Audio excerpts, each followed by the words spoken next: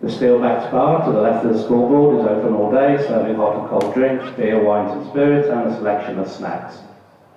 Also in the ground today is the orange and black coffee van with hot and cold drinks, cakes and snacks, and toasted sandwiches.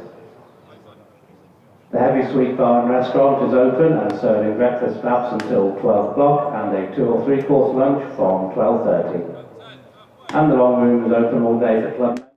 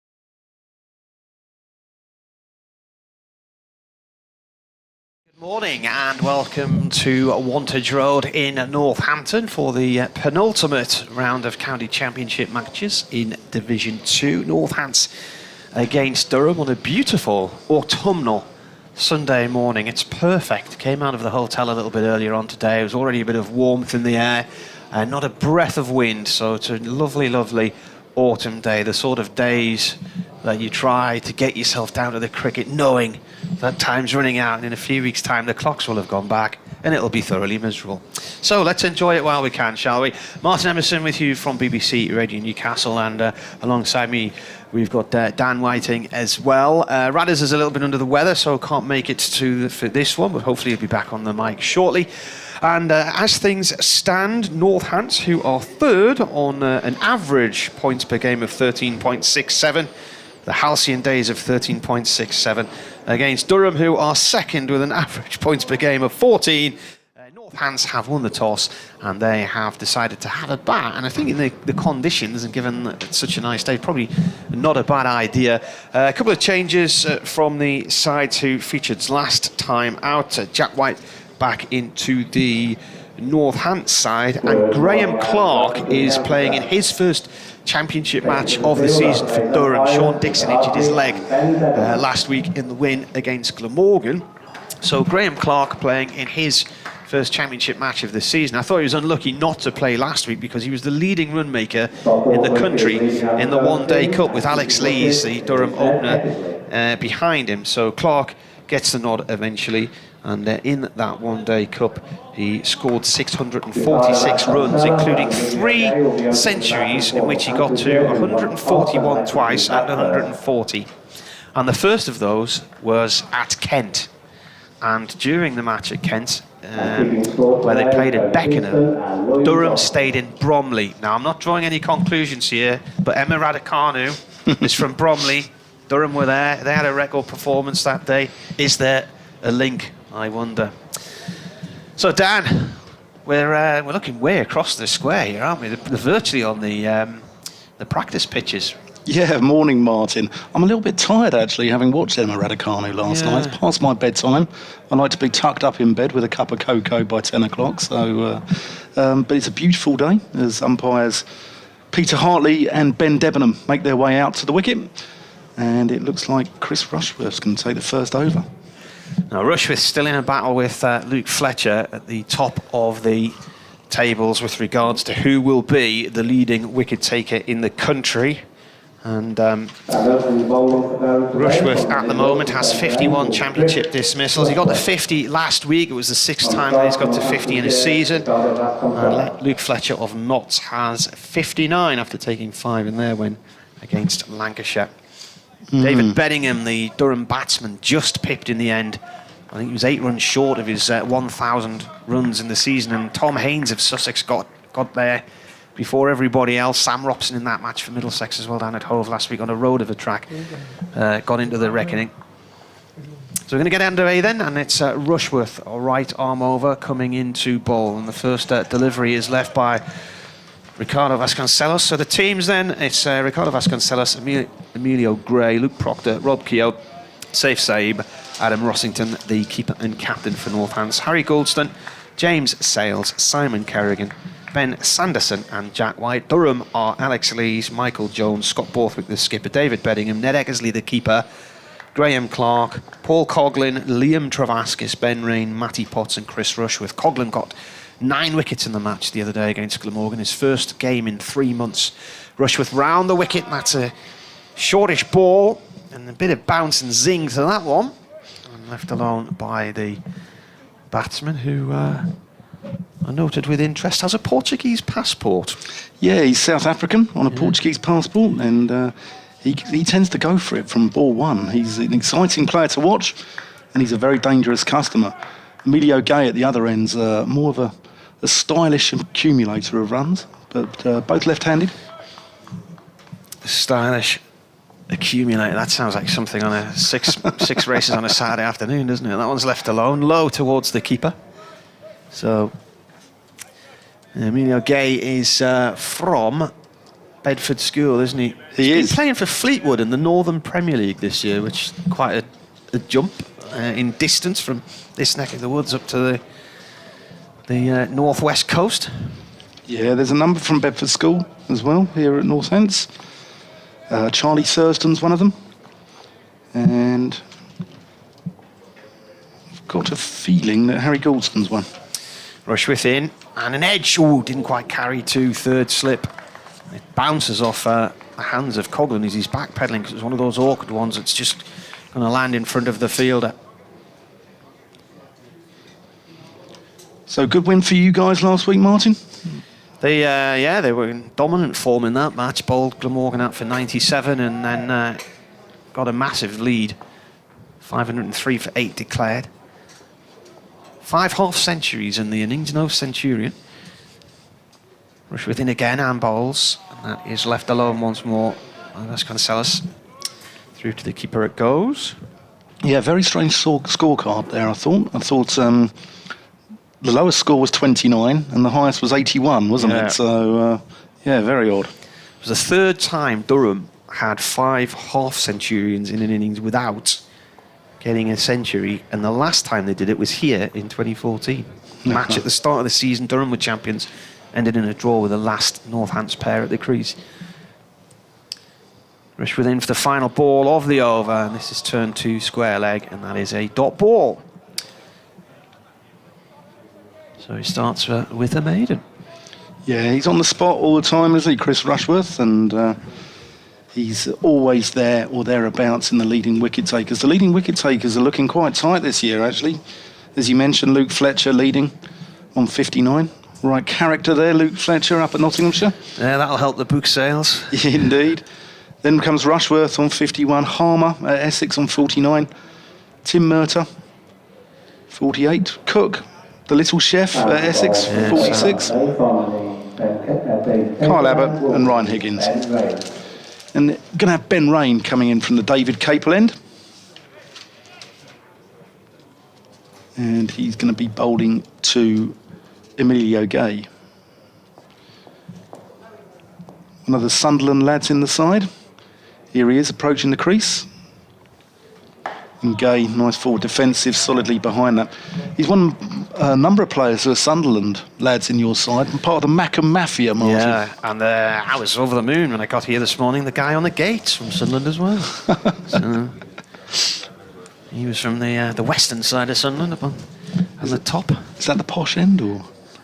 Well, those of you who know the area may remember years ago, the Sunderland Echo offices used to be out on the top of the hill at Pennywell, and you could see them as you were driving up the A19. Here's Rain into the crease, and Gay solidly behind that. And they used to have, the Football Echo used to have a little logo of a football man. So it was a football with a face and arms and legs, and they had this thing on the side of the building, and if Sunderland had won, the little football man had a smile on his face, and if they'd lost, he was frowning, and if they drew, it was just probably the first emoji, actually, thinking of it. Ben Rain, he's returned to Durham, wasn't he? He went away to Leicestershire for a little bit. Yeah, he's about 8 years there. Only played the one first-class game for Durham, then went to Leicestershire. Here he comes to Gay, who runs that down off the outside edge. He's gone all the way along the deck, and that's going to be the first boundary of the morning, down to third man. There's 4 runs to Emilio Gay. Yeah, he scored also. Ben Rain scored the second fastest T20 100 at one point by an Englishman, so I believe. It was against the Warwickshire franchise, if I'm not mistaken. Lovely day here, as you mentioned earlier, Martin. That sort of watery, late summer, early autumnal sunshine. Yep. Bathing the ground. Nice day. Yeah, the members enjoying themselves. As Rain comes in to Gay, and he just leaves that one alone. It goes through to Ned Eckersley, into the hands of Ned Eckersley, which should be in very good condition, because I believe his father's one of the leading hand surgeons in the country. So in Harley Street or somewhere, wasn't he? Yeah, so he should have decent hands, Ned Eckersley.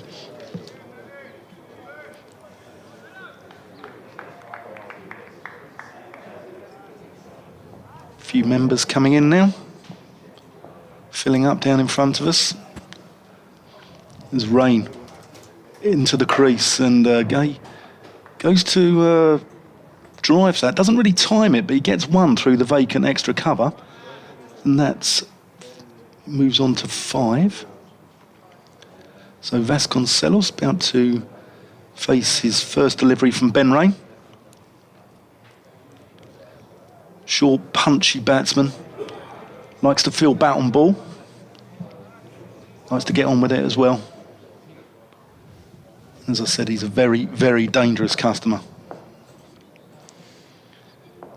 Taps the bat very hard on the crease, as you can possibly hear. Here's rain into him. Oh, and that nearly sneaks through. Vasconcelos getting the inside edge onto the pad, and that completes the second over of the day. Score 5-0.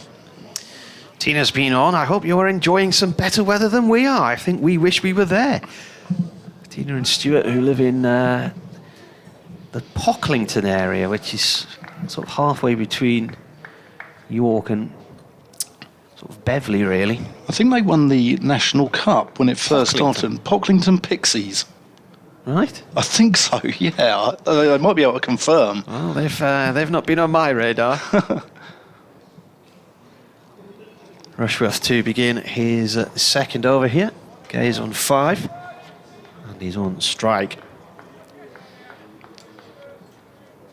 Start of the day. This is his 13th first-class match with 430 runs. Rushworth bowls. It's played down into the ground off the back foot and out towards point. His highest score is 101 against Kent in Canterbury, and that is his only century. He's got 2 half-centuries as well. Made his debut against Gloucestershire in 2019, and his most recent half-century made 50 last week against Surrey. And, last year, in the truncated Bob Willis Trophy, 77 not out against Glamorgan. Fantastic win for Northamptonshire last week against Surrey. 2 wickets, wasn't it? And, yeah. Tight one. Rushworth in, round the wicket from the Lynn Wilson end, and that's played down towards long leg terrain for 1 run. It's nice to actually be here and be able to see all of the ground. A few years ago, I came for a T20 game, and Sky had erected this huge commentary box at the front of this stand, and literally a third of the field you couldn't see. So anything that came towards our right-hand corner, you just guesswork as to whether there was a fielder down there or not. But now they've got the new facilities on the roof of the indoor school, the 2 commentary boxes there, a presentation box and commentary box. So Rushworth in again, and that's a drive out through the covers. Nice shot. It was a half volley, and it races away for 4 towards the little railway box, which is the library, isn't it? The supporters club and the library. Lovely shot there, wasn't it? Yeah. That square looks rock hard, doesn't it? Absolutely rock hard. Yeah, it's normally a good batting wicket here. It does spin, and I'm sure Liam Travaskis, I believe he's just signed a new contract. He'll be looking forward to having a bowl on this later on in the game.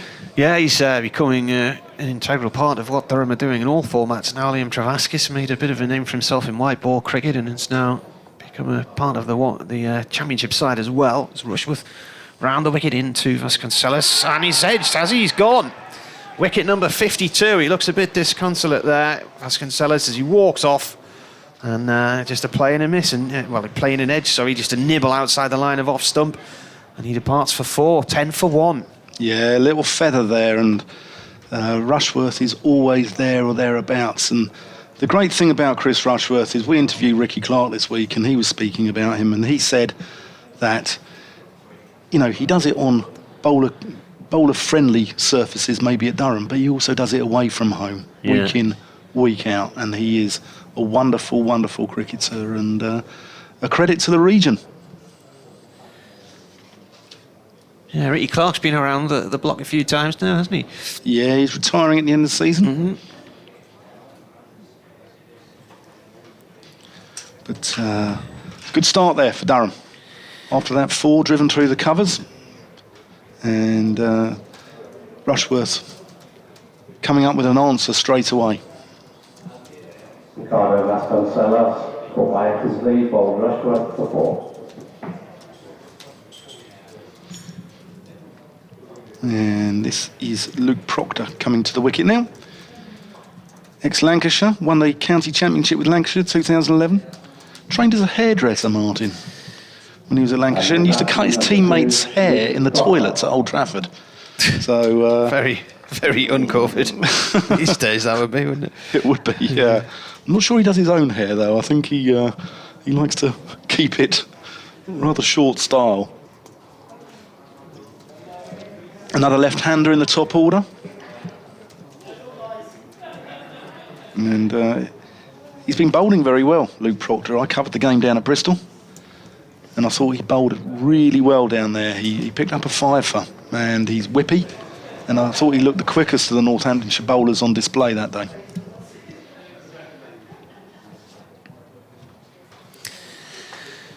And he's just taking his guard. And doing a few stretching exercises. He's a left-hander. Got 3 slips and a gully in place here. Travaskis and gully. Actually, he's going in to tighten the slip cordon up. Now got a slip cordon of 4. Got mid-wicket, a point, mid-on, mid-off. And long leg's not that long because the boundary tape is in the corner. Rushworth round the wickets to Proctor, and that goes down towards Rain at long leg, and he's not going to be able to cut that off. It's a really short boundary into that corner. You'd be looking for that 60 yards. I think the minimum's something like 55. Rushworth just straying onto leg stump there, didn't he? And just a little tickle around the corner. Proctor's highest score against Durham's 122 in a scorching week at Southport in 2016. It was a match which went down to the final session with Ben Stokes seeing Durham through in a nervy afternoon, and then there was those famous photographs of the Durham team playing cricket with all the youngsters at the end of the game. Great to see. It's a fantastic week. That was just too hot. Rushworth in, and that's left alone. That is the end of the over. 14 for 1 here on BBC Radio Northampton, BBC Radio Newcastle. Martin Emerson and Dan Whiting with you. If you want to get in touch, at Marty Cricket on Twitter, or at the middle stump.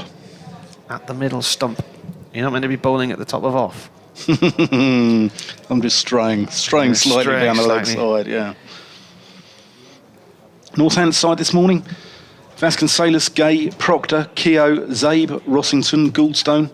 James Sales keeps his place after his debut last week. Kerrigan, Sanderson and White. As Ben Rain stands at the top of his mark. About to bowl his second over of the morning to Emilio Gay. Comes in past the umpire. And Gay wants nothing to do with that. Lets it through to Ned Eckersley. Sean Dixon missing for the visitors this morning, and Northampton fans will be pleased to see that because they'll know all about him. He scored 318 for Kent against Northampton at Beckenham in 2017, which was only 14 short of the Kent record, actually, which was set by a chap called Bill Ashdown. Wasn't that a massively high-scoring draw from memory? Yeah, it was, yeah. Here's Rain, and Emilio Gay lets that one go through as well. Yeah, I think there's a lot to be said about wickets that are bowler friendly. I mean, Somerset have been docked points in recent years, etc. There are sort of accusations aimed towards Essex, aren't they, about their title wins on green tops. But I think what's even worse is those wickets that are too batsman friendly, that just make for real boring games of cricket. Here's Rain. And that's shorter. Oh, an anguished... Wasn't it? Yeah, anguished cries from the slip cordon there as Eckersley takes that one. Looks like down the leg side. Emilio Gay let that go outside of off stump, and I think that nipped back quite a long way. I don't know if this is one of those grounds that swings a lot after the ball passes the stumps, a little bit like Lord's. Bristol is a little bit like that as well, and can make the keepers look a little bit stupid at times, can't it? Yeah, I was doing a bit of that at Durham the other day as well against Glamorgan. Here's Rain. And Emilio Gay, tall, solid forward defensive there, into the onside. He's got 4 slips, no gully. Gully seems to be out of fashion these days, Martin. It seems to be yesterday's news, today's fish and chip paper. And again, we have the vacant third man. Not really much room for a third man, to be honest. He's tight down there. Rain just straying onto Gay's leg stump there, and he gets that one fine leg and gets that away for 4 runs. It is very short on the offside there. I'm thinking the game here at the start of the 2014 season, I think they played on the same wicket because it was one of the smallest boundaries anybody had seen on this ground, and somebody went to ask the groundsman how far it was, and it was at the minimum. What's that, 55 yards? It's like 55, 60 yards. I think Durham a few weeks ago against Notts made the boundary 60 yards in all directions, which was as legal as it could be. Rain, and Gay wants nothing to do with that. That's the end of the over. Gay's on 10, Proctor on 4. It's 18 for 1. So you've probably got where the scoreboard is on the right-hand side. That's the furthest from the wicket. That's probably about 60 yards, but when it tapers around in the corners, it's probably only about 50 to 55. This corner to the right of our pavilion here looks even shorter than the corner on the far side, actually. I don't know if it's equidistant, but it does look very, very small.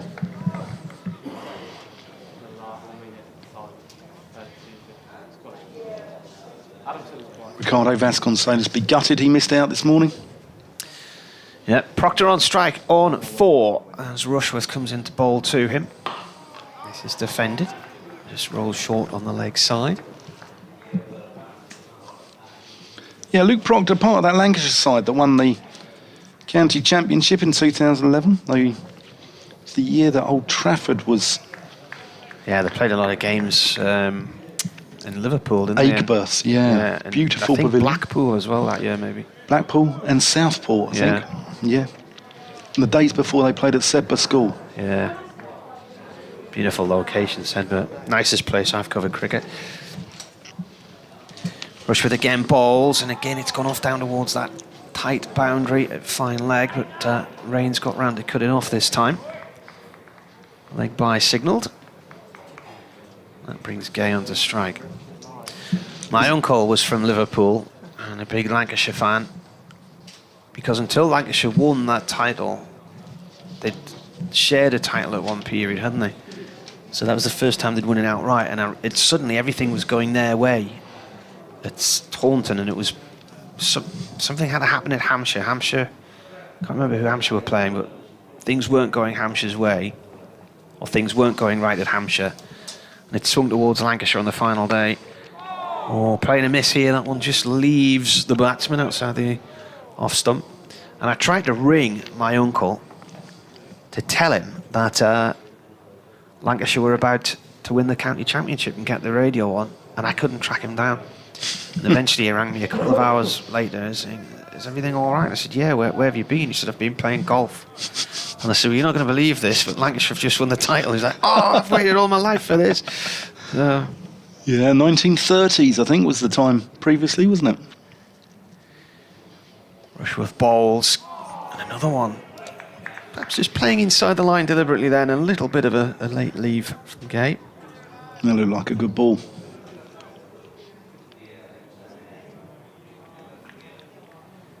I'm trying to get the feed up, and it's looking all over the place for it. We're commentating on it, and I don't know where it is. It's not appearing in the usual places, so just in a search. Hopefully, it will come on after a very lengthy advert about wills, I think. Rushworth comes in and bowls. Gay plays it back past him and past the stumps at the bowler's end. Jones chasing after it down the field towards the indoor school. Good fielding, just 1 run. Let's hope that advert's not trying to tell me This is anything. the longest advert. So I'm talking about funerals now. I was watching the Tour of Britain yesterday. I went to watch it in real time up at Hartside Pass on Friday. So just finishing off my match notes yesterday, I had it in the background. There's some depressing adverts come on there during the day. Wow. Awful. Yeah. Rushworth in. This is defended this time by Proctor. Just short on the leg side. It was there was Numerous animal sanctuaries asking for help. Foreign aid, adverts, funeral plans. Yeah. Ah, here we are. Here's the cricket, eventually. Just joining us, Northampton won the toss and decided to bat against Durham, and they have since lost Ricardo Vasconcelos in the third over, edging Chris Rushworth to the keeper when he was on 4 to give Rushworth his 52nd wicket in the county championship this year.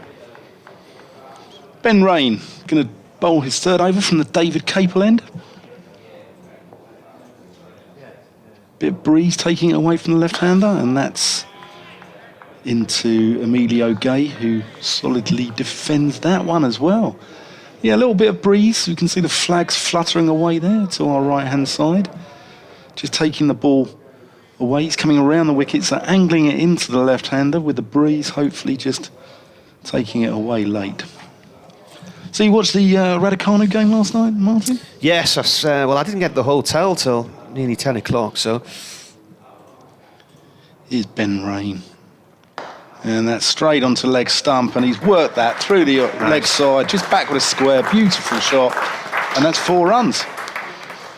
Yeah, I thought she was absolutely fantastic. Not drop a set during the whole tournament. 20, she won 20 in a row or something? Yeah. Right? Going back to qualifying? Yeah. I'm not a big tennis fan, but I think it was fantastic seeing her achieve that last night. And what a stadium as well. Oh, magic. I remember going past there, we were on honeymoon and we were going into New York from the airport, and we went right past the stadium, and the stands are hanging above the road and you're looking right up at them. Fantastic looking place. I think we got Sports Personality of the Year sorted, haven't we? Well, it depends if Chris Rushworth beats Luke Fletcher, I would say. Here's Ben Rain. And that strays onto leg stump as well, and Gay works it into the onside, and it bobbles across the square, across the old wickets. It's fielded there at mid-wicket.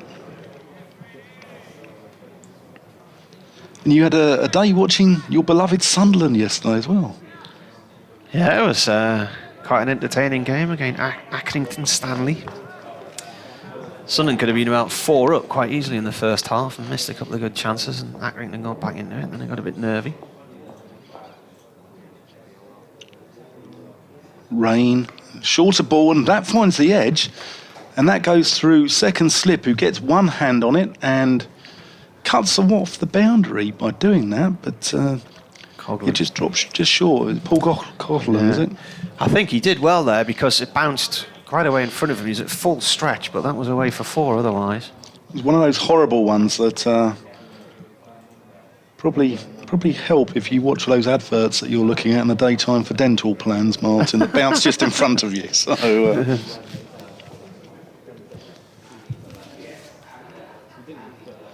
Rain and Gay. Nice forward defensive. Head over the ball. Yeah, it's funny, isn't it? There's either lots of people sitting at home with plenty of money for animal charities or waiting for the Grim Reaper to arrive to buy the adverts during the day. Strange times we live in. Ben Rain's going to go over the wicket now. It is depressing. It really is.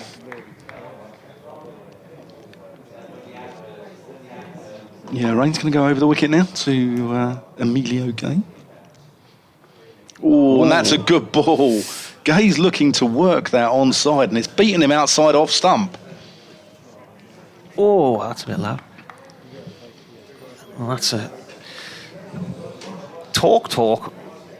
Suddenly... The party's over, I think. Yes. And that is over from Ben Rain. Yes, I can hear studio. Thank you, Simon, our presenter in Newcastle. Where are we? What over have we done now? 6 overs gone here, 90 remaining in the day. It's amazing how many times the remaining in the day column always catches you out, and then suddenly there's about 10 overs to go, and you think, where's the day gone? 26 for 1, Proctor on 4 is on strike.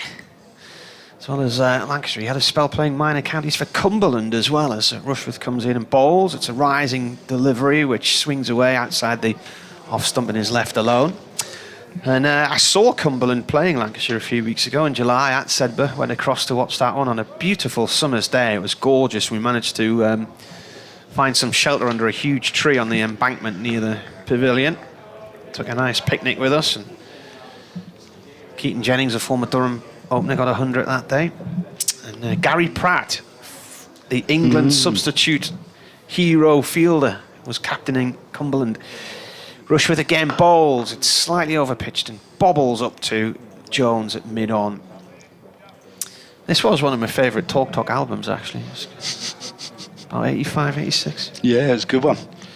Few Cumbrians around. Liam Travaskis playing in this game. Graham Clark playing in this game as well. Yeah. And there's been a few... Travaskis is from Penrith. Yeah. Clark's sort of Whitehaven-ish, I think. Ben Stokes, Liam Livingston, Paul Nixon. Yeah. Carlisle, Nick, wasn't it? Oh, an edge. Oh, it's gone through the slip corner along the floor. It's gone between Travaskis at 4th slip and Coghlan at 3rd. Borthwick's chasing after it. Right below our commentary position. He hasn't got there. It's 4 runs. That spat a little bit of the batsman, but equally it was never a catching chance. It went along the floor. I noticed one, I think the over before, that didn't actually quite get up. I think Eckersley took it on the half volley. Yeah. And when you see that on the first morning, it does make you wonder. This is Proctor's 110th first-class match, and he went into it with 4,757 runs. His highest score was 137 for Hampshire, against Hampshire for Lancashire in 2016. He's got 400s and 26 50s. One of those hundreds against Durham. And this is played out through mid-wicket and stopped by Lees, no run. And he made, actually last week he made 57 against Surrey. His highest score for Northampton, 112 not out against Warwickshire last year. He's got 12 half centuries for Northampton as well. He also made 86 not out in a Northampton win here against Durham in 2019 as Northampton kept their promotion hopes alive in the penultimate match of the season, and Durham's ended in a watery, misty, floodlit encounter here. They fly penultimate week of the season 2 years ago. This is played by Proctor towards square leg. Lees comes round to collect it. And by the time he's done so, Proctor's got a single. Great North run on this morning, so good luck to all of those who are taking part in that today. It's not the usual Great North run where you'll see the beautiful images of the runners running along the Lees towards South Shields. It comes in a sort of U shape. They've changed the route for coronavirus reasons, so they go down the Felling bypass, over the Tyne Bridge, down the Felling bypass to Whitemare Pool, and turn around and come back again. So they go across the bridge twice. Rushworth in bowls. This is defended on off stump, and this is the point in the day where I'll tell you that I'm keeping up my 100% record in the Great North run. So synchronise your watches, and about this morning in a year's time I'll be telling you the same thing again. End of the over, 31 for 1. Proctor has 9, Gay has 17. Paul Wilson says, how do Marty and the gang? Can we be accused of a gang when there's 2 of us? I don't know. Greetings from an overcast and slightly cool Costadale Hartlepool. Can he start by the Durham bowlers? Should be with you until the close. Now, normally he leaves us on a Sunday afternoon to go and watch a rock band somewhere, but we've gone for the full day today, so we are privileged. A change of bowler. The bowl from the Dave Tableland will be Matthew Potts. Interesting. So Matty Potts into the attack, replacing... Rain's only bowled 3, none for 15. Interesting. I was surprised to see Rain open, and I wondered if there was some cunning plan, but he's will perhaps come back on at the far end of the ground, and then we'll send a little bit later. 22-year-old. You're listening to Martin Emerson and me, Dan Whiting, standing in as a substitute for Andrew Radd. Here's Potts' first ball, and Proctor just lets that go. Hopefully I'll be the best substitute since Gary Pratt. Gary Pratt. Well, right up there was Kieran Brady when he came off the bench at Port Vale. Sunderland were losing 3-0 and they drew 3-3. So. David Fairclough was a super sub, wasn't he, back in the 70s for Liverpool? Yeah. And Howard Gale, I think he played for Sunderland. Played for Sunderland, yeah. Yeah, he was a super sub. Here's Potts. And Proctor wants nothing to do with that one. Lets it go through to the gloves of Ned Eckersley. Howard Gale ended up living with, was a lad I went to school with, ended up living with his mum. They had a child. I bet that child's about 30 now. I remember him as a winger. It was a League Cup replay at Roker Park in 1984-85 against Nottingham Forest, and he stood on the wing waiting for the ball most of the night, never got it. Here's Potts, bowling into the end where George Best scored 6 for Man United against Northampton in an 8-2 win. The perfect double hat-trick, left foot, right foot and a header, was it? I don't know. I don't know. When was that? Sunderland played a year in 1987. Can't remember if they won or not. Howard Gale came in off the wing, and it must have just been a night of frustration. He just ran and ran and ran, and then let rip with this absolute rocket of a goal right into the top corner. Here's Potts, getting outside off stump, and he could do with making Proctor play here a little bit. Potts went to the same school as Jordan Pickford, the England keeper. Right. In Washington, St Robert of Newminster. Be an update for Radio Newcastle in a moment or two. I saw Raducanu actually have a serve that was out, and it was returned to her, and she caught it, then caught the return one-handed. And I thought, you're wasted in tennis. You should be in the English slip cordon. Here's Potts. And that's again left alone outside the off stump. 1 ball to go in the over. Here we go, update for Radio Newcastle.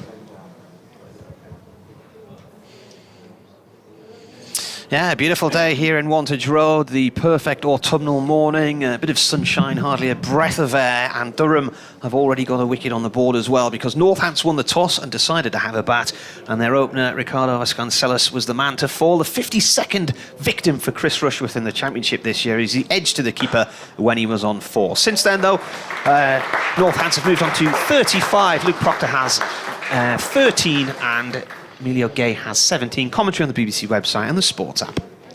Lovely shot there by Luke Proctor down the ground. That completes the over. 35 for 1 off just 8 overs. Fast start here from Northants. As I said, they like to get on with it at the top of the order. Vasconcelos is a man who likes to feel bat on ball. Emilio Gay, he's on 17. Luke Proctor's on 13. And cracking start here. Slightly over pitch, that one, wasn't it? So just lean into it and steer it back up the field, and chances are you're going to get a boundary. Outfield looks quick. It's absolutely rock hard and fast, isn't it? Rushworth to continue from the Lynn Wilson end. Coming in now to bowl to Gay, who's on 17. Leaves that one. Angles away towards the keeper. Is Durham quick outfield, or? Depends what the weather's like, really. Yeah. They relayed the entire square over the winter, and then we just had that very cold spring. There was lots of sunshine. It was one of the sunniest springs on record, but also one of the coldest. So, and I think the subsurface and the top surface of the square sort of separated a little bit. So Rushworth comes in again, right arm over now to the left-hander. Forward defensive, just dropped short on the leg side. And certainly the pitch, the wicket looked a bit dead at the start of the year, and even in May Bank Holiday weekend, when there were 19 LBWs in the match against Essex, which is an English record, ball just wasn't getting up off a length. Those who worked out that and went out their crease, went forward, were generally okay, but the odd one just pitched and daisy cut it through. But I think the wicket the other day against Glamorgan, they're saying it's the best wicket they've played on this year, and both sides were quite happy with it, even though Glamorgan were out for 97 on day 1. That's a nippy little delivery from Rushworth, and I think that has come off the gloves of Emilio Gay, and he's looking back at the... Well, he's shaking his head, and he's looking at the stumps, and he's looking at all kinds, but that's gone down the leg side, and I presume it's come off the glove. He doesn't look happy, does he? He's shaking his head, which you can get into a little bit of trouble for these days. Just seeing what this Swish is of the bat. It's come at him, perhaps just short of a length, and got up a bit. Rushworth here delivers that one. And he's followed it down the leg side, and he stares down at the wicket as if to say it was the wicket's fault, but he's played it one there that's gone tight down the leg side that perhaps he could have left alone. So I presume he's given court rather than LBW, because I think it's probably come off the glove. Yeah. See the replay again. Yeah, I think the glove. Strangled down the leg side. Yeah. And the batsman out was Emilio Gay, caught by Eckersley, bowled Potts, 470. Bowled Rushworth. Rob Keogh coming to the crease.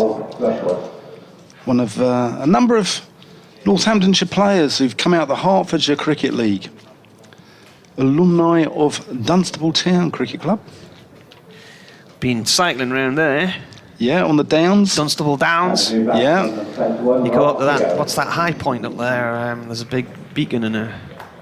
Yeah, where you overlook the gliders. Yeah, what was that called? My cousin lives in Tring. We did 3 counties on the bikes in about 15 minutes. I think you can see about 5 counties from up there. It's a wonderful view. Charlie Thurston, another one out of the Hertfordshire League, in the Northamptonshire side of. He's played for Shenley Village. Gareth Berg, he's another one who's missing today, still injured. Is Shenley the place for the little duck pond at the bottom of the hill? Is that one? It's been used by Hertfordshire in what was the minor counties, now called the national counties. Yeah. Lovely ground there. I think the MCCYCs used to use it for a bit as well. Rob Keogh, the new batsman, and he's on strike as well. As Rushworth comes bounding in, right arm over. Keogh defends, rolls up to mid-off to Jones. Keogh fresh from his 99 last week against Surrey. Unfortunate. His 96th first-class match, 4,420 runs. Boasts a double 100, 221 against Hampshire in 2013. One of 11 centuries. He's got 14 half-centuries as well. And this year, 733 runs. His highest score this season, 126 against Glamorgan. He also got 124 against Kent.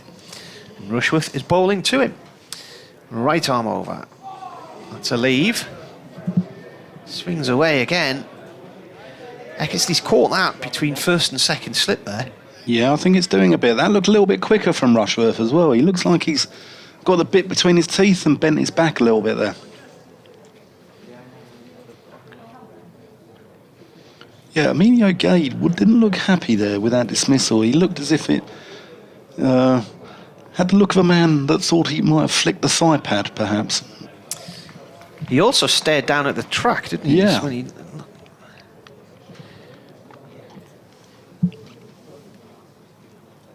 Past the umpire, Rushworth bowls on towards the middle and leg, played away by Keogh up to Rain at mid on end of the over.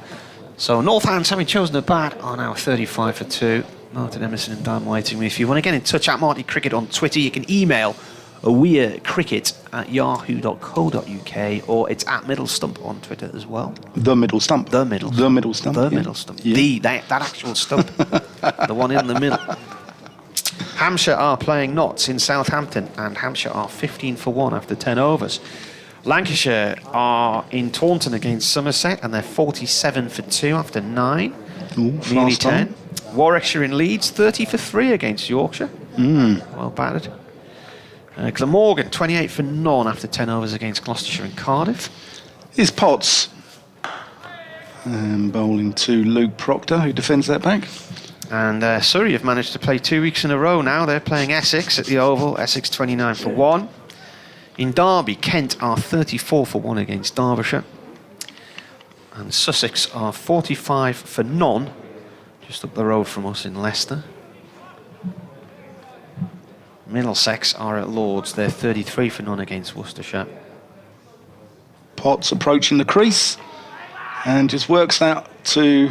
Proctor just works out into square leg. Thought about a single. Smart bit of work there on the leg side. And there's a game in Chesley Street today, actually. The Northern Diamonds, is it?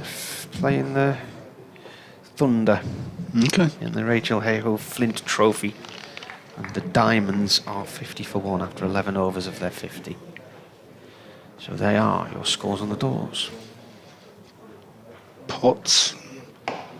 And that's defended by Luke Proctor. What's happening with the points from the Surrey v Durham game? Obviously Surrey couldn't complete the fixture due to a COVID scare. I mean, I saw one or two wags on social media saying that the ECB were going to relegate Durham again and put an embargo on them signing players. But what's going on really there, Mark? Well, it's just, from what I can gather, it's just the group will be determined by average points per game.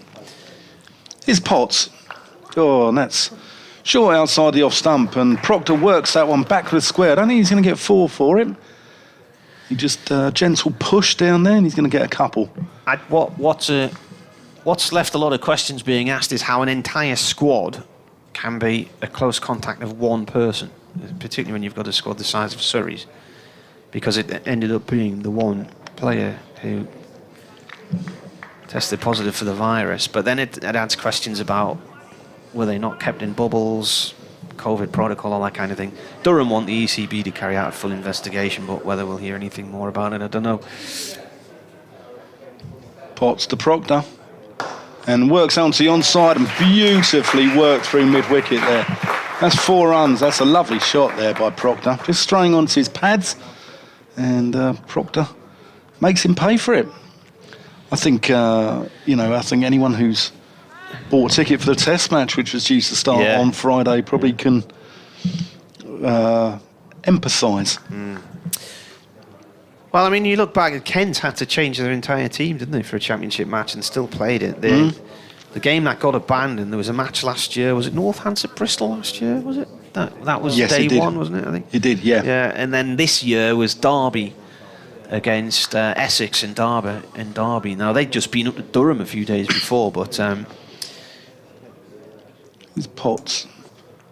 Proctor just lets that one go outside the off stump. The issue with that was, I think the Derbyshire team had travelled by bus, by coach to Durham, so they were all in, and so they were all considered close contact. Even the backroom staff and the scorer, they all had to go home nicely. But the rules have now changed with isolation. Read the double jabbed, so then there's another factor with what's happened with Surrey. Begs the question as to how many, if any, of their players have been double jabbed. We had a situation last week where Hampshire-Warwickshire had the start delayed because of a COVID scare, but then it started. Yeah, they were an hour late, weren't they? So, yeah.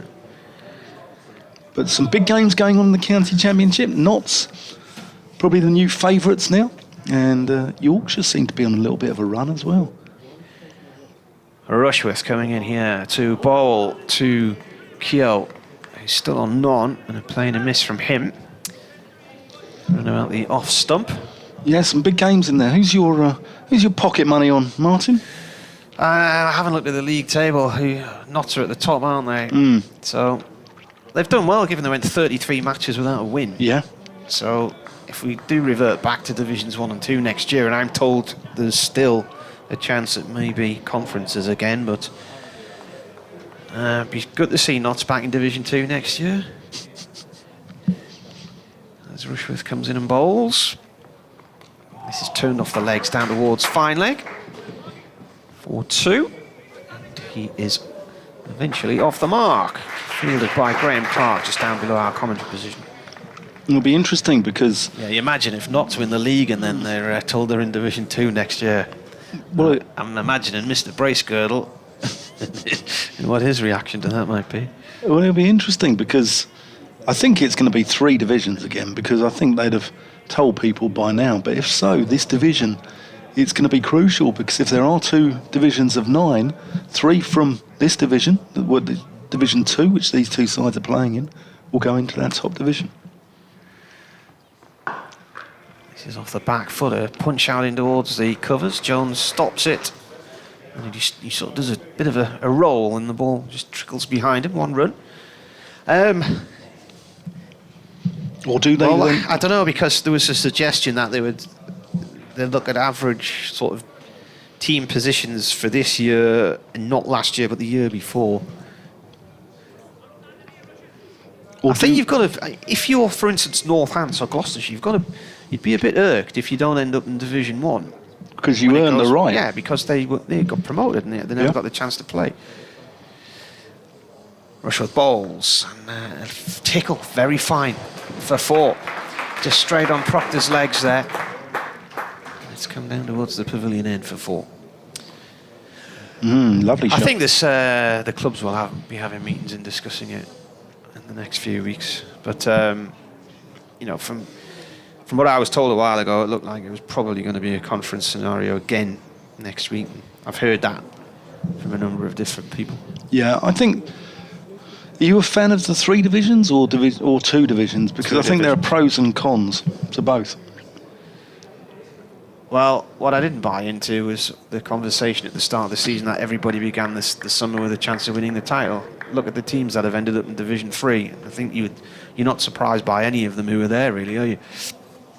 No. Rushworth round the wicket, and this is left by Proctor past the off stump.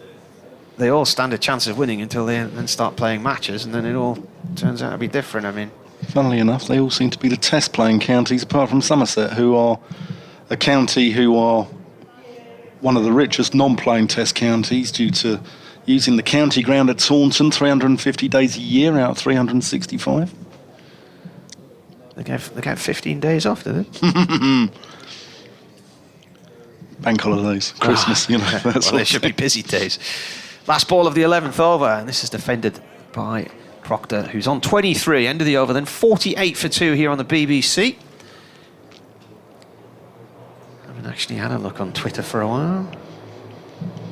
Bit of cloud building up, but still sunshine over the red roofs of the houses here that surround the ground here, the county ground, Northampton.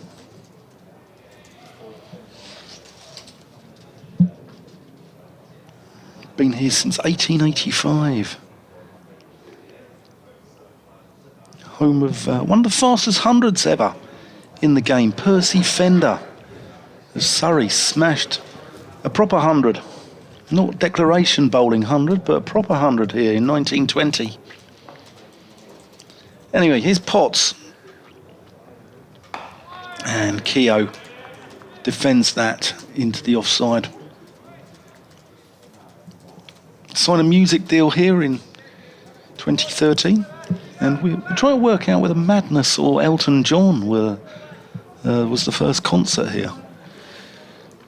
New Order were at Heaton Park last night in Manchester. That looked packed. Fantastic. Saw them in Wembley Arena about 10, 15 years ago. Potts into Keogh, and he's down the leg side. There's a little bit of a polite inquiry there from second slip, but there's nothing more than that. I bet that was a great gig. I bet that was a fantastic gig, wasn't it? Yeah. I'm going to see my first gig for a couple of years. Ali Pally. End of the month, Jerry Cinnamon. Jerry Cinnamon? Yeah, Scottish. Okay. Jack Brooks, once of this parish, big fan of Jerry Cinnamon as well. Potts into Keogh, who just works that into the onside. Not aware of their work. It's a singular chap. Not aware of his work. Glasgow. Jerry Cinnamon. Sings in a rather strong Scottish accent. It's not on the 6-month music playlist. On the Radio 6? Yeah. He should be. Potts, orange soles of his feet running away from us, and that's over pitch, and that's straight back down the ground. That's a glorious shot. Shot of the morning, probably, from Rob Keogh. And that's 4 runs, and that moves them on to, that's the 50 up. 52 for 2. Keogh on 7, Proctor on 23. Just 11 overs gone, and it's all action here, Martin, isn't it? It's high octane. Couple of wickets, 50 up in 11.4. That's not bad going, really, is it? It's nice to be back in Northampton. I once went to the roughest pub I think I've ever been to here, actually. Right. It was that rough. It was the sort of place that served plasma on draft, you know. Here's Potts. And that's over pitched as well, and that's driven into the offside, and that's well fielded, actually. It took a little bit of a bobble and discombobulated mid-off.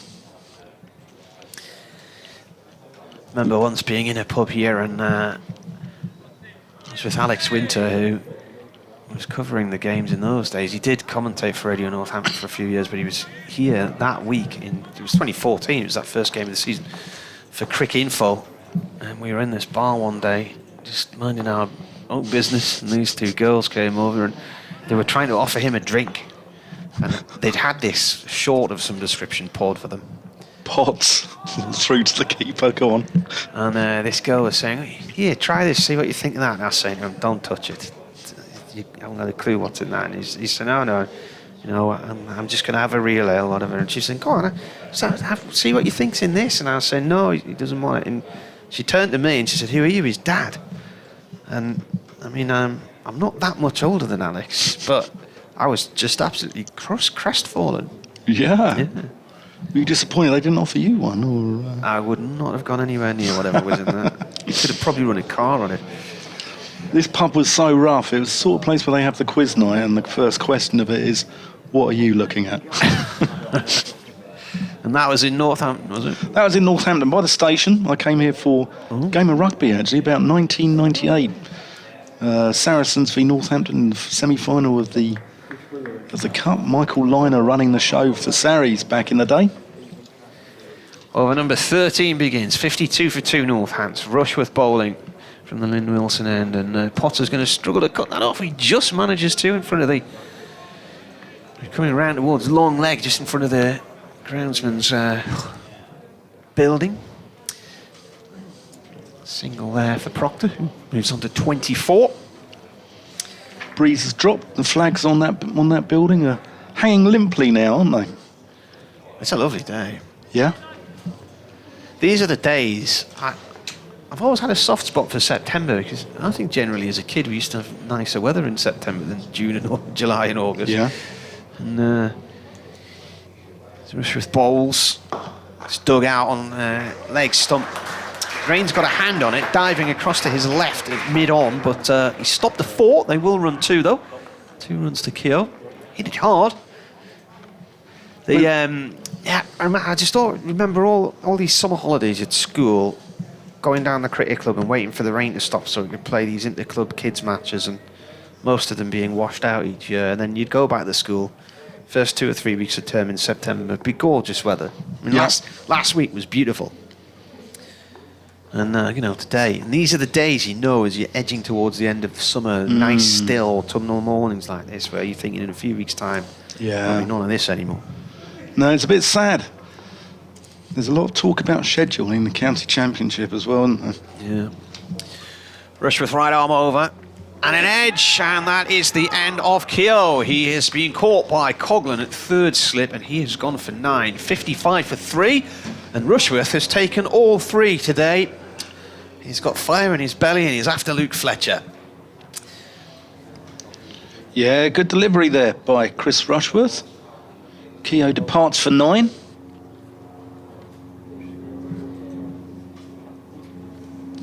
Just angling away from him. Had to play at that. And no mistake there from Coghlan.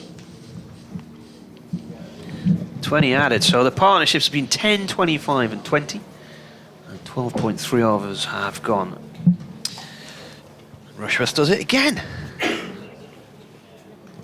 What a fantastic cricketer, and to think you guys let him go, didn't you, back in 2006, and he ended up selling satellite dishes and working in a call centre, I think, didn't he? What a wonderful, wonderful servant he's been to. Ash Thorpe, who used to play with Durham and was playing for Sunderland, got Rushy to play for Sunderland, and then I think after a while he realised that his attitude and his fitness hadn't perhaps been where they should have been, and got his act together, and Durham had another look at him and brought him back in, and record wicket taker, breaking records for fun. Not a week goes by where some milestone isn't passed. Well, talking of fitness, in 2012 he abstained from alcohol for the whole season, didn't he, for charity? I think it was a bit later than that. I think it was maybe 2014 something, because that was the year he got his record haul of wickets, about 100 wickets that year. Something like 83 in the championship. Northants fans remember him from that season. Been bowled out twice in a day for 83 and 90, with Rushworth taking 15 for 95, including there were 9. players out twice in the space of an hour on that afternoon. It was crazy. I've got it written down here. I'll go through it in a minute. But new batsman is Saif Saib. Yep. Left-hander, and Rushworth coming around the wicket to have a go at him now. Got 1, 2, 4 in the slip cordon. That goes through to the keeper. Lad from High Wycombe, Saif Zabe. Curiously, when he fields, he bowls with his left arm and throws it in with his right, which is interesting. But he's a live wire in the field. But yeah, Chris Rushworth, nearly 570 first-class wickets, and what a legend he's been. Around the wicket he comes again, and this is defended.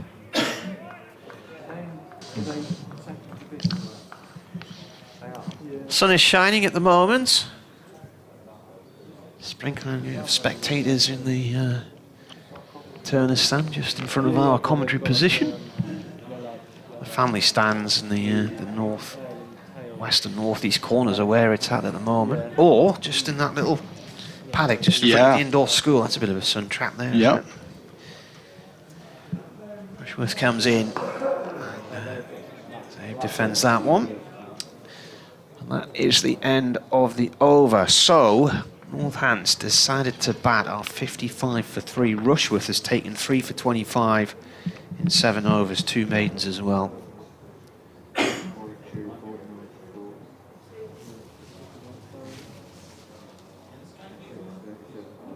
This game moving on quite quickly this morning. 55 for 3. Proctor there on 24 now. Saif Zabe just coming to the crease. He's headed to school. Just 13 overs gone. And the game moving on at a rapid old rate. Matthew on about 2014, the Northants game at Chesley Street. Here's Potts. Oh, that's getting people excited there. Northants went down that year. They were already relegated when they turned up at Chesley Street. They went down without a win. They lost 12 of their 16. 136 for Durham for Scott Borthwick and 101 from Paul Collingwood. Durham made 392. And the Northants were dismissed twice either side of lunch on day 3. So Rushworth took 9 for 52 in the first innings, which included the first 8 wickets. Potts. And Proctor just lets that one go. And then Scott Borthwick took a catch off the bowling of Ben Stokes to prevent Rushworth from the possibility of 10 wickets. I think there was another edge off Stokes which Paul Collingwood deliberately dropped, I think. And everybody was having a pop at Scott Borthwick. He went on Twitter later that day to say, it's my job to take catches in the slip cord, and that's what I'm there for. And 9 for 52. Here's and Potts. 6 for 43. And that's defended back, goes straight back to the bowler. So his match figures a club record 15 for 95, beating the previous 14 by bowling coach Alan Walker against Essex in 1995. And Rushworth's figures were also the best in Britain since Surrey's Martin Bicknell took 16 for 119 against Leicestershire in 2000. Northouts all out in their second innings for just 90 and 17.2 overs, and some players were out twice in the space of an hour. Potts let through to the keeper. During that hour, Rob Newton got a pair. He lasted a total of 4 balls, and Maurice Chambers was dismissed for 4 and none. Rushworth's 15 wickets came in a total of 18 overs. And bizarrely, his first 5 of the season. Wow, nice. So, what a day that was. Yeah. Northampton's been the victim of a few 9-fers. Mark Eilert seemed to remember getting one against them at Waldown Park at Luton a few years back. Here's Potts into Proctor, who just works that one off his hip. That goes down to long leg, and they've come back for a second. That looked quite tight at one point, but they get back comfortably. Well run. Run the first one hard and all that sort of malarkey.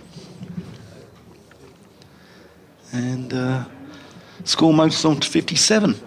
3 slips in. He's got a cover point. He's got an extra cover, mid-off, mid-on.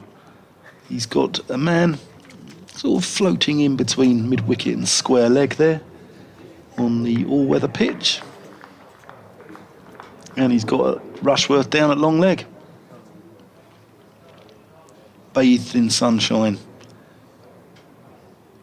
As you said, Martin, it's sort of a little bit depressing. I think we all know what's round the corner, don't we? Here's Potts. Oh, and that's found the edge. He's going to get 4 runs, but moral victory there goes to the bowler, because I don't think Luke Proctor meant to put it down there at all, and that just goes past third slip, and that's away. That's the end of the over. 61 for 3. Proctor on to 30. Safe save yet to score, and yeah, it's motoring along this game, isn't it? It is. It was on this day in 2005 when Kevin Peterson got that knock against the Aussies at the Oval. Yeah. Nobody remembers Paul Collingwood's efforts that day, do they? He got an MBE for his troubles. Yeah. As Shane Warne likes to remind him. Yes. I went with the Durham players to Buckingham Palace in 2013 when they received their championship winners' medals off Prince Philip, and did an interview with Paul Collingwood outside the palace beforehand and said, "Have you been to Buckingham Palace before?" And he said, "I've got an MBE. Oh yes, forgot about that. One of my favourite stories of that is the ex-rugby player Mark Regan, who was along with the Queen's equerries. I'll tell you after this ball. Rushworth round the wicket, continuing this spell. This is going to be over number 8 for him. So 3 for 25 so far. And they asked the Bristolian front row forward if he'd like a cup of tea. And he said, "Yeah, I'll have a cup of tea, please, Bab." He said, "Earl Grey." He said, "Pleased to meet you, Earl, Mark Regan." Rushworth, after he bowled that delivery there, was just looking at something on his foot. I think he's okay.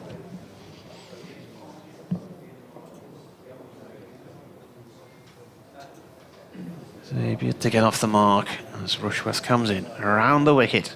And this is defended. Back to the bowler it goes. 23 years old, safe save. This is his 32nd first-class match. He's got more than 1,000 runs now. And his highest score's actually come this year, 135 against Sussex. Is his only 100 today, but he does have 650s as well, including 3 in 2021. Yeah, he made his debut years back, when he was 15, I think. He was the first player to play for Northants at the age of 15. So Rushworth comes round the wicket and bowls, and this is defending once more. Can you remember the location? Where he played? Yeah. Was it a Northants home game? No, it was against Durham Uni at the racecourse ground in Durham City, which was where Durham used to play their first-class matches, some of them, when they became a first-class county in 1992. I was at that first match against Lancashire, in the shadows of the prison. I believe that the world record for throwing a cricket ball is still there, isn't it, on the sands? He's playing now. He's off the mark eventually. Goes off towards fine leg. I don't know that one. You'd have to... 7th delivery, I think, there to get off the mark. On the sands. Yeah. I can't think of any sands there. Hold on, let's have a look. The river bends round in a big U. Because you've got the racecourse ground, then there's some university rugby pitches and football pitches, and then you've got Durham City Cricket Club, and then across the road to that, you've got Durham Rugby Club as well. Rushworth bowling to Proctor. Proctor plays the ball behind square leg for 1. Potts comes up from fine leg to field it. He moves on to 31. 63 for 3 here on the BBC. Here we go. The longest throw of a cricket ball was thrown 128.6 metres, which is 422 feet, by Robert Percival, who was left-hander, or left-armer, at Durham Sands Racecourse on Easter Monday, 18th of April, 1882. I never knew it was called Durham Sands Racecourse. No. Graham Fowler there for years, wasn't he? Yeah, the coach at the uni. Yeah. Rushworth bowls. And Zabe defends. Played for Buckinghamshire, hasn't he, in the minor counties through all their age groups. Yeah, he's a Wycombe lad. High Wycombe. And he holds the score, the record score at the Royal Grammar School, High Wycombe, 230. The land of the red kite, High Wycombe. Yeah, there's a lot around there, isn't there, with the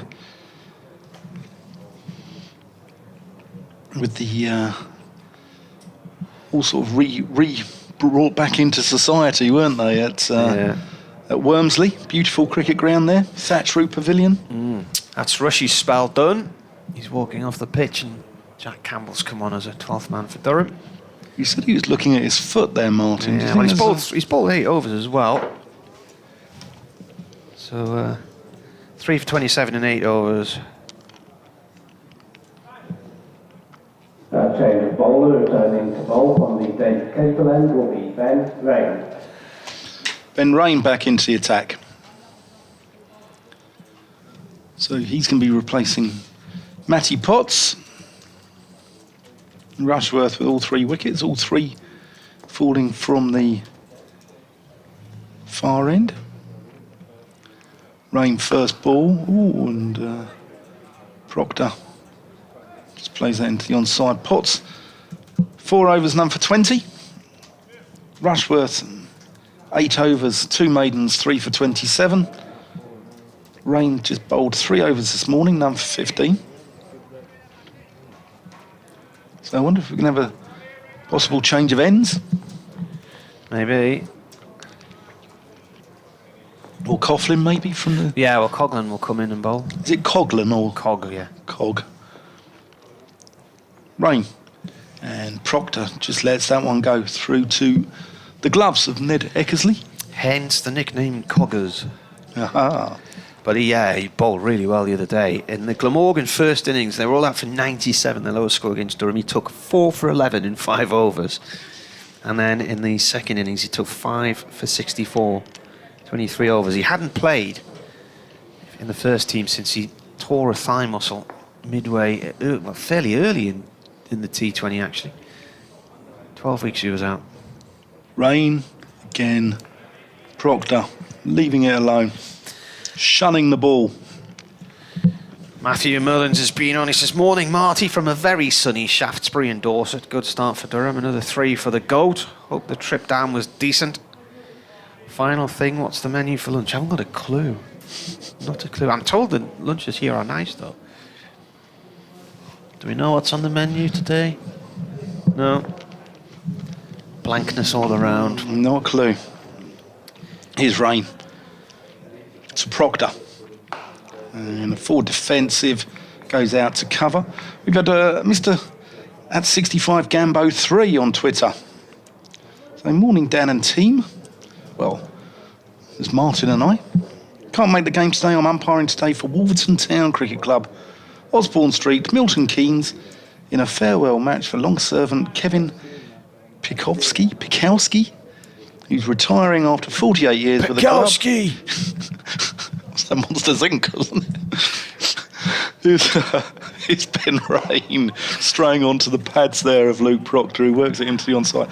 He's retiring after 40 years with the club. Wow. And he's got their game v Printers Cricket Club, which starts at 1 p.m. But he can tell some stories, 40 years. That's from Philip. Yeah. Katie's been on. The sands are not at the racecourse. Oh. She says the sands are on the other side of Durham from the riverside, down from Claypath on the opposite side of the river from the train station, just next to where the new swimming pool is. Right, that makes more sense, yeah. Can't trust that Guinness Book of World Records these days, can you? Here's Rain there. Oh, and that bends back in. Anguished cries from the slip cordon. And 63 for 3.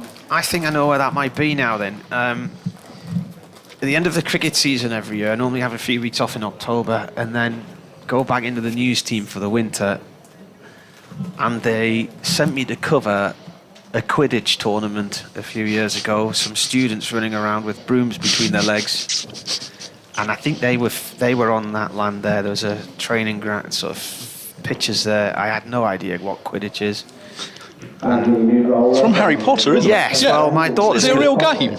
Well, they play it at the university. They all were running around with brooms between their legs, looking rather constipated to me, but there you go. Is it the golden snitch? I think that's what you want, isn't it? No idea. It's 63 for 3, and here is Paul Coughlin into the attack for the first time to date. Not my cup of tea, Harry Potter. We went to Lavenham a couple of weeks ago in Suffolk, and that's where they've apparently filmed some of it. Yeah, and lots in Hertfordshire down the M1. Yeah, my oldest daughter's been to the old air base, the studios there. Yeah, Leavesden. Yeah. Well, I stayed in a hotel near there at Radlett a few weeks ago as Coughlin comes in again, and this is played by save off towards point to Clark. Just where I was this morning, because my printer packed up on me, and my other half had to print my notes, Martin. She lives in Radlett, so I had to go via her house and pick it up. Well, the hotel gardens basically backed onto the M25. There was this duck pond and an old mill. And it was lovely and serene, and then I went to sit into the beer garden at the back, and whoa, the noise off the motorway was incredible. Coughlin bowls, that's left alone. Radlett Cricket Club, always one of the strongest. It's a nice spot, that. You're always one of the strongest sides in the Hertfordshire League, and provided a few players. Professional game, Josh De Cares, son of Mike Atherton. There was one of the lads playing for Glamorgan. Joe Cook. Yeah, he was playing for Radlett. Yeah. Kabir Tor and Gareth Berg, who's at Northamptonshire. He originally played for, well, he was at Southgate and then went to Radlett. Zabe again plays the ball to Clark at point, no run there.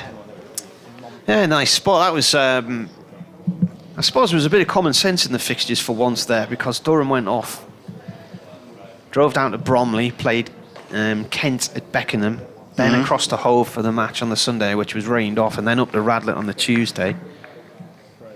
You're looking on a map and you think it's not far from Brighton up to Radlett. It took me 3 hours. Yeah. Coughlin in again. This is defended. This one runs up to mid-on.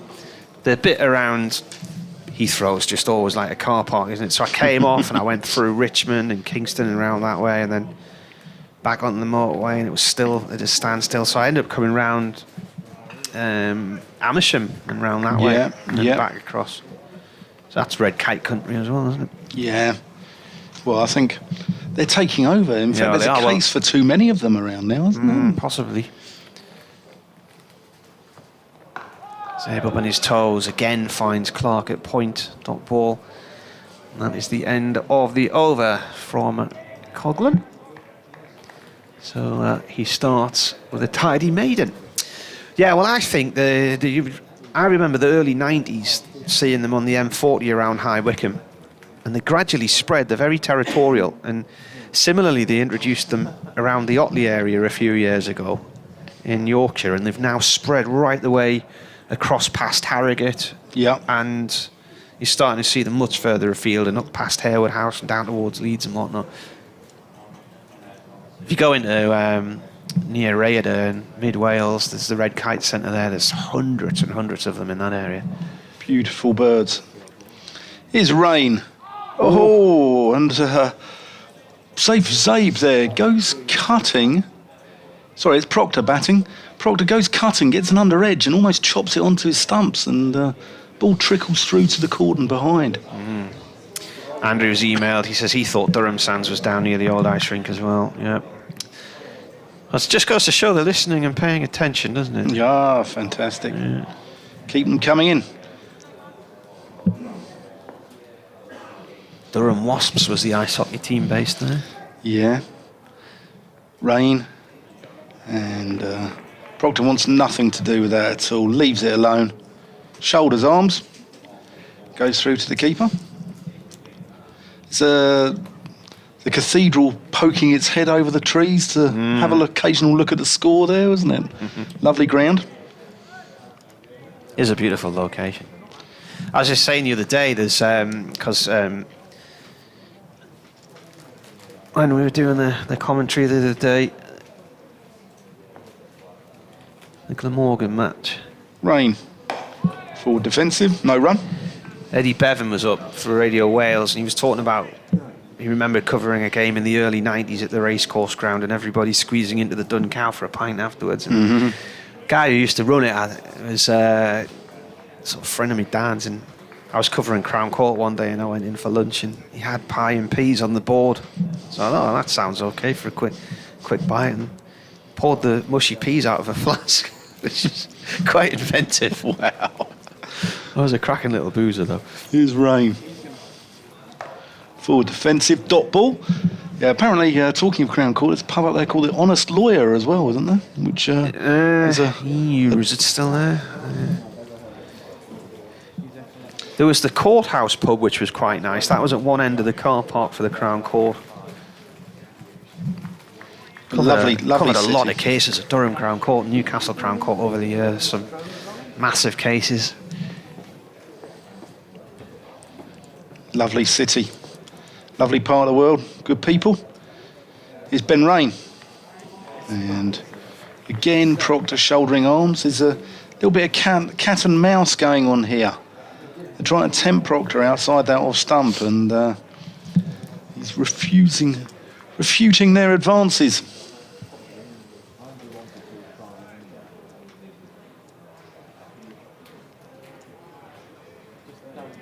But yeah, nice journey down from the Roca Riviera. Yeah, I didn't set off till about 6:30 last night, so it was more about 20 to 7.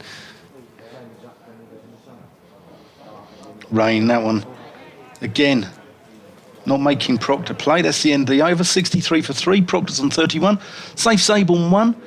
That's the 18 overs gone. And we've just got about 40 minutes to go through to lunch, which will be at 12:30 today due to the 10:30 start.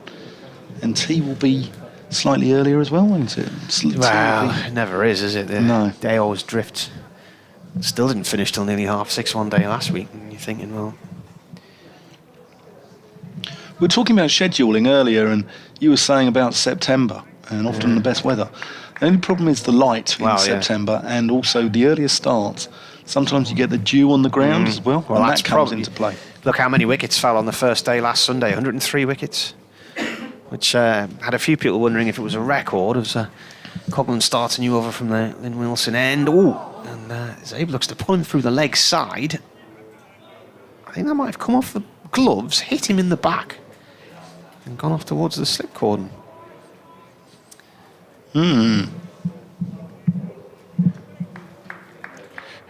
No run. Yeah, 103 wickets fell last Sunday, and the Andrew Sampson, the cricket analyst, as Coghlan bowls. That's a lovely drive. That's beautiful. That's away through the covers for 4. Oh, that's textbook, that is. Right out the middle of the bat. Yeah, the record was 133 on something like June the 25th, 1938. And I thought, what was unusual about June 1938? And I looked it up. And there was an unseasonal big bout of low pressure sitting right over Britain, and it was very stormy around about that period and quite wet. There was record rainfall for June in certain parts of Cumbria, for instance. Uncovered pitches as well, lad. 67 for 3, Coghlan in again. Played safely up to Jones at mid-off. So watch this replay of that cover drive.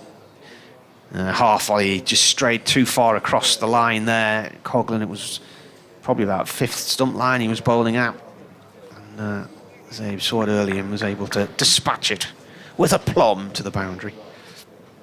Yep, 1938, probably one of the last games of Headley Verity. Yeah. Sadly killed in the Second World War. Coghlan in, bowls. That's played back past him, but it's a dot ball because Jones is just behind the stumps at the bowler's end and stops that one. Have you been in the Headley Verity in Leeds, the pub? No. They've got a big scoreboard in the back of the pub. I was in there once, yeah. Got to be 7, 8 years ago with my wife and kids, and the Christmas market was on. We'd gone down to Leeds just to have a few days away in the middle of the dark nights of late November, early December, or whenever it was. All of life was there. This is played by Zabe to short mid-wicket. You talk about your pub. I mean, you imagine a packed Christmas market full of families, and you know the the German sausage stalls and the beer stalls and all this, and then some Glühwein. Group of scallies turn up and start a mass fight with each other in the middle of the market. Unbelievable. But we escaped to the Headley Verity, and they've got the big scoreboard in the back corner of the bar. Coghlan over pitches that one, and that's away as well. And that's going to go for 4 through the covers.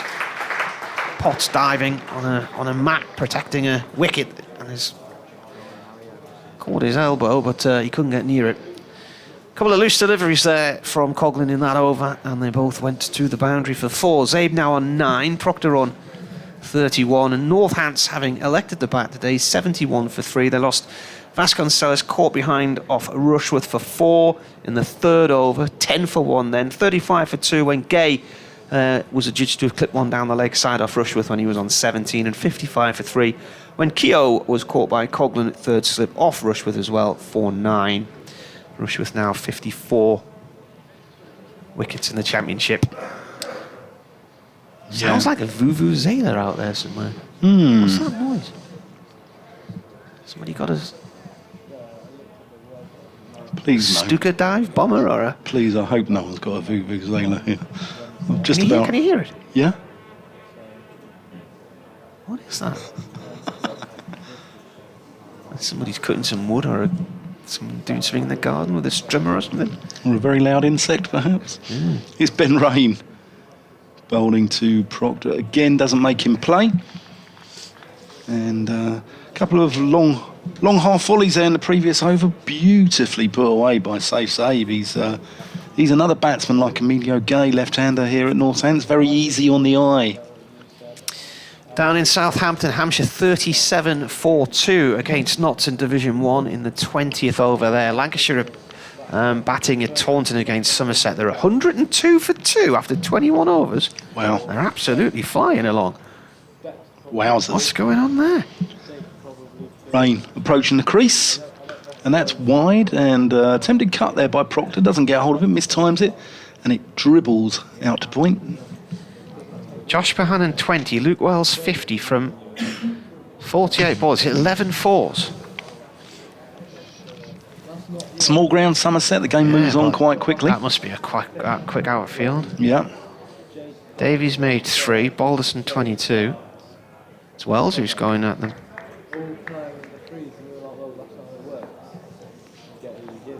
Rain, top of his mark, running away from us.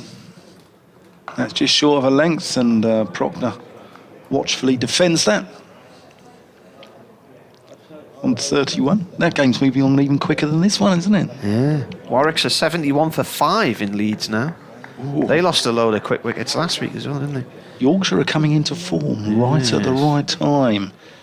Glamorgan 74 for none against Gloucestershire and Cardiff.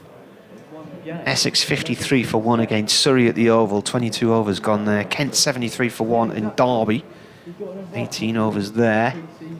Sussex 93 for none against Leicestershire in Grace Road.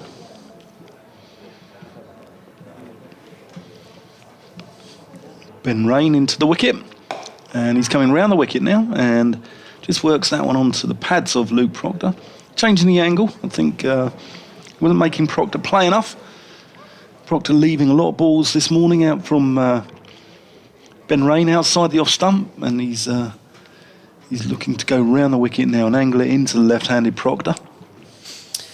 Middlesex 55 for 3 against Worcestershire at Lords, and there's a derby coming up this afternoon. Cameroon women against Uganda women in the World 2020 sixth match in Group B. Oh.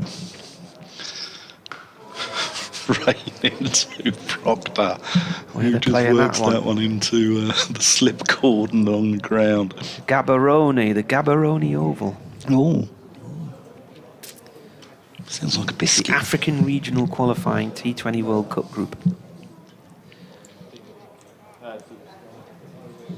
Middlesex there with ex-Durham man Mark Stoneman just joined them. Yeah. Scored 100 last week down at Hove, having got a pair in his first game. So mixed fortunes for the ex-Durham man.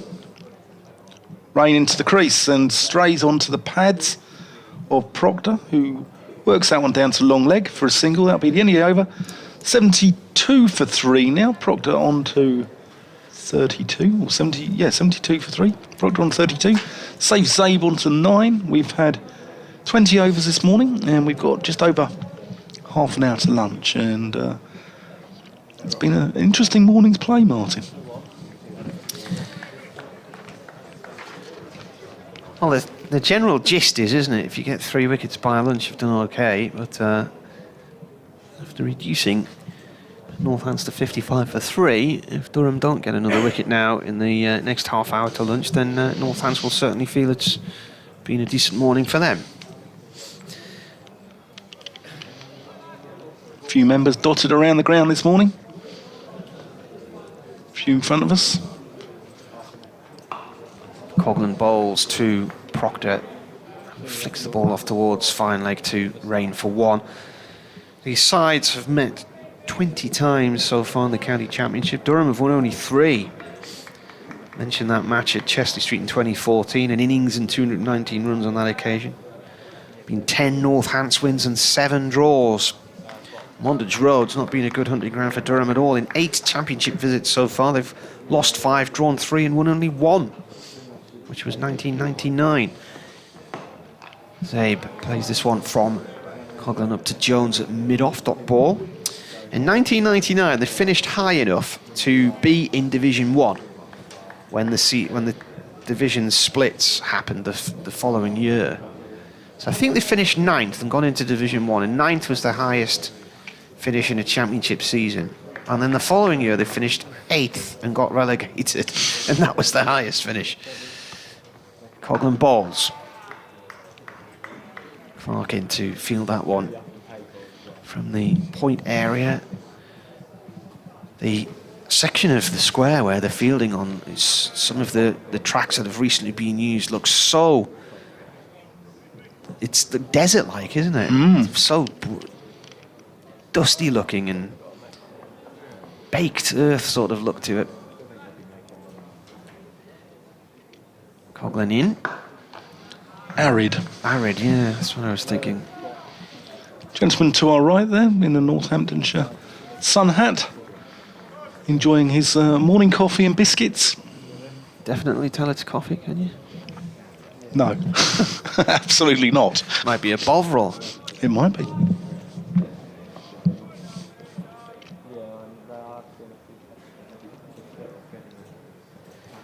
Coghlan bowls, that's left alone, goes low to the keeper. Somebody sent a message, be careful walking in front of a red bus. I don't know, I'm going to have to...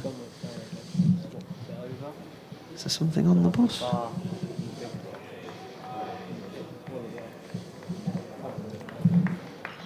Looks like it's an animal of some description with eyes. Bit of cloud cover here at the county ground, Northampton. Bit of the clouds filling in. This is played away by Zabe for 1. He moves on to 10.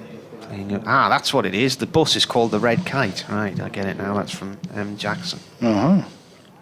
Yeah, that's a service that goes from Newcastle Gateshead up the Derwent Valley. Because there's some Red Kites were released there about 10, 12 years ago or so. GB tweets coming into us at Marty Cricket at the middle stump. You're listening to Martin Emerson and Dan Whiting here on BBC. Ben Rain continuing from the David Capel end. I thought it was a lovely touch for Northants to name this end after such a wonderful servant to the county. David Capel played for them for years and years, played for England, played in the Lancashire League as well when he retired, and not only a fine cricketer but a fine chap as well. Here's Rain around the wicket. Oh, and that's hit Zabe in the nether regions by the look of it. He looks all right, but hit him around the midships.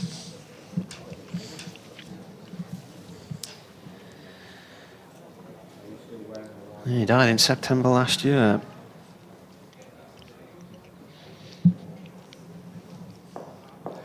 Yeah, a wonderful part of the history here, the 80s.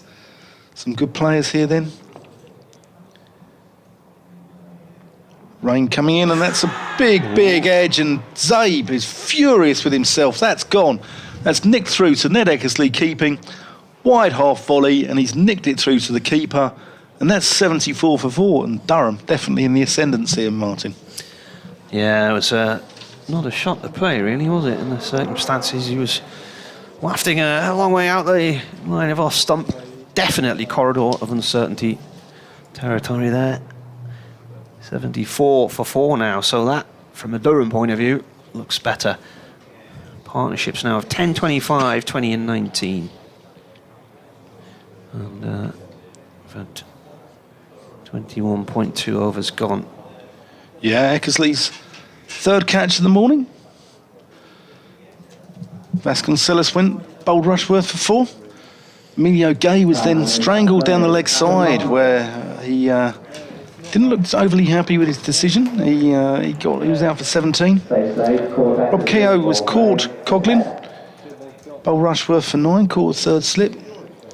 And Saib's just gone for 10, caught Ned Eckersley. Bowled Ben Rain, feathering a wide half volley, which he had no need to play. And he'd seen Luke Proctor be so patient, leaving the ball time after time. And first wide half volley he gets. He goes after it, feathers it through to the keeper. And he's absolutely furious with himself. A little kick at the ground as well on the way off. It's one of those where you vacate the changing room, isn't it, Martin? Where you don't make eye contact and you politely make your excuses and leave. Anyway, here's Adam Rossington into the wicket. Batted very well a couple of weeks ago. Last Northamptonshire game I covered down at Bristol. Got 94 down there. And hits the ball hard, but he's quite a stylish player as well. Fresh from a stint in the 100. Headlines on BBC Radio Newcastle, so we're doing an update shortly for them. Kevin Ramsey says the Honest Lawyer pub is still there. Thank you, Kevin. It's on the A167 south of Durham near Croxdale, right? Yeah. Yeah, that's so you go out through Neville's Cross and down the hill. It's on the left.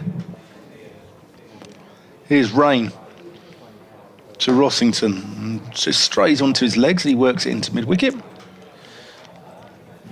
Kevin says, I'm loving the streams this season. Great for away days and when we can't get to the riverside.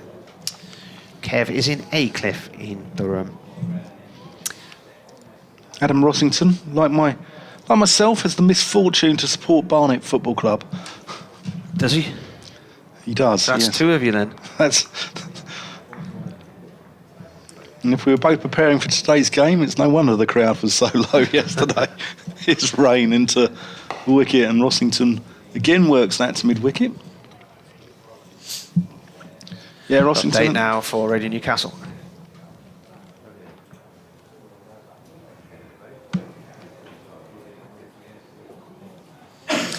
Going nicely for Durham this, because Northants won the toss and decided to bat, and we're in the 22nd over and they're already 4 down. Chris Rushworth took the first 3.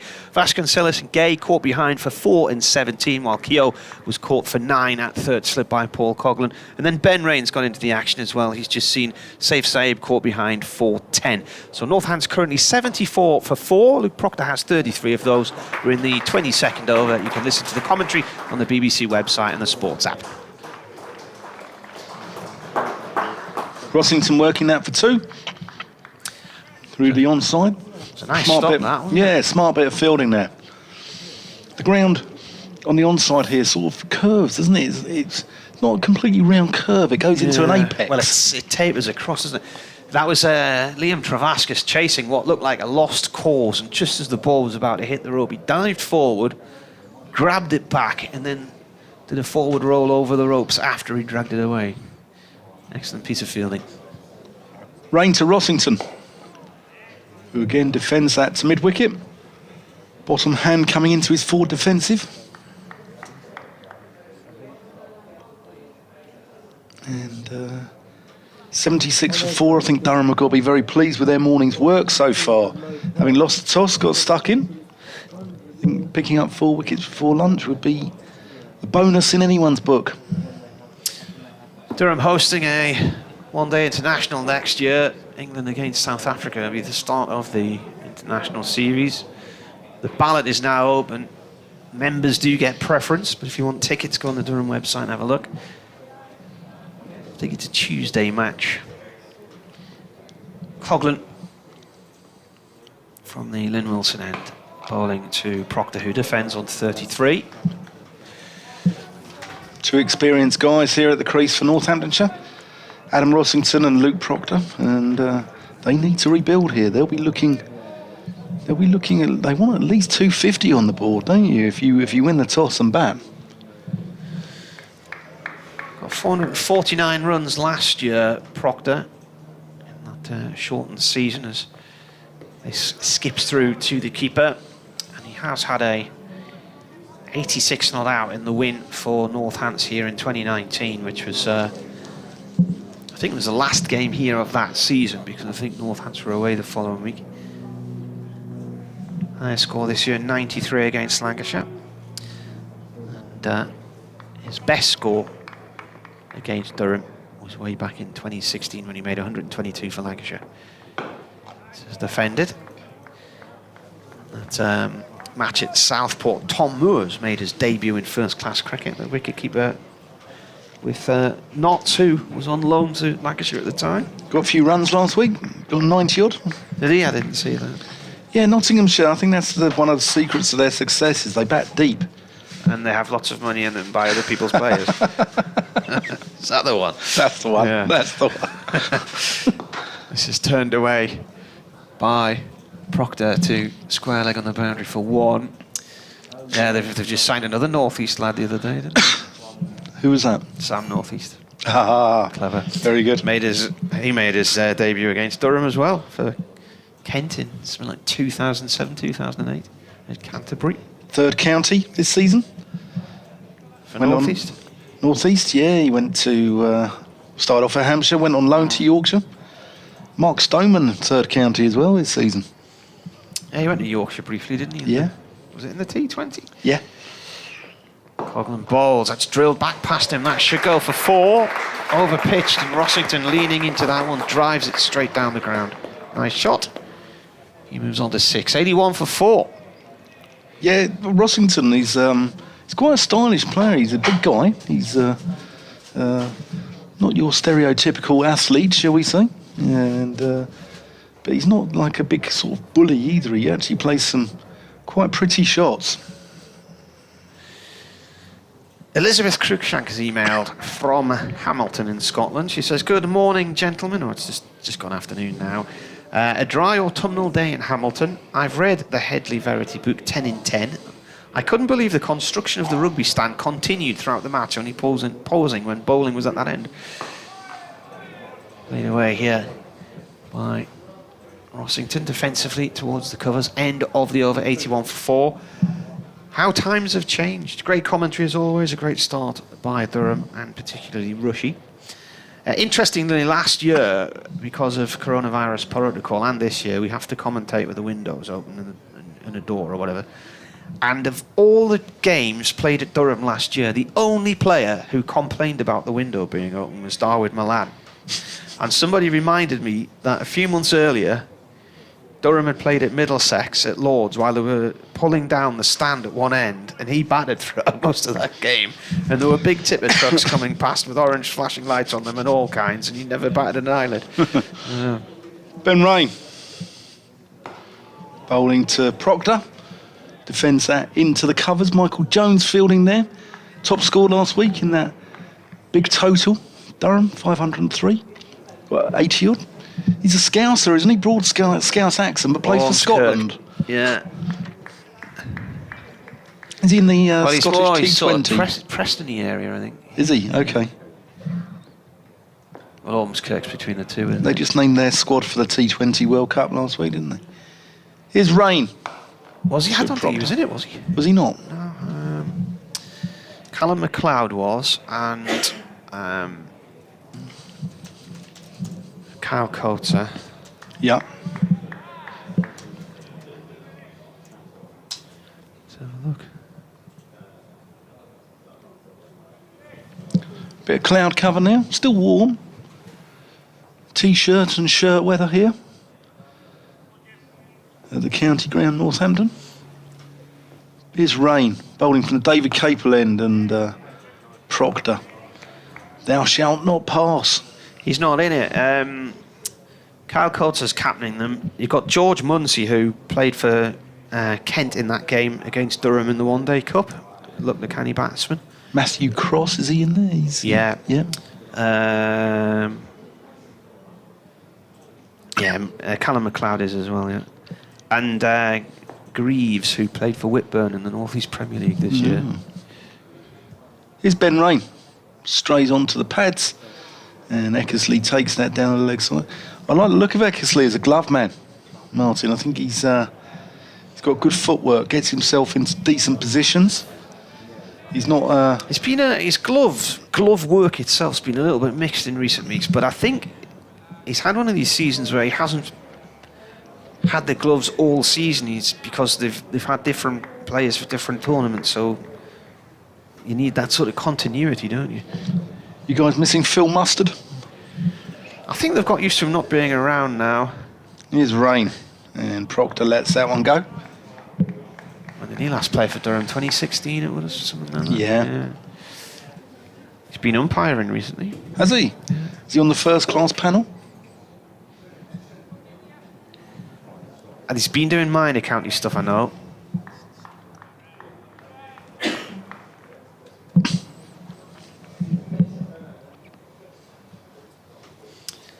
Yeah, good cricketer. He's a good lad, Phil. Graham Onions was another one. Yeah. Rain just works that one onto Proctor's pads. He turns it into the onside, but there's no run. And that's the end of the over. 81 for 4. Proctor 34. Rossington on 6. And 24 overs gone this morning. And we're about 17, 18 minutes away from lunch. So we'll probably get in maybe 4 more. Might even see a little bit of spin before lunch, you think, Martin? Maybe 1 over? Possibly. Martin Emerson here and Dan Whiting. We should have had, of course, Andrew Radd with us because he is the Northants commentator, and I was looking forward to doing the game with him because he's a walking compendium of everything Northamptonshire and has written a book and whatnot. And we had a good night up at Chesney Street in June for the T20, but sadly he has succumbed to COVID and is having to isolate for a few days, so we wish him all the best. Change of bowler. Hopefully. Training. 10 days, is it, for isolation these days? I'm trying to remember where we are with it now. Matty Potts back into the attack from the Lynn Wilson end, replacing Paul Coughlin. So Coughlin so far has bowled 4 overs, none for 15, 1 maiden. Yep, so hopefully he'll be back shortly and before the end of the season, which is a little bit of breathing space because the next round of matches don't start until a week tomorrow. So, in fact, no, it's a week on Tuesday, isn't it? Yeah. So, because I'm driving down to Bristol a week tomorrow. Potts bowls. Oh, that's hurt the hand of Rossington. His bottom hand there, he's taken it off the bat handle and is giving it a furious shake. He's had a few hand issues this season, I believe, from keeping. And I covered the game at Bristol, and he was shaking his hands there as well. So I wonder if he does have... Maybe you can go and see Ned Eckersley's dad. Yes. Potts comes in and bowls. Rossington defends once more. I think Rossington got some... where are we? Yeah, I was going to say he got some runs against Durham in that match here in 2019 when Northants won. He got 82 in the first innings and 52. Some lovely food down at Bristol, Martin. You'll enjoy it there. It's a long way to go for some scran, though, isn't it? Potts bowls and Rossington back into his crease, plays that down into the ground and up to Rain. That mid-off Rain just giving it a bit of a polish. How long would that take you from Durham? Or from Sunderland? Depends if there's a prevailing wind. It's going to be 5 hours easy, that, isn't it? Now? Especially with all the managed motorways these days.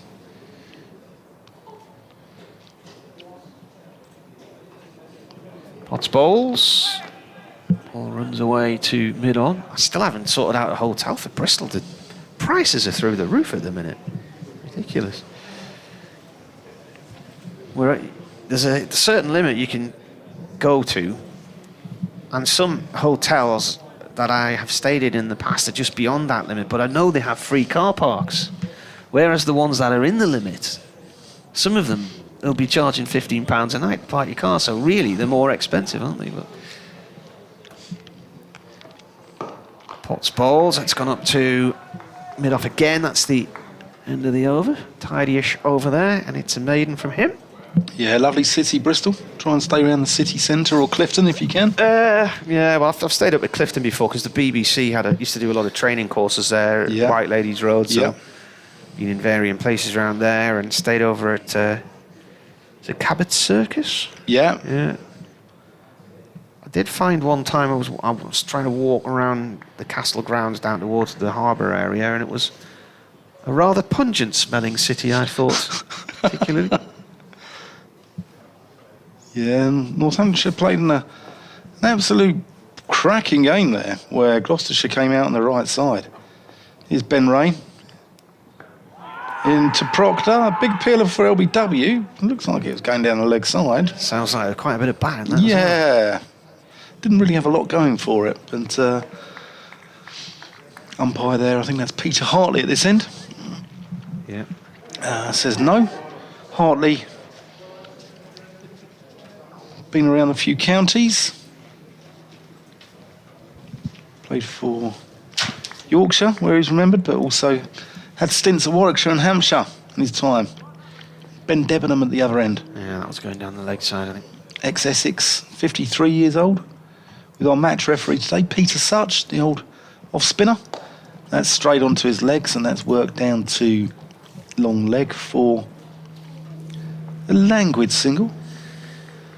Languid, there's a word. That's one of those, what do they call those words that sound like what they're describing? Onomatopoeia. Yeah, that's the one.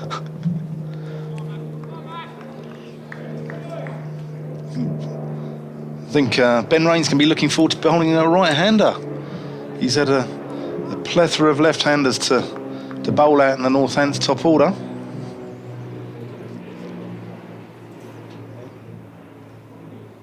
Here he comes, past Peter Hartley, and Rossington punches out off the back foot through to mid-off, but doesn't get any runs for his troubles. Whatever that was flying past, we can't see it. The overhang of the roof, but last time we gave up 2 years ago, there were quite a few of those Osprey aircraft come past, which are sort of a mix of a helicopter and a fixed-wing aeroplane, but the propellers can point upwards, so you take off vertically. Yeah.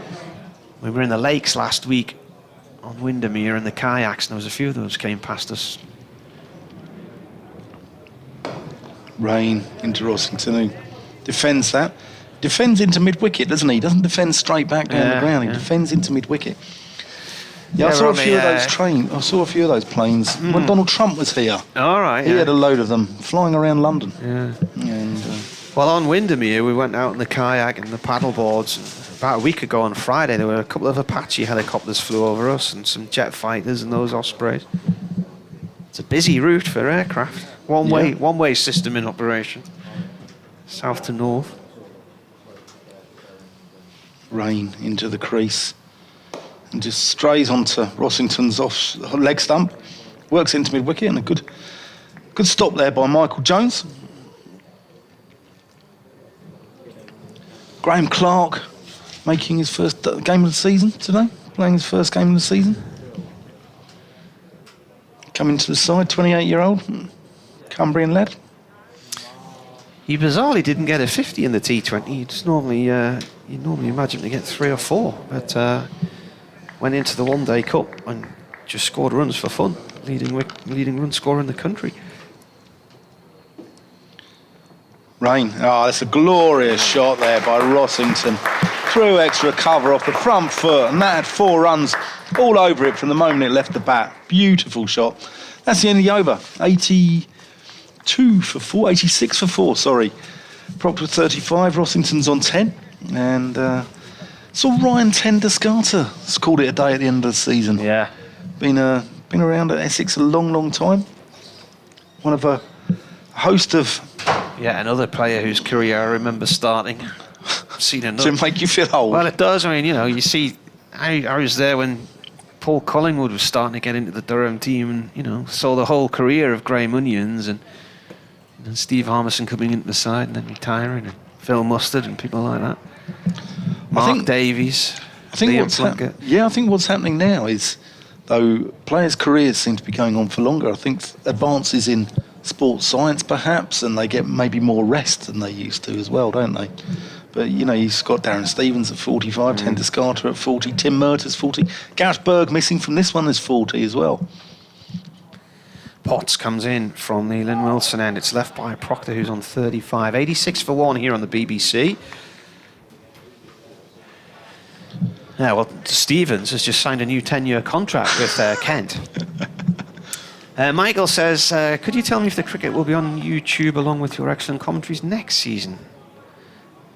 I'm on holidays, but still watched last week. Many thanks, Mike. I haven't heard anything different, Mike, but who knows what will happen in the winter. Potts bowls. This is short and pulled away for 4, straight through square leg. Not the best of deliveries, and seen early by Proctor, who moves on to 39. 90 for 4 now, Northants.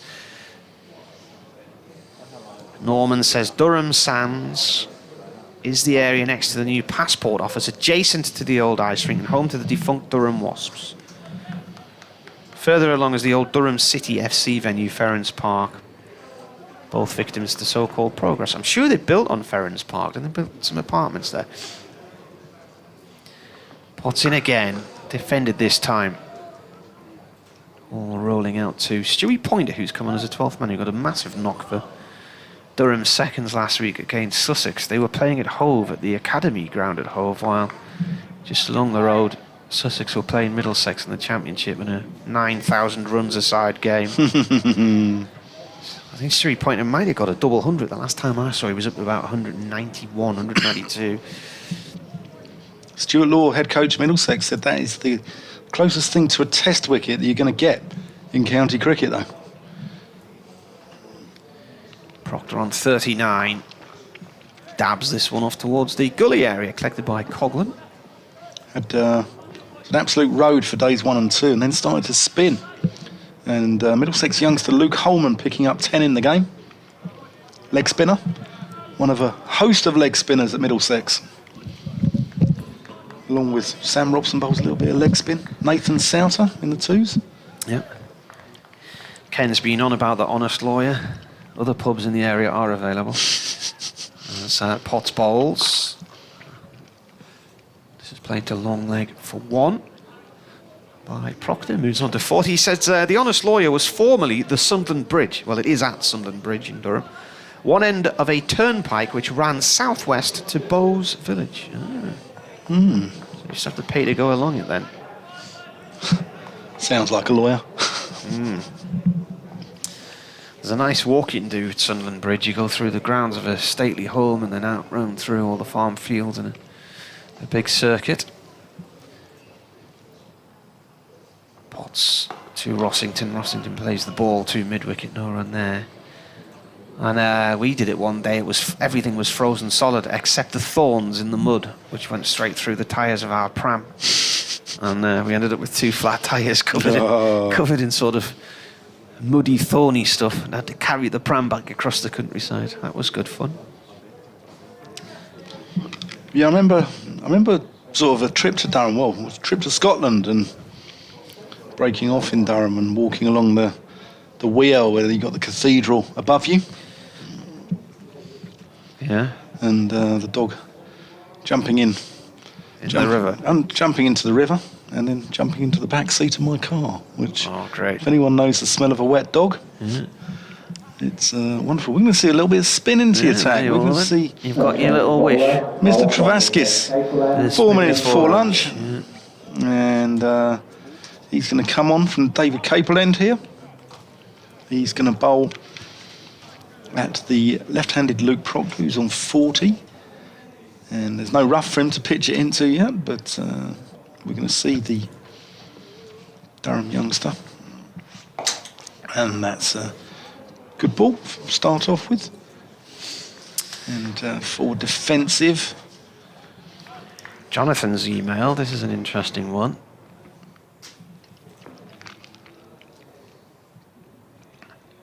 Travasky's sunglasses on. Dot ball. He's on about that. He says, watching the game on YouTube, talking about aeroplanes you've seen at Northampton. The last time I was there for a county championship game, which I think was 2 years ago, a stealth bomber flew over. Oh. Travaskis. And Proctor. Forward defensive goes to short leg. Smartly taken. He says it's the first one I've seen. Surely, though, you shouldn't have been able to see it. It's not that stealth, is it? Yes. It's Travaskis approaching the crease. And that's a defensive shot. Yeah, I've seen those at the International Air Show at Sunderland and the Sunderland Air Show. Amazing looking things. You wonder how these things fly, don't you? Yeah. Like the ships that come in the Weir, I don't know how they float. Here's Travaskis, quite flat. He's been very good in white ball cricket. He took 3 wickets in last over against Lancashire a few years ago as they imploded.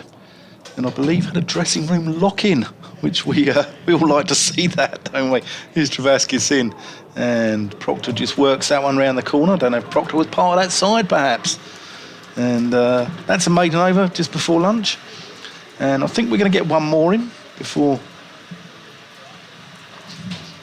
the rather nice smelling lunches. Oh, somebody's come in and put the kettle on. It's not that long ago we were here where, for some reason, whenever anybody put the kettle on in here, the scoreboard went off. Seriously, can you remember that? There was an interaction between the kettle in the press room and the scoreboard going off. One final over then from Potts before lunch.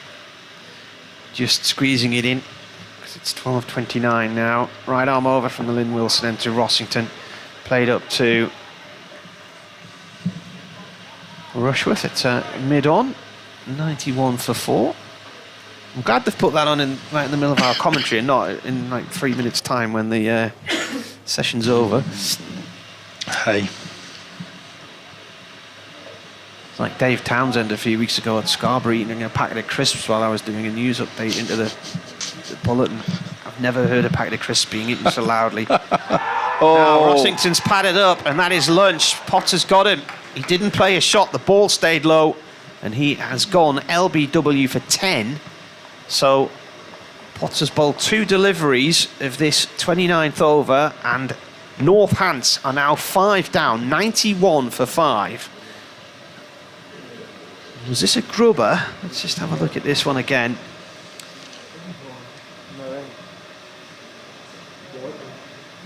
Potts comes in. Oh, he's not offered a shot, and it's angled back in and hit his back leg. Yeah. Poor decision there from the Northants skipper, and he's gone.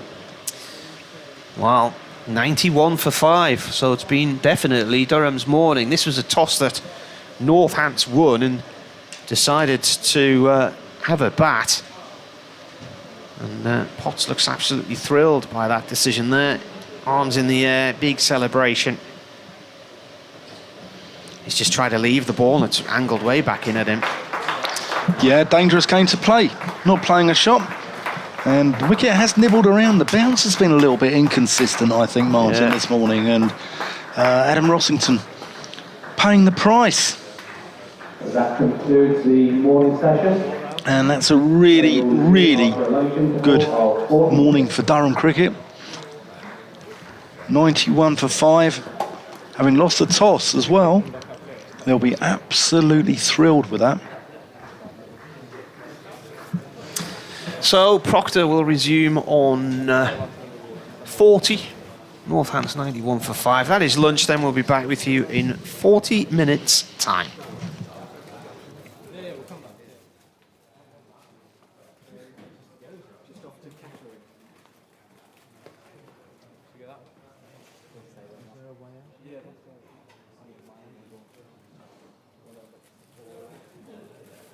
In the morning session, Northampton finished on 91 for 5. Last batsman out, Adam Rossington, LBW ball plots for 10.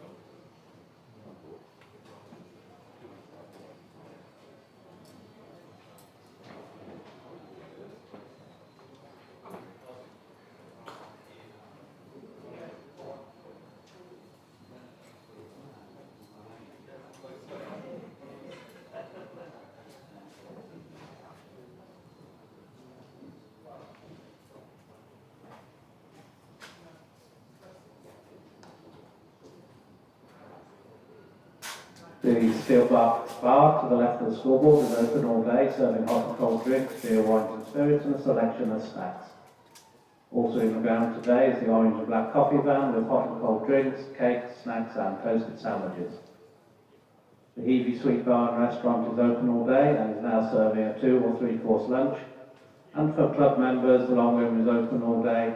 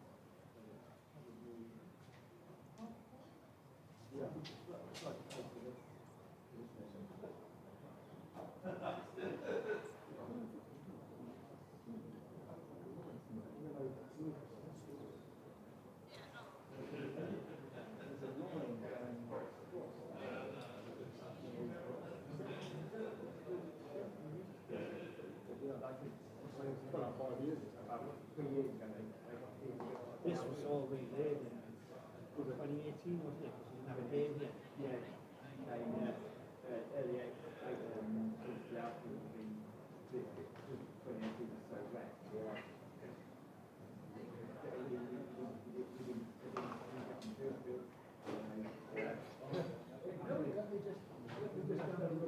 The first day, I remember coming in the umpires called off at 10, we were walking around, and it wasn't actually raining back then, and walking splashing around the ankles. But then I think it just rained, didn't it? I think it got cool off sort of early in the day. Well, there's one day I didn't even start having breakfast in the hotel room. So then the final day came up on Sunday the 28th, and I did, and then the final day we were told somebody on the head. Nothing on the morning, I was in something it's nice and clean, just like start at the time. Deciding that there was a chance of playing the other on the day. Everybody doesn't not point hanging around the play.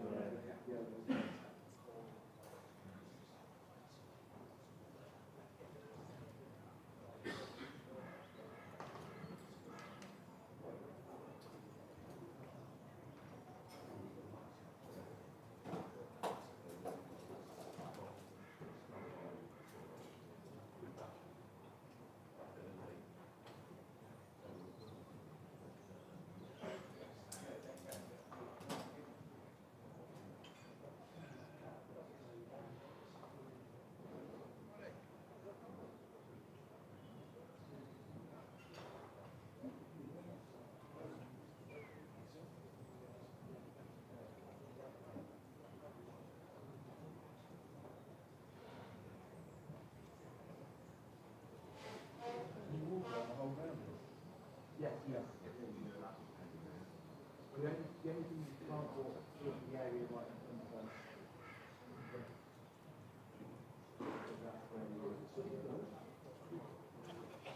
yeah. You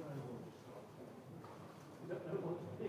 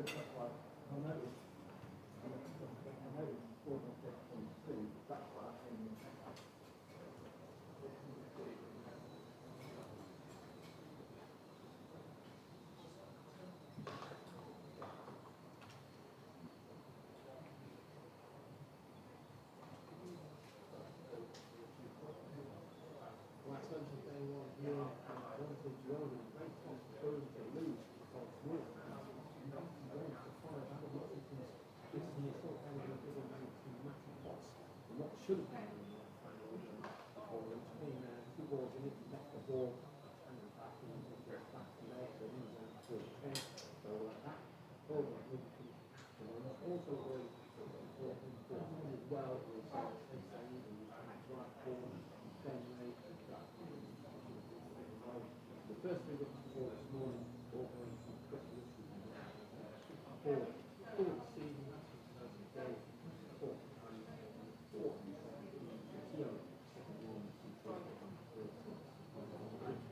things like that, with the ball, and still see movement out there, and a little bit of turtle down as well. So certainly, Northampton, sure.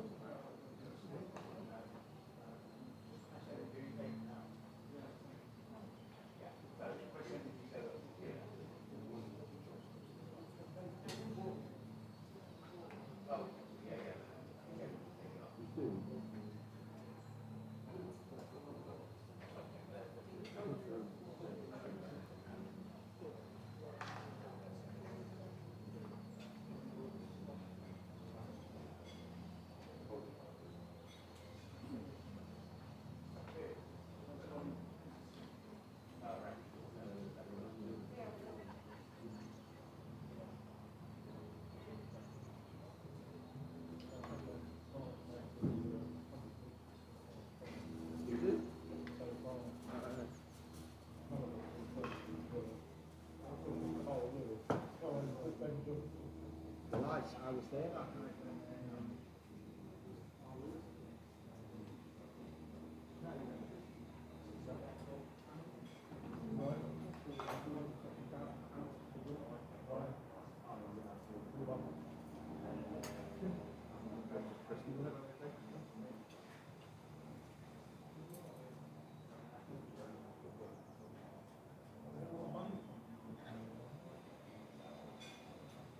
On the riverbank.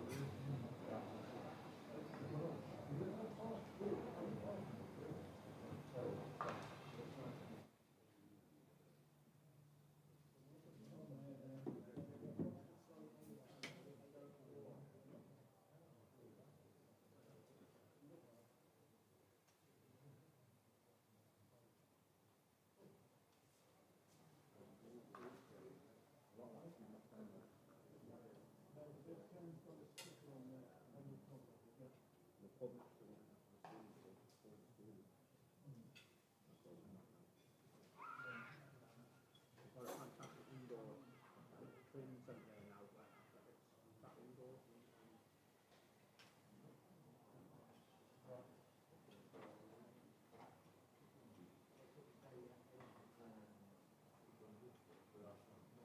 You have to play the shot, you have to. Yeah, take the back though.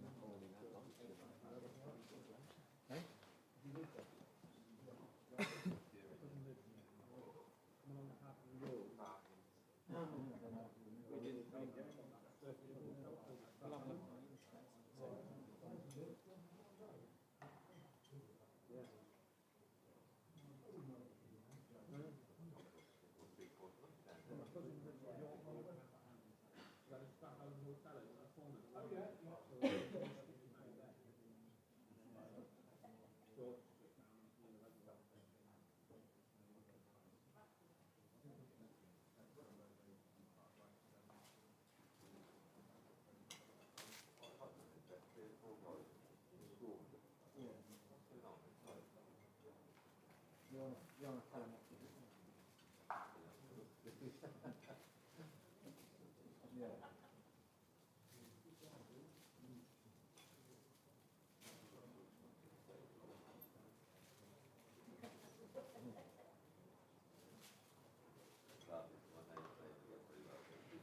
The club shop is open 9 a.m. obviously on Mondays and Fridays. The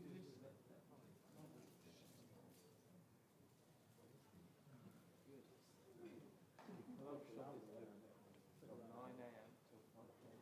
Monday, Friday, plus match days. No. Cheers. I only ended up with this one because we covered the club time.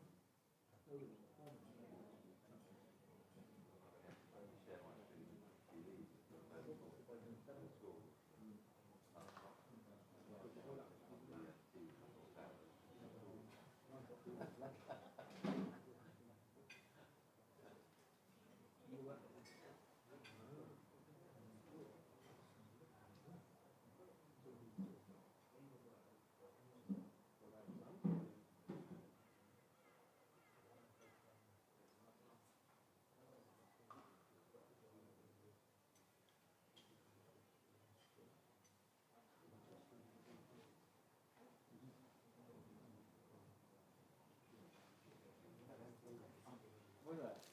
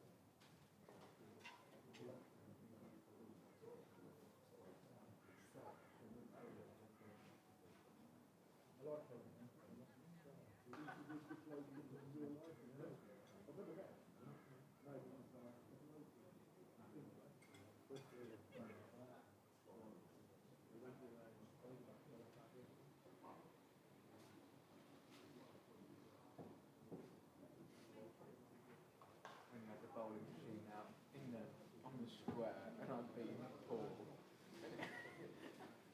Oh, Paul, I'm sorry. It shot out a bit weird. I pulled that bar down so hard. It shot out at him. He smashes his stumps over with his bat and goes and tries to lob the ball in the river. He doesn't throw it far enough. Not the arm to the side of the ball. Try.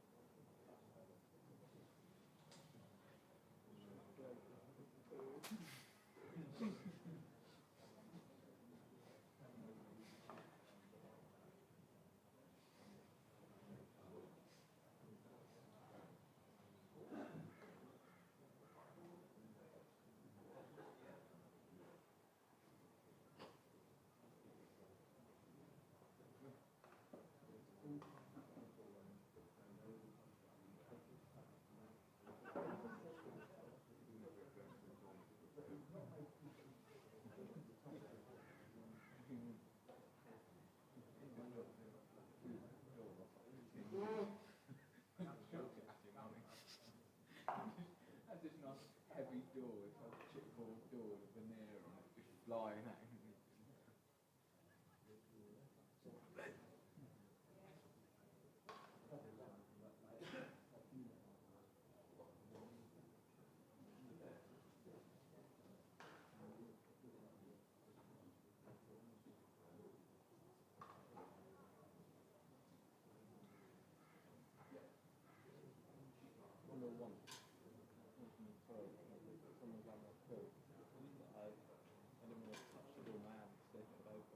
Kicked this door.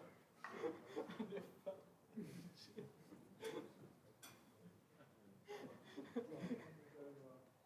No better than that. He just brought this door up, just walked off, and there's much still I could bang this door and it falls on. Yeah, that was funny.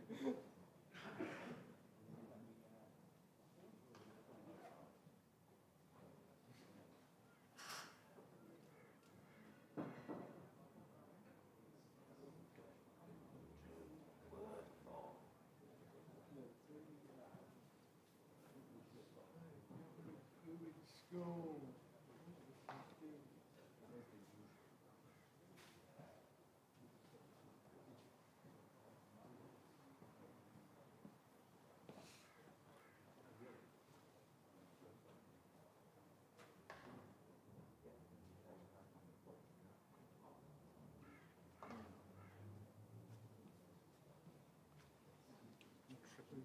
Do.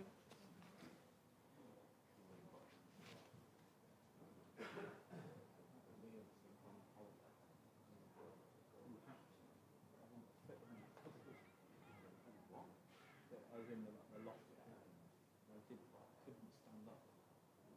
But I thought,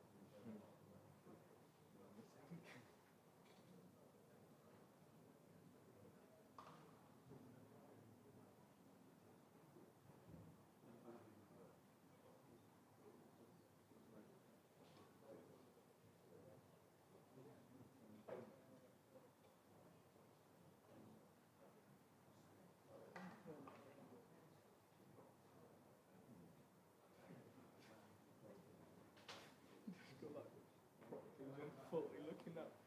He's just like, I was saying, shit, my head, bolt. Oh, there's a man putting in that bed.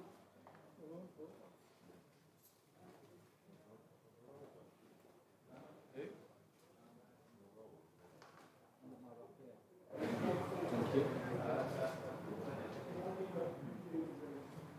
Bye.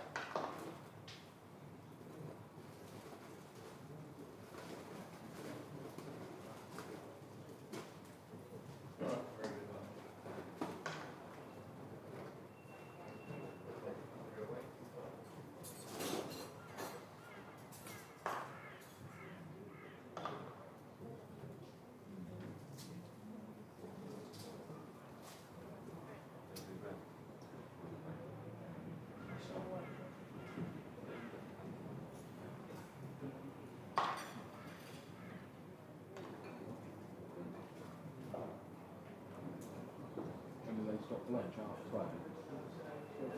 10 past. Quarter past. No. Is that it?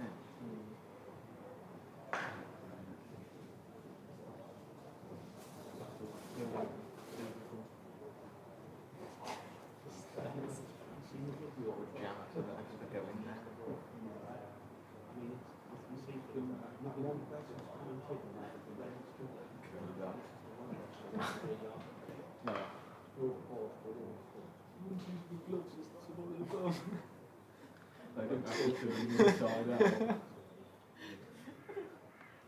And then turn them back the right way around.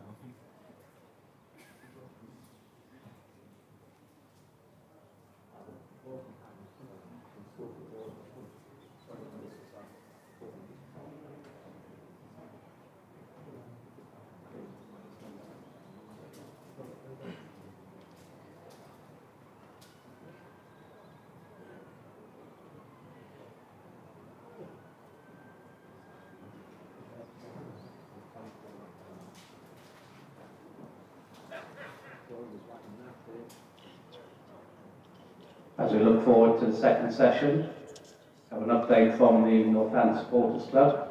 At lunchtime tomorrow, they will be presenting their Player of the Year award. And the Supporters Club is also pleased to announce that their highly popular winter lunches are returning, starting on Thursday the 28th of October. You can book at the Supporters Club signal box whilst you're in the ground today, or by contacting Linda Fisher.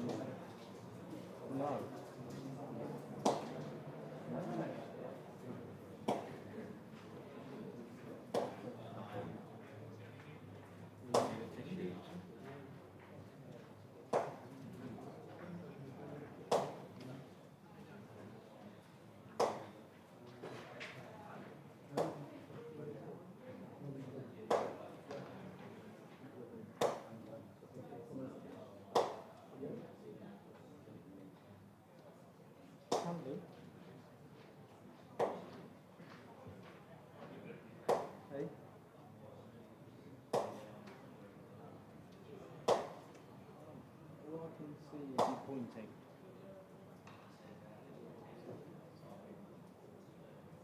Can we get much better?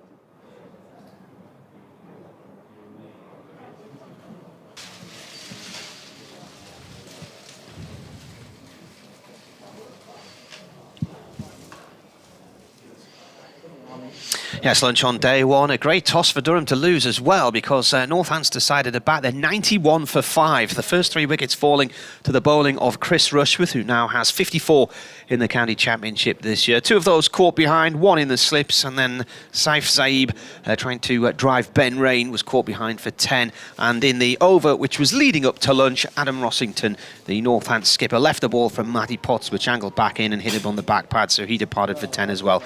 So a good session from Durham point of view. 91 for 5. We'll be resuming in about 3 or 4 minutes' time. Commentary on the BBC website and the sports app.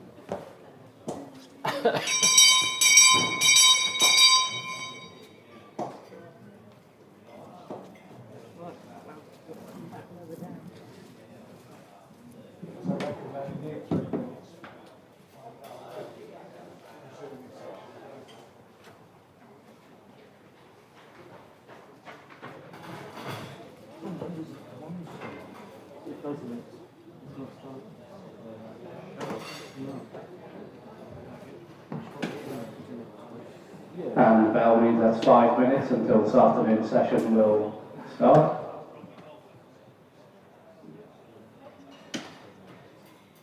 Northants will resume their first innings on 91 for 5. There are 4 balls to complete from the last over, and then there'll be 67 overs remaining.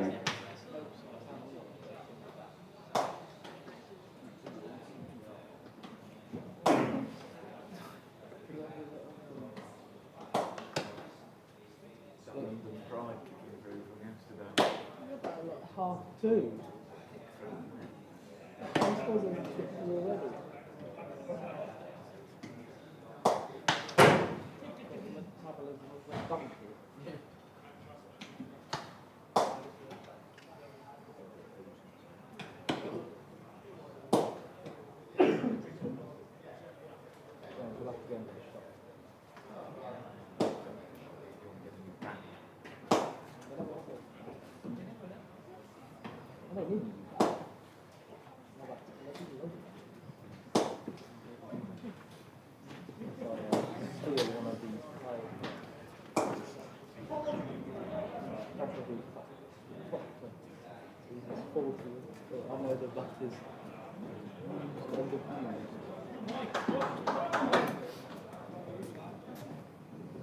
As we get ready to play the afternoon session, taking the field. Good afternoon and welcome back to the county ground Northampton, where it's been a wonderful morning for Durham here as they lost the toss and Northants chose to bat, but unfortunately it probably wasn't the wisest of decisions, as the home side here in 91 for 5, Vasconcelos started the rot, caught Eckersley, bowled Rushworth for 4. In fact, Rushworth took the first 3 wickets. Emilio Gay was strangled down the leg side for 17. Rob Keogh was caught by Paul Coughlin at 3rd slip, again off Rushworth. Saif Zaib played a rather expansive shot and was caught behind from a wide half volley from bowling of Ben Rain. And then, right on the stroke of lunch, Adam Rossington not offering a shot. He was LBW by Matty Potts for 10. So it's 91 for 5. My name's Dan Whiting, BBC Northampton. I'm here with Martin Emerson for BBC Newcastle. Afternoon, Martin. Afternoon, you enjoy your lunch? Magic. We went down the roast chicken Yeah. avenue this afternoon, didn't we? Yeah, it was good. I thought it was very nice. Yes. Sometimes chicken can be too dry, can't it? And I thought it was very pleasant. Anyway, fed and watered, as are the players, ready to rock and roll again. And Potter's got to finish off this over as well. So he bowled 2 deliveries in it. Got Rossington. Rossington left the ball that jagged back, hit the back leg, and looked. Well, half the pad was sort of out the line of the off stump. Half the pad looked like it was in the line of the off stump. He was given out, so the new batsman is Harry Goldston. And I was trying to think of Goldston, Ground and Brighton and Hove, and tried a few out earlier today. They were awful, so I didn't bother. Harry Goldstone batted very well for Northampton. The game down at Bristol, he put on a big partnership with Adam Rossington to help repair the damage. And he could do with doing the same here today. 20-year-old. That was his debut. Yes, his 5th first-class matches. In comes the bowler. That's defended. I think that was his. Sorry, I'm telling complete fibs. Yeah, last year was his debut. His debut there, yeah. In the game that was COVID. Yeah, that was abandoned. Yeah. Yeah. That's right. He's played 3 games this year. Bedford School, another one from Bedford School. Home of Alistair Cook, or Sir Alistair Cook. What's wrong with the local comprehensives? I don't know. Is it quite a nice school then, Bedford? I think so. Yeah, I think so. There's another beautiful school out that way as well, with all these ornamental lakes and everything. Stowe. Stowe, is it? Is it Stowe? Gorgeous place. Potts balls. Colson forward to that one. Might be. I've driven past it a couple of times when trying to escape traffic jams on the A1. You come round the back and then eventually down across towards Bedford. Stowe School, it might be.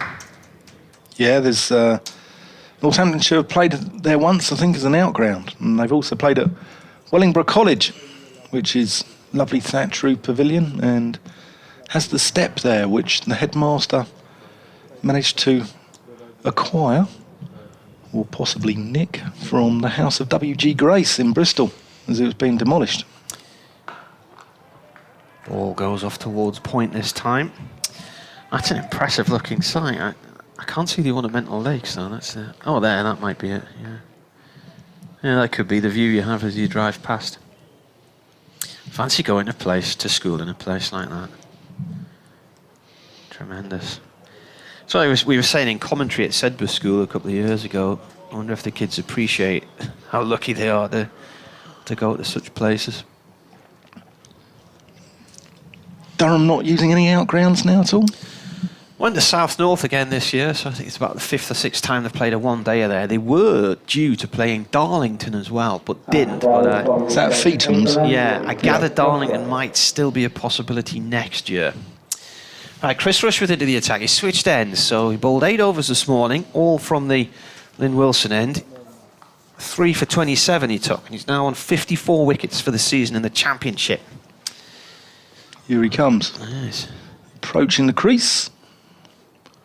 Around the wicket and strays onto Proctor's pads, who works him through the leg side for a rather elegant looking boundary. 95 for 5. Yeah, there's some very nice grounds. Feetham's next to the old Darlington football ground there, and they used to use ground which sounds more like a 1960s cigarette rather than a cricket ground, Park Drive at Hartlepool. That's yeah. I never saw them play there. The only time I went to Hartlepool, I think, was we were up in Scotland selling teddy bears, and my dad drove back all the way from some furthest reaches of Scotland for a cup tie for Whitburn at Hartlepool.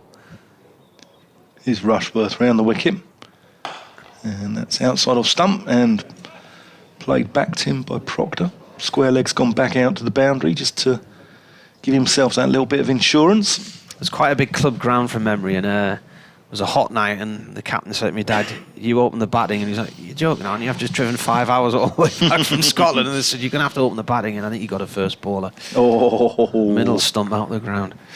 It's a long way to go. Yeah. Here's Rushworth. And that's defended there by Luke Proctor. Thought about a single, maybe. But decided against it. Obviously, there's the racecourse ground that they used to play at as well. Gateshead Fell, Rotary Gateshead Lane in Chesley Street, just up the road from the... Yeah. They also played, when they first went to South Northumberland about 5 or 6 years ago to celebrate the 150th anniversary, and it was the first time they'd played north of the river since a game against Derbyshire at Jesmond in the early 90s. Rushworth and Proctor let that go. About 92, 94, something like that. Was that Marcus North's club as well? Did he go and play South there? North, yeah. Yeah.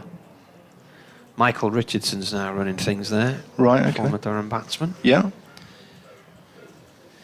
Graham Onions worked there for a while as well. And who else? Martin Spate ran it for a bit. He's now a cricket teacher at Sedbergh School. And Melvin Betts ran it for a while. Good artist, Spate as well. Yeah. Yeah. Turns his hand to a bit of cricket coaching, rugby and art, I think, are among his repertoire. Rushworth. And that's defended. Whereas there's a couple who we've got to know in the Lakes the last few years who are both teachers there, and he takes the school gun club in the shooting team and the skiing team. And I can't remember having a shooting team at Whitburn Comprehensive School. No. Where I went to school at Wood Green in North London, London Borough, Haringey, we probably had a few sawn-offs going around, but there you go. It's Rushworth. Yeah. And that's defended out to Gully. That completes the over. 95 for 5. Proctor's on 44. Harry Goulston yet to score. And Northampton looking to consolidate here a little bit. Whitburn under 11s have won the cup against Gateshead Fell this morning. Well done to them. North East Premier League Cup winners. The age groups have done well at the club this year. Whitburn have just managed to stay up in the North East Premier League as well. South North won the title yesterday in a winner-takes-all game at Burnmoor. So South North are champions again of the North East Premier League. Some very strong cricket in that neck of the woods. Yeah. Here's Potts bowling to Goldson. This one played back into the ground by Goldson. It bounces up and loops away from Potts, but it goes up to Rush with it. Mid-on, no run there. Where's Haringey then? Which area is that? Tottenham, Wood Green. All right, yeah. Yeah. Ever heard of the Haringey Cricket College where... Funny enough, no. Ah, okay. It was designed after the Broadwater Farm riots in 1985, and I'll come on to it after this ball. This is flicked away past square leg for 4, just straight under the leg stump there, and Golson's off the mark with a boundary. Yeah, and it was designed to sort of try and promote sport to kids from an underprivileged background, and a number of guys went there who went on to the first class game. People like Mark Lane, Keith Piper at Warwickshire, a guy called DJ Foster who went to Somerset, I think, and Steve Bastian, who was at Glamorgan for a little bit as well. But those kids who didn't quite make it, they gave them a trade such as, you know, groundsmanship or other angles involved in cricket. Potts bowls. All finds its way to Jones and the covers, no run there. But some strong cricket in Northants as well. Peterborough Town have just won the Northants Premier. With Findon Dolben runners up. Old Northamptonians, Oundle, which is Radders Club. Althorpe on there at all? Do they have a team? Who? Althorpe? Yeah. No. Oh, now that's done a lot, and it's gone past the keeper through the keeper's gloves and away for 4. What's that? It's buys. Wow. Wow. Buys, 4 buys brings up, is that the 100? Or are we on 99 for 5? 99 for 5. No, that is the 100. It's pitched around about off stump and ended up going down the leg side. Zinger. It's done a hell of a lot. I've just watched that on the live Once stream. it's past the stumps, it's gone way down the leg side. This is pitched up and it's over pitched and it's played through the covers for 4. So a bit of an expensive over this one. There's 2 fours off the bat for Goldston there. He moves on to 8 plus the 4 buys. There's 12.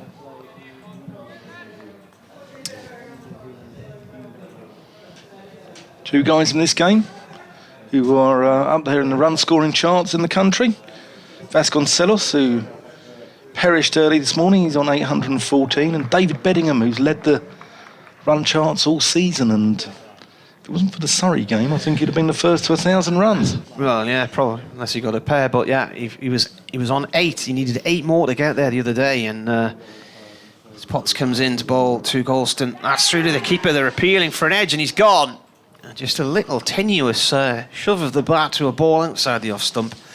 6 down, 107 for 6. He's gone for a quick fire 8, just the 2 scoring shots from him. Yeah, a little bit leaden-footed there. So he didn't really go forward or back. He just got sort of trapped and no man's land, wasn't he, really? That's the fourth catch of the day through to Ned Eckersley. He backs off initially, and then he's pushing his bat way outside the line of off stump and a nibble. It was just away from the wicketkeeper. There's nothing else from anybody there, was it? It was rather a subdued sort of dismissal there. Maybe it's one of those that are so straightforward you actually think, oh well. Yeah. Yeah, he didn't go forward or back really. So, but yeah, a lot of pressure now on Luke Proctor. 44 not out. Wicket coming at the last ball of the over.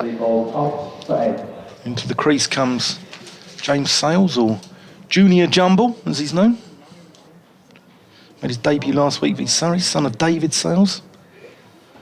James Sales, the 531st cap for North London, and the son of the 386th, according to Radders. Northampton. Northampton, Yeah. sorry. I saw David Sales' last match. It was a T20 game here in 2014, and we'd had an absolute deluge. Thunder and lightning, wind and rain, and didn't think the game would go ahead. I think Durham lost 4 out of 5 matches here to the weather in T20s. Anyway, they eventually got the game going, and the pitch was really wet, and David Sales was fielding on the edge of the square, and he slipped over. I think he damaged his knee ligaments. He had to be carried off and didn't play again. Here's Rushworth to Proctor, who's one showing a bit of resistance here, showing a bit of glue, trying to hold the Northamptonshire innings together. From memory, I think he was due to retire that year anyway. Disappointing way to end your season, your career. Fine player, wasn't he, David Sales? Good servant.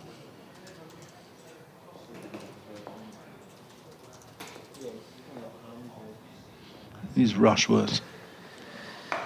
Talking of fine servants, and it's just played out into the onside. Been a fine servant for Durham, hasn't he, Chris Rushworth? He's been absolutely wonderful, wonderful cricketer. Ex-PCA Player of the Year. Yep. And one of only 2 players, along with Steve Harmison, to take a hat-trick for Durham. Yeah, what was unusual about his hat-trick? Go on. It was over 3 overs and 2 innings. And that's outside the off stump, and Proctor's worked it down to third man for single. It was over 3 overs Yeah. across 2 innings. Okay. So it was at Hampshire. So the 6th ball, and then the first ball, Yeah, and then the first ball. yeah. Okay. So 2015 at Hampshire, Yeah. he got James Tomlinson LBW with the final ball of his 21st over Okay. in the first innings. Here he is into the crease, and Sales defends that into the offside. Then he bowled Gareth Berg. I Uh-huh. wonder whatever happened to Gareth Berg. That was with the first ball of the 22nd over. That ended the innings. And he then got Michael Carberry caught behind on the first ball of Hampshire's second innings to complete the hat-trick. He was the first player to do it in that style in England since Tony Locke did it for Leicestershire against Hampshire in Portsmouth in 1967. Wow. There you go. And none of us in commentary spotted it. Here's Rushworth. That's defended again into the offside. Yeah, they can be hard to pick up, though. Well, I tell you what happened. I was doing the commentary that day, and I think Kevin James was on as well from BBC Radio Solent. But when the wickets happened, and I was looking on the electronic scorecard to see which ball of particular overs it was, all the delivery numbers on the electronic scorecard were all wrong. They were all out of sync. So next to the wickets that he'd taken, I had the wrong overs and balls next to them. And then that was corrected during the interval without me realising. Rushworth, as plane goes over us. So it was his dad who came in after he got Carberry and came into the commentary box and said, I think Chris has just got a hat-trick. And we were saying, no. And I looked through my scorecard and I said, well, that was that wicket there wasn't at the end of the over and this one wasn't at the start. And he said, well, not according to the scorecard I'm looking at now. And when we looked at it had been refreshed and it all made sense. Right. So I think that there'd been some kind of computer glitch in the morning session or whatever, and they'd repaired it all during the lunch break. But none of us knew he'd taken a hat-trick, so his big moment wasn't even celebrated at the time. It was probably about half an hour later that we got it on air. Potts coming in. There's an old-fashioned bus going past the far end of the ground. Oh, an edge, inside edge onto the pad. He's appealing for LBW. Proctor on 45.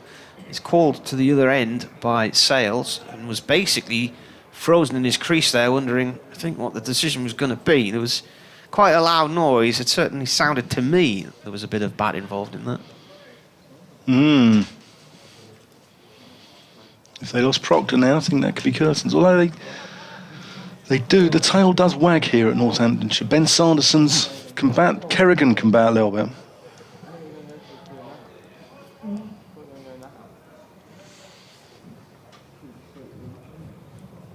Jack White gave it some long handle down in Bristol. Defended there by Sales. Somebody's tired outside. Started yawning in here on a microphone. We're all going to end up yawning now, because yawns, of course, are contagious. Andrew Zaffer in Australia asking how good is Rushy. Fantastic. I think Andrew was Rushy's best man.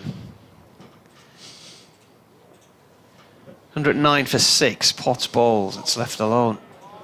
It's actually clouded over. Yeah. Got a grey sky now, it's a little bit gloomy. Difficult to follow the track of the ball here.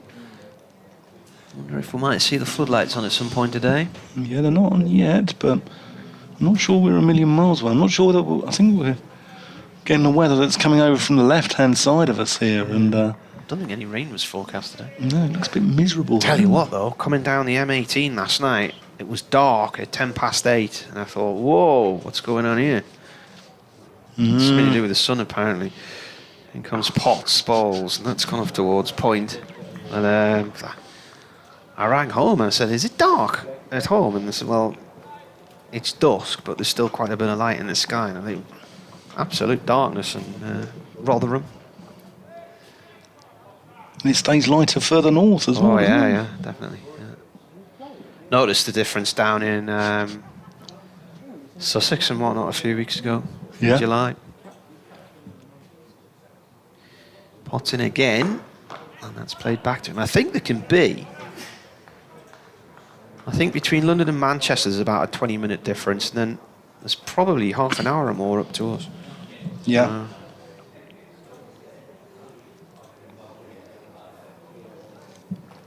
Saved your electricity bill up on the Roca Riviera? Yeah. Norman Robinson's asking, who in 1970 is Potts balls left alone? That was the end of the over, 109 for 6. Who in 1970 achieved a double hat-trick at the above ground? And the answer, well, the ground is the county ground Northampton. Norman, you weren't listening, were you? In the first half hour this morning, because Dan mentioned that. I wondered whether it was a left foot, right foot and a header combination, or...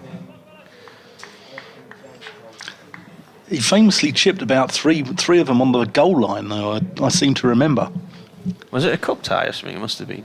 No, I think they got up to Division 1 in one season. Did they? Or it might have been a cup tie. Or was it when they got... They weren't relegated in 70. They went down about 73, didn't they? Here's Rushworth into the resilient Proctor. And he needs to be, because his team's in a little bit of trouble here. 109 for 6. Proctor holding it together here, using all of his experience. He's on 45. James Sales on none. But yeah, it was 8-2 to February the Leadenhall. 7th, 1970. Kim Book was the goalie. Rushworth in, and Proctor works into the onside. They thought about a single, but the yell of no sent back his junior partner, Sales. 5th round of the FA Cup it was. 5th round the FA Yeah. Cup. There you go. Yeah.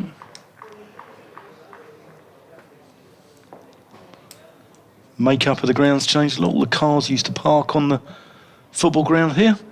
Rushworth in to Proctor, and oh, there could be a mix-up here, and there's a shy at the stumps, and he's missed it, and they're going to run a buzzer, actually. They're going to get an overthrow for it, but that was almost recklessly dangerous there.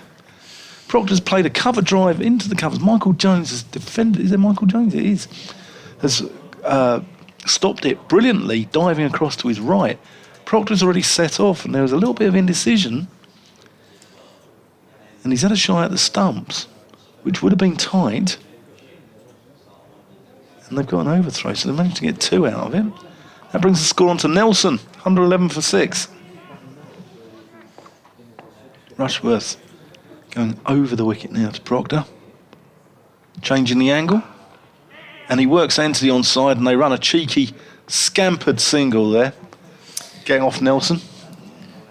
One of my friends played football for Watford for about 14 years, captained them for probably about 10 years. Gary Porter, who's from Sunderland. And Yeah. I think he came to Northampton Town for a while. And I remember going out, bizarrely, I can't remember how we'd gone to see Sunderland against Birmingham City, and it was a Sunday game, so on the Saturday we went to watch Walsall play.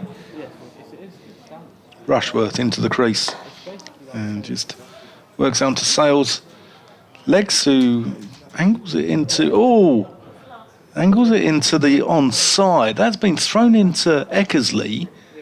Gone over his head. Looks like it's hit... Is that Coghlan at second slip? Looks like it hit him in the face. Chin. Yeah. Which is not what you want. They put the man out deep on the leg side now, so that's Jones dropping out to just under the scoreboard, just in front of square. So I wonder if there's going to be a bit of kidology. I wonder if Rushworth's going to either give him the short one or give him the Yorker, give him the double bluff. He just bowls him a length ball, which Sales pokes back down the pitch. And that's the end of the over. 112 for 6. Proctor 48. Sales yet to get off the mark. I thought Gary finished his career here, but it doesn't look like he played here. He lives here. But he played for Watford for years, and then one time went to watch Walsall. I can't remember who they were playing. And I'd just got to take the ground off, and I was with a mate and watching this game, and my mate says, "You see the Walsall number 8? What does he remind you of?" And I said, "Well, he looks to me like a lad I know from Sunderland called Gary Porter." And I said, "But he plays for Watford." And I said to my pal, "Are you thinking of?" He said, "Oh, he looks a bit like Ray Houghton." And then the lady next to us said, "It is Gary Porter. He's just joined us on loan." And so at half time, he went to the front of the stand as the players were coming off the pitch and shouted it. And he's walking off. He's like, "What on earth are you doing here?" So Potts comes in and bowls. This has gone off the point, no run. With Proctor on 48. Proctor has had, in his first-class career, 400s and 26 50s. So this is number 31. 50-wise, it'll be the 31st time he's passed 50. It's got really overcast now and rather coolish. It suddenly feels quite chilly and people reaching for coats now. Potts bowls, turned off the legs nicely for one down towards fine leg. Anyway, Gary lives in Northampton. He was playing for Watford. He's a football agent now, but in 1993 he went to the FA Cup semi-final between Sheffield Wednesday and Sheffield United. Yeah. And it was a lunchtime kick-off. It was the day of the Grand National, and that never was. I think Animal Liberation Campaigners. No, it was Captain Cock-Up, as the Sun called him. He couldn't start it properly, do you remember? Right, there was a false start and they ran the race anyway. And then about 2 or 3 years ago, there was a protest, wasn't there? That's right. Yeah. Potts bowls, this is defended. There was this advert where Adrian Edmondson was in a pub and he was promoting some kind of cider or whatever, and he could see into the future and he predicted there'd be another non-Grand National in a few years' time, and it turned out to be true. But it was that day of the false start in the Grand National, and about 6 horses ran the race. And we listened to that as we drove from Wembley, where we'd seen Sheffield Wednesday against Sheffield United, on our way up to Watford to see Watford against Luton Town. Potts bowls. This has gone off to point to Lee's no run there. And so we saw this, I think it was the second half of Watford Luton, because the game at Wembley had gone into extra time. And so Gary Porter and Keith Woff was from Whitburn, were both playing in that game that day, Watford Luton. Keith was a goalie. And then the next day, on our way home, we stopped in a pub in Nottingham. There's Potts bowls. This is defended by Sales, who's still yet to get off the mark. How many balls has he faced now?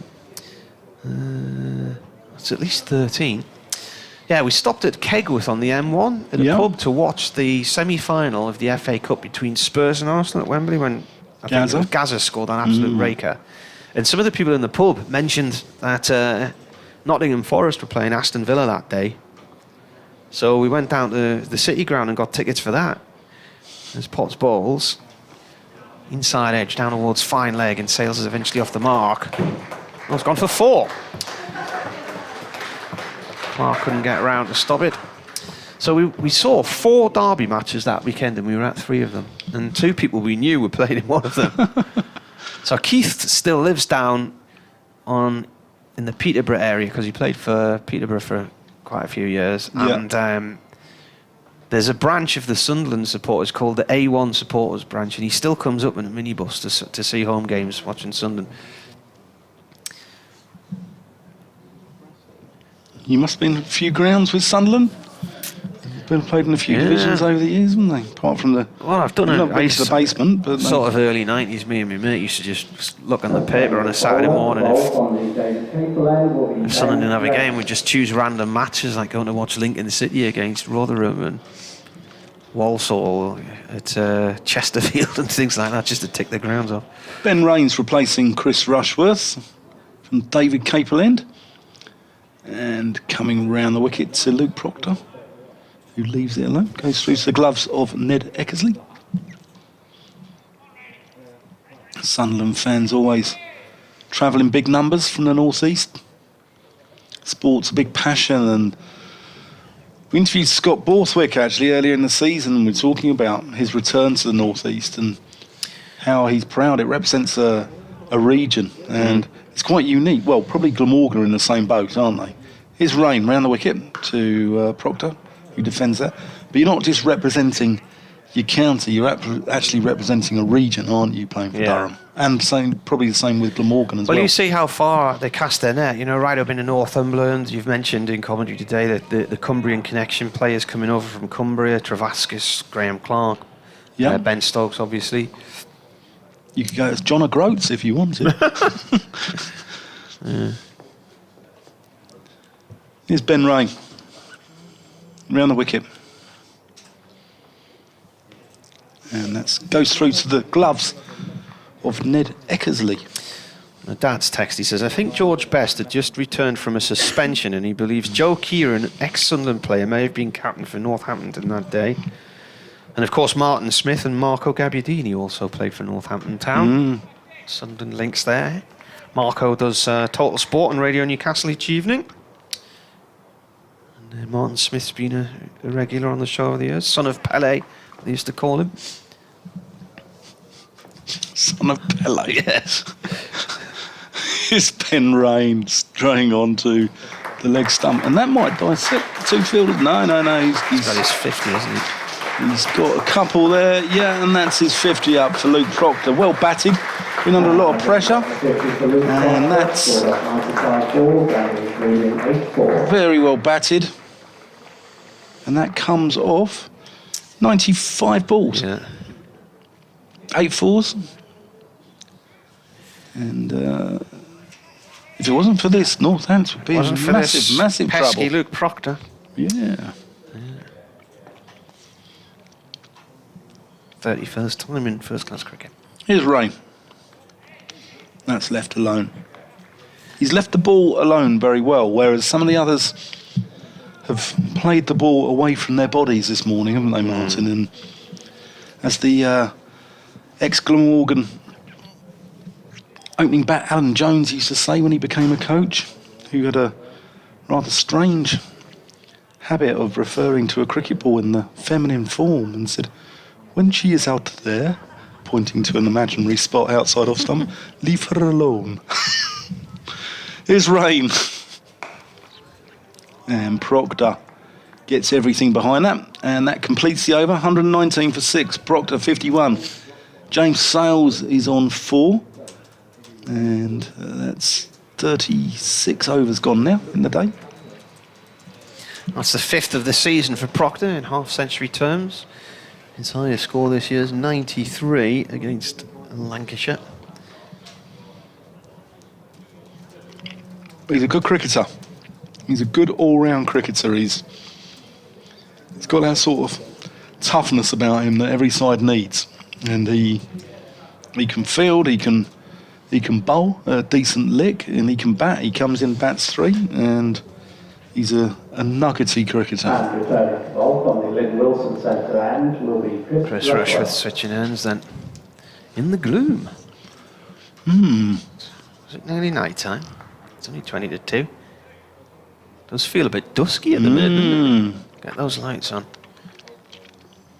36 overs gone, 119 for 6.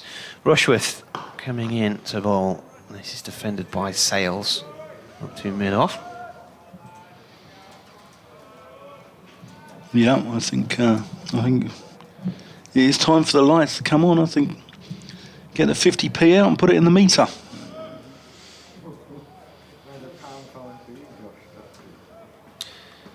I was talking to a couple in the hotel bar last night while watching the tennis who it was immediately obvious the man had a Durham accent. As Rushworth comes in and bowls, and this is pulled off the back foot by Sales, wide of Travaskis at mid-on. Chase now for Travaskis up towards the far end of the ground. 2 runs. And I said, are you here to watch the match? And they said, no, it's just pure coincidence that we happen to be here when Durham are playing. They were bringing their son back to college. Oh, okay.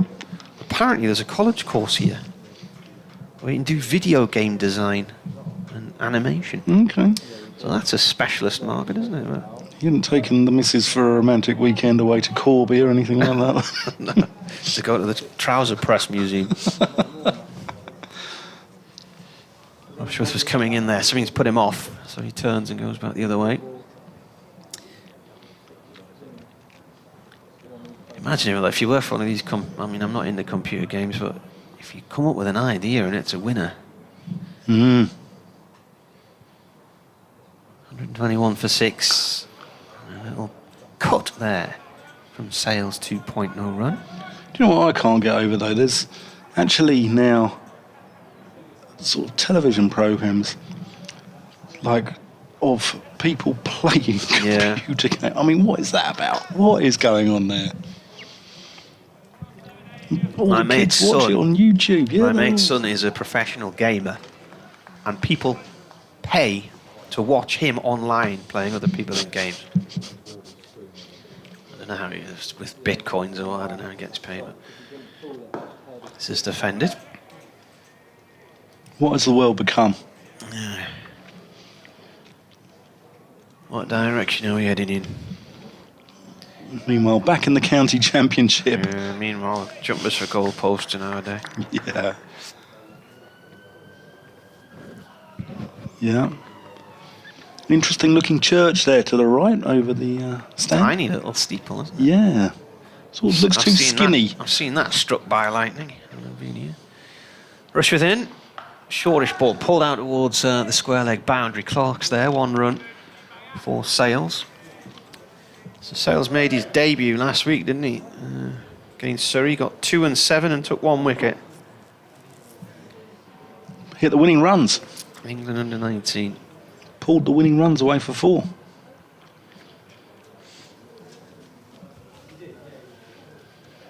That's a good win because I know Surrey are still decimated by England call-ups with nice Wally Pope and Rory Burns, but they're still a strong side.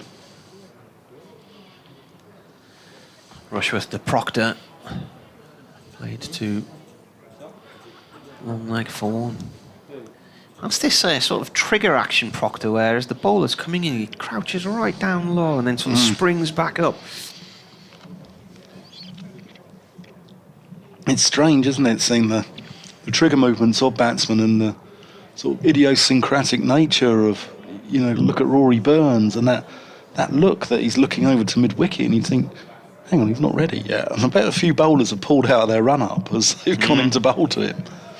If you want to email it to wearecricket@yahoo.co.uk or at multicricket on Twitter or at the middle stump. The important bit is the in that one, then the middle and then the stump. There, you've got to add them all together.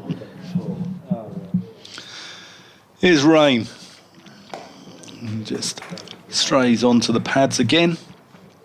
Proctor hasn't missed anything round there all day and just works that one into the onside. There's the guy in the on the leg side there has gone back on the boundary and he just works him away for casual single.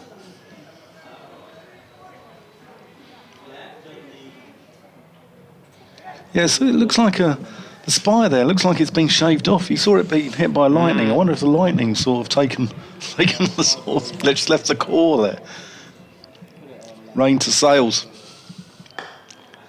That might have been the night of the David Sales knee injury. I remember walking along the street to a little shop on the corner and I had this headache and I thought, oh, where's this headache come from? And I looked up and the sky had sort of gone greeny black and I thought, whoa, and it suddenly got so oppressively hot and you could just feel the electricity in the air. Well, let's hope we're none of those today as we're wearing the headphones here, Martin. Rain into Sales, who resolutely defends that into the offside. Church over to our left seems to be rather different. One, isn't it? Yeah, much different design. Fatter steeple.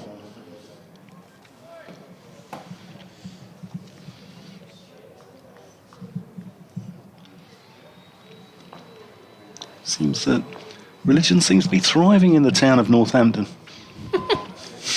It's Rain to the attack and forward defensive there by James Sales. Goes out to mid-off. 124 for 6. He's got 3 slips in where all wickets bar 1 this morning have all fallen to the cordon. Where we've had Eckersley with 4 catches, Coughlin took one at 3rd slip. It was only Adam Rossington who was LBW. It's Matty Potts on the stroke of lunch. He's got a point, he's got an extra cover, he's got a mid-off, mid-on. Mid-wicket, long leg. As Rain comes in to Sales, who defends that back to him. Sales on to 7 now.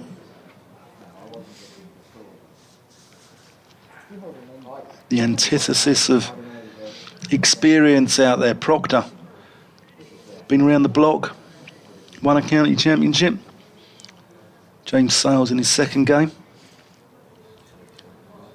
The youth. It's good these guys are coming through Northamptonshire system. People like James Sales, Harry Goulston. Fantastic to see. Ben Rain comes in and just works that onto his pads, and he plays it out to Michael Jones at mid wicket, and that is 124 for 6.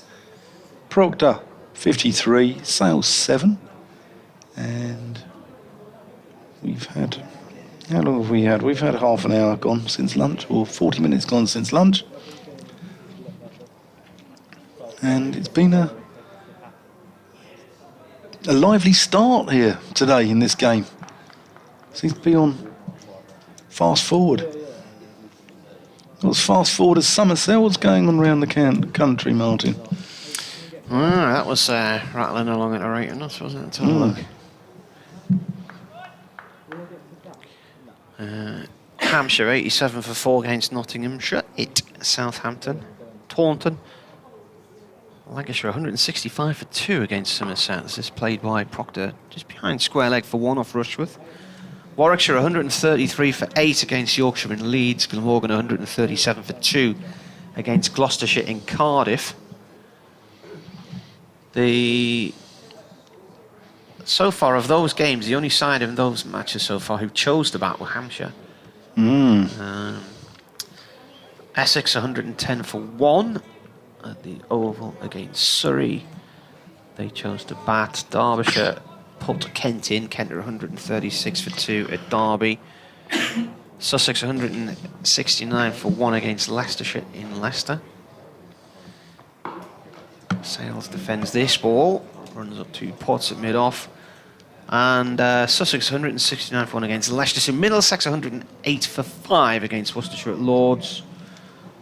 Whoa, Uganda women have got their match with Cameroon underway. They're 53 for 1. Ooh, good start. Northern Diamonds 213 for 6 after 42 overs against the Thunder in Chesley Street. You're up to date. And here, Northampton 125 for 6 as Rushworth bowls. That's a leave.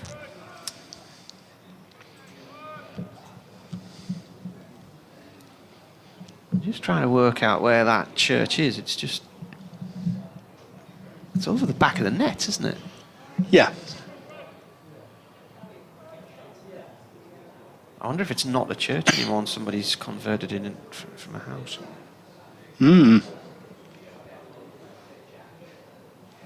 Maybe. It's an interesting looking building. Rushworth in, bowls. This is defended, it runs it towards short mid-wicket.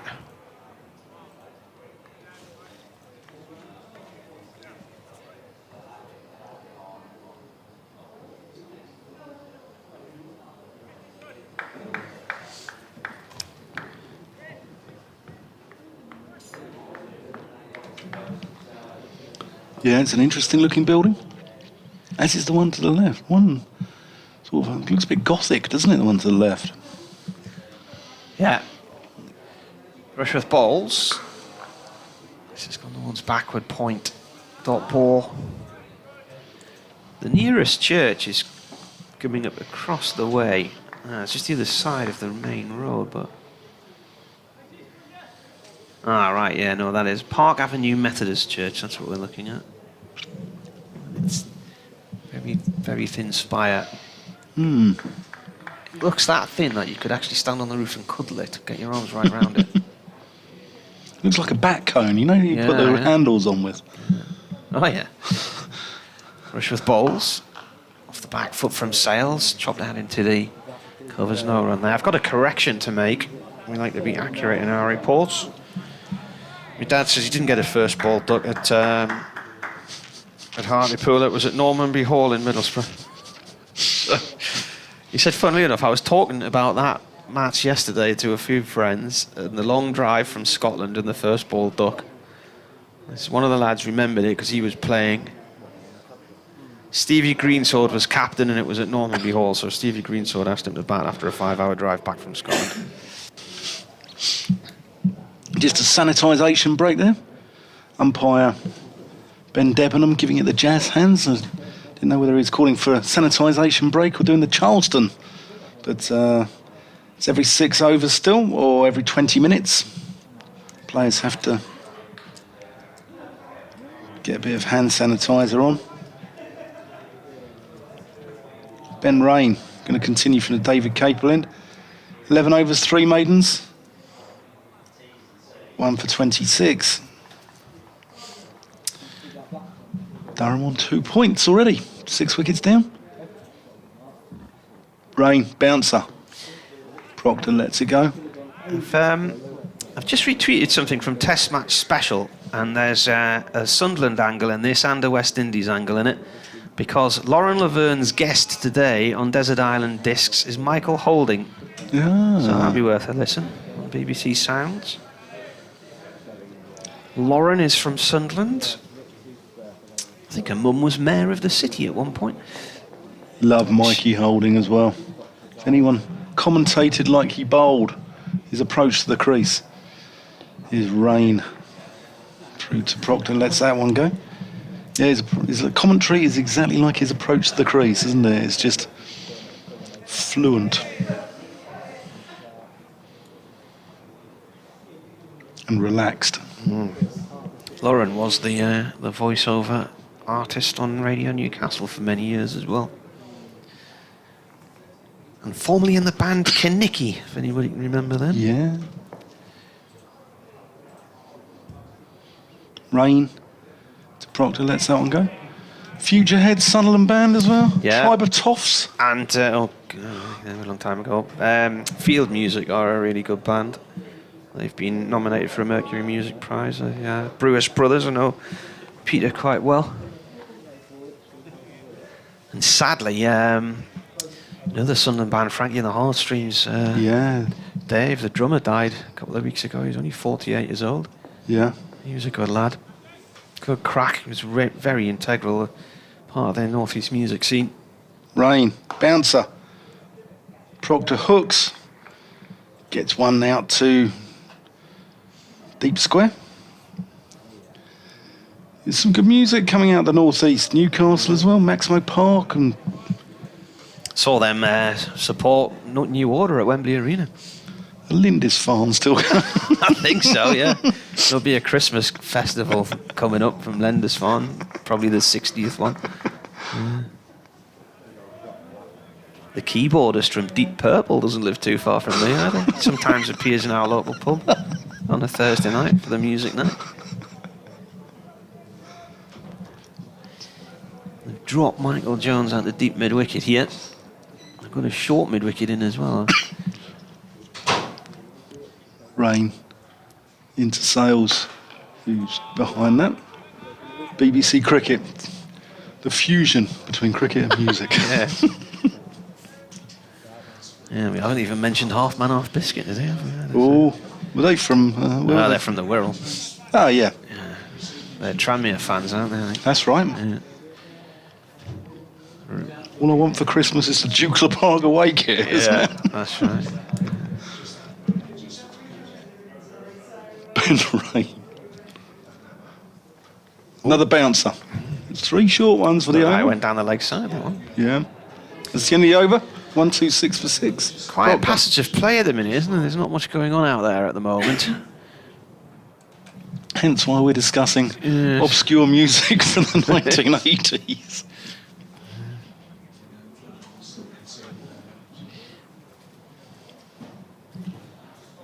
Matt Salisbury's on third man duties as well for Durham. So quite a few of the second team must have called in on the way home from Sussex the other day.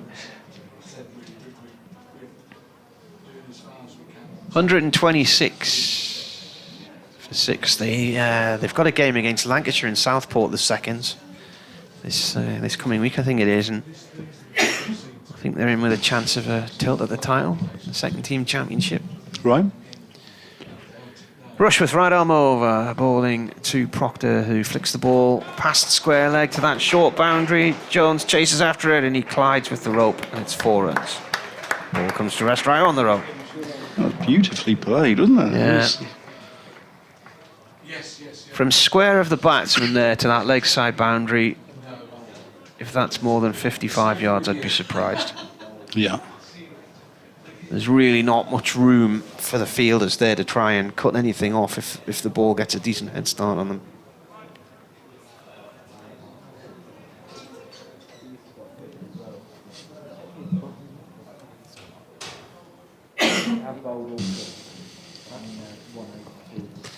Rushworth comes in again. 130 for 6 here on the BBC. Right arm over.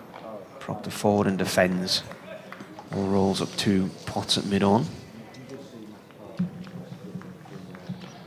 Talking music, Jack White playing in this game. Yes. Not the lead singer of the White Stripes, but... 20 years, 20 years since their first album came out?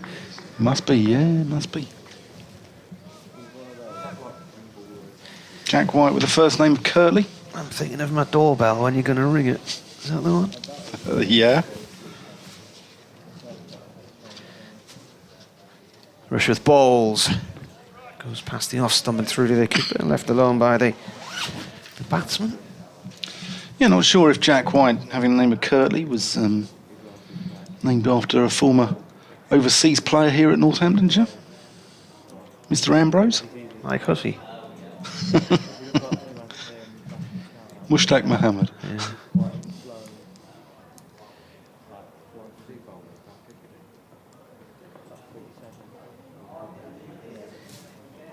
Halfway through this 41st over, Rushworth in.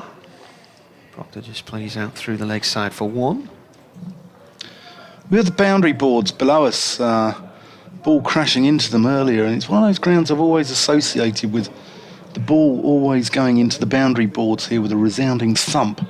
Like Wayne Larkins absolutely hammering it into the, crashing it through the covers, or Alan Lamb or Kevin Curran. All used to whack it, all used to hit the ball hard. Yeah.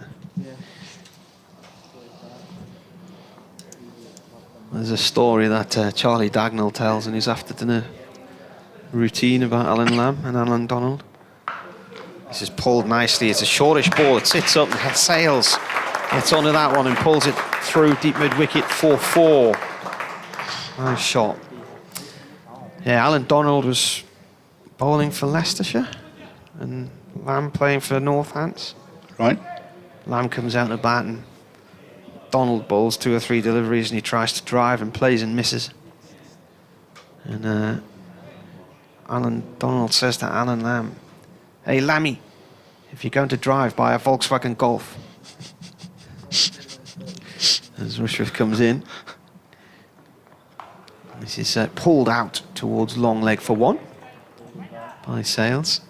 Next ball, Lamb crashes the ball back past the bowler and into the advertising hoardings and says to Alan Donald, "Alan, go and park that over there, will you?"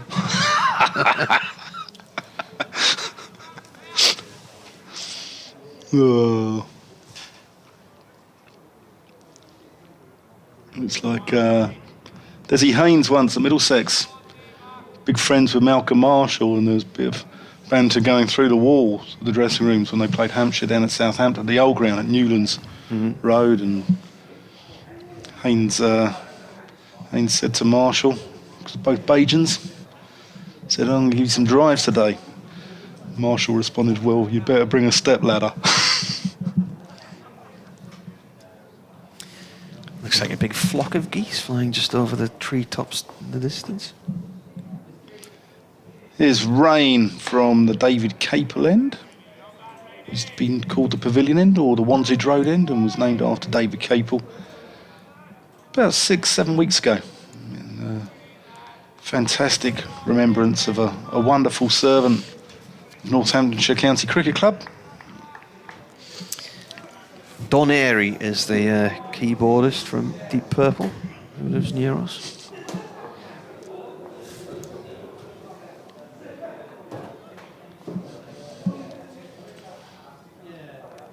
Ben Ray in his 13th over, and that's just defended into the onside by James Sales, who's on 12 now, and he looks quite a well-organised player. I quite like the look of him. He's prepared to take on the short ball, and he's played it well. How old is he? 18. Yeah. Selected in the England under-19 squad, who are currently playing the West Indies at Beckenham and Canterbury, I think they're playing, but he was released back to his county to play. Here he is, and that's a lovely shot there, where he's driven that. Yeah, brilliant bit of fielding. It's good cricket all round, actually. It was wasn't an over-pitched ball there by Ben Ray. Lovely cover drive from James Sales hit firmly into the covers and a diving stop there, and they don't take the single. Good cricket.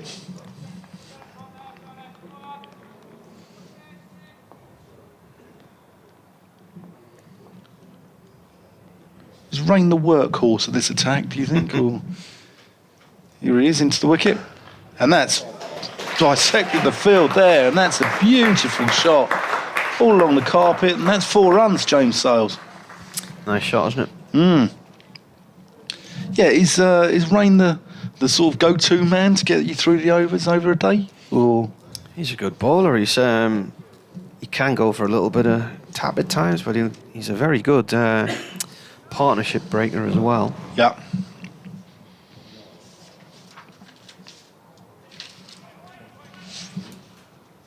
Because he was originally at Durham, wasn't he? And then he went to try his luck elsewhere. I think he started off as an opening batsman. He only played in one first-class game, though.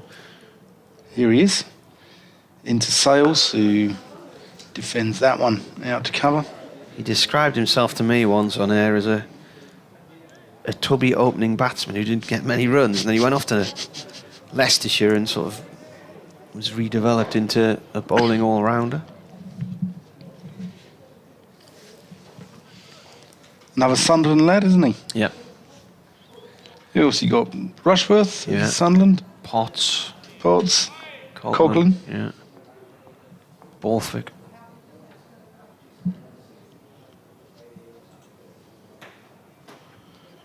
Here's Rain. And that's defended. That's the end of the over. 140 for 6. Proctor's moved serenely on to 60 and Sales on 16.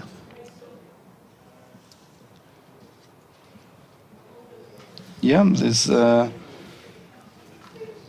played at Leicestershire for a little bit, as did Ned Eckersley, or Edmund James Holden Eckersley. Sounds rather glamorous. Yeah. I say he's got the most Yorkshire-ified Pennine Hill farmer Lancashire type name you could come across, Ned Eckersley. Yeah. I always think Jake Blatherwick up at Lancashire. I think that's... Coughlin coming back into the attack here. You just imagine, go up to Eckersley's farm and get some milk and some eggs. Norman Robinson says, surely the best band to come out of Sunderland's the Toy Dolls.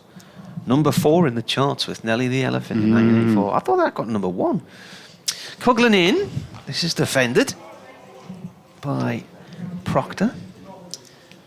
It was sort of Live Aid time, wasn't it? Probably. Oh, yeah. Nothing got to the number 1, really, Yeah. unless it was Wham. I tell you what, to get a number 4 that year, I bet it's sold about 10 times more than anything that gets number 1 these days. Well, I think I read somewhere that 1983 was the height of single sales. The number 1 now would have been about 32. Yeah. This is driven up to mid-off to Rushworth by Proctor. Yeah, you think back around that sort of 82, 83, 84 period, there were some really good songs that never got anywhere near number 1, but they were in the charts for a long time. Well, like John Ketley is a Weatherman by the Tribe of Toffs. Yeah. I think that was slightly later, wasn't it? Yeah, I think that was about 88, wasn't it? 87, maybe? Cobden balls. Down towards fine leg for 1 by Proctor. One of the guys out of with Toy Dolls runs a pub now over Bolden Way. Pete Zulu. It's known for its gastronomic delights.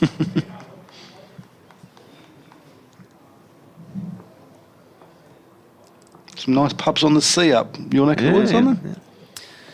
Yeah. Coughlin 2 Sales, balls played back towards the bowler's end. I remember when the National Glass Centre opened on the banks of the River Wear, and we did a story because some women had gone in for lunch, and I think he was the chef there then. Now, everybody these days just accepts potato wedges as being potato wedges, but back in those days, sort of around about the year 2000, it was a new thing. Might have been a little bit earlier than that, perhaps.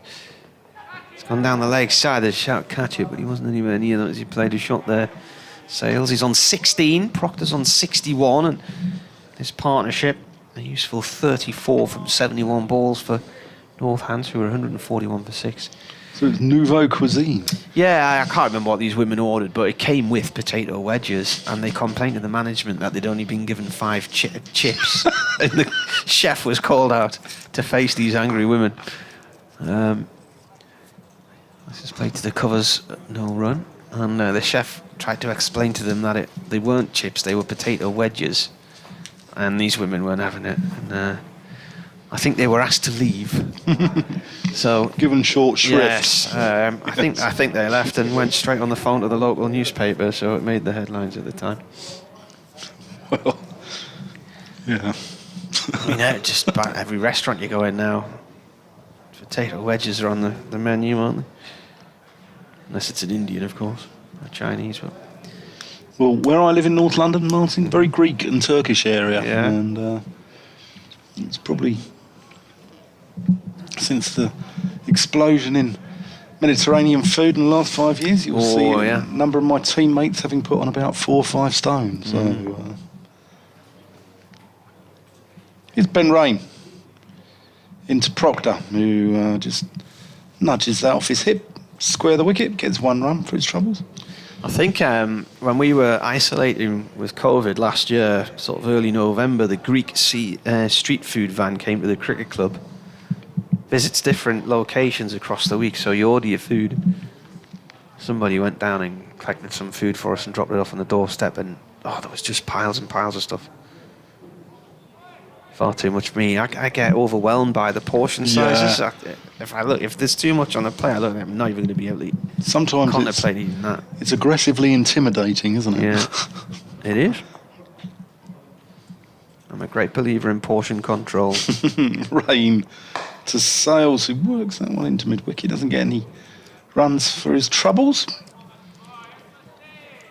Is one of the wonderful things about living in London is, the amount of different foods from around the world. But there's a great story about food, actually, from food around the cricket circuit. And Matt Maynard told me many years ago that Derby in the 80s was awful. It was like Frey Bentos out of a tin, that sort of stuff. What, for the players? For the players. That's probably... And Ben Rain into Sale. Anyway, they used to send the 12thers out for fish and chips or pizzas because it was that bad. Mm-hmm. Then one year they got a new chef in who was absolutely superb.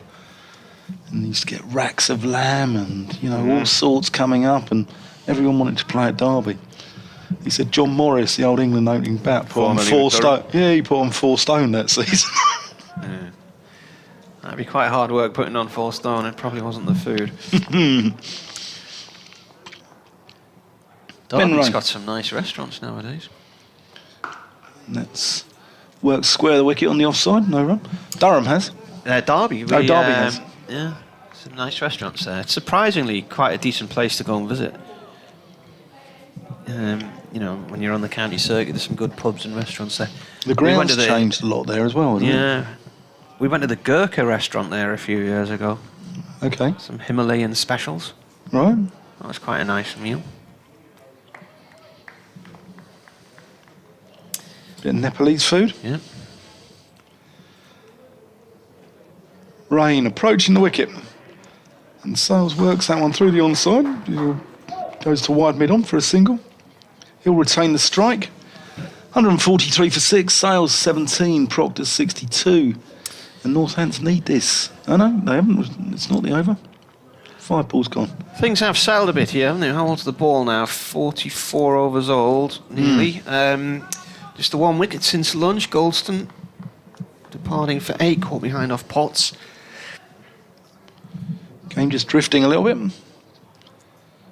That's the beauty of 4-day cricket, isn't it? From a home team perspective, they're fighting back now. Rain coming around the wickets, the left-handed Proctor, who works that into the onside, scampers through for a single. 37 this partnership now of nearly 80 balls, 144 for 6. Just talking about music and culinary delights. The There's a cracking little Arabic restaurant, Persian-y style, in Eltham High Street, which I sometimes go to because I've got friends live near there. In where? Eltham? Eltham, yeah. In South East London? Yeah, yeah. Remember the end of the season one year, Durham had finished at Hove against Sussex, and then me and Stuart Rayner, who worked for the Journal, we drove back up and we stayed in Eltham for the night and headed off to the High Street, not expecting much in the way of culinary delights, and came across this little place. It was fantastic. They marinated chicken dishes and stuff. Lovely. Durham are bringing on a 12th man here. Matt Salisbury's coming on. Rotating the field a little bit today. I think Graham Clark's just jogged off. Durham's fieldings look quite tidy this morning, Martin, I think. Yeah, yeah. We've just got an issue. I think it'll be the same for Northamptonshire, just trying to defend this small boundary. But here's Coghlan bowling. That's right on the spot. Dot ball. Oh, the lights have just come on. Yeah. So what time is it? 2:15 and the floodlights are on. It'll probably been on about 3 or 4 minutes before I realised them warming up. Yeah, it's I don't know if I'm cursed every time I do a Northamptonshire game, but we went down to Bristol. Coghlan bowls, defended. Well, it was interesting. I was down in Suffolk a couple of weeks ago, and I went to watch Suffolk against Staffordshire one day with Don Topley, and he was just saying what a depressing summer it's been. It was actually a lovely day that day we were there. In fact, we had a really nice week, but it's been quite wet in the south and the east. Yeah, but it's still been fairly dry where we are. In comes Coghlan again, and this is played away by Proctor up towards mid-off to Rushworth. Well, I think it's been quite a cold summer, but yeah, I think the other thing is it's hammered down with rain. Not where we are. On either a Friday or a Saturday morning, much to the chagrin of club cricketers who've been working all week and looking forward to a game. Yeah. Well, you get a lot more rain in the Midlands than you do where we are. Defended again by Proctor off Coghlan. Certainly the last few years, I would say so. And if you look, for instance, at days lost in the county championship and the T20 as well. One Day Cup 2 years ago, all of Durham's away games were affected by the weather. Do you know where's lost the most hours? They did a survey a few years back. The Oval. This is defended by Proctor on 63. No. Cardiff, right? Yeah.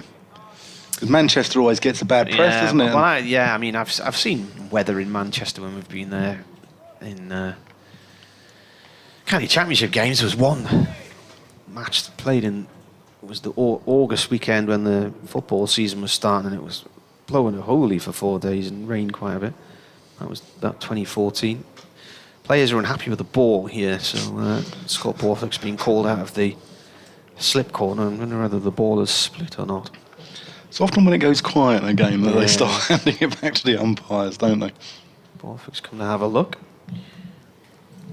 There's 4 players now having a look at it. Ben Debenham, he's now been thrown the ball and he's decided it's out of shape. He shows Peter Hartley, and the Durham players are all calling for drinks to be brought on. That's Peter Hartley going to try and put the ball through the ring. He is, and it won't go through. It's sticking.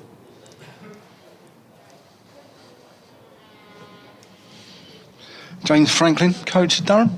Yep. He's had a wonderful career in a number of counties: Essex, Glamorgan, Gloucestershire, Notts, and then Middlesex, where he captained them to the 2016 County Championship. He's been with you guys for 2 or 3 years now. Yeah, 3 years.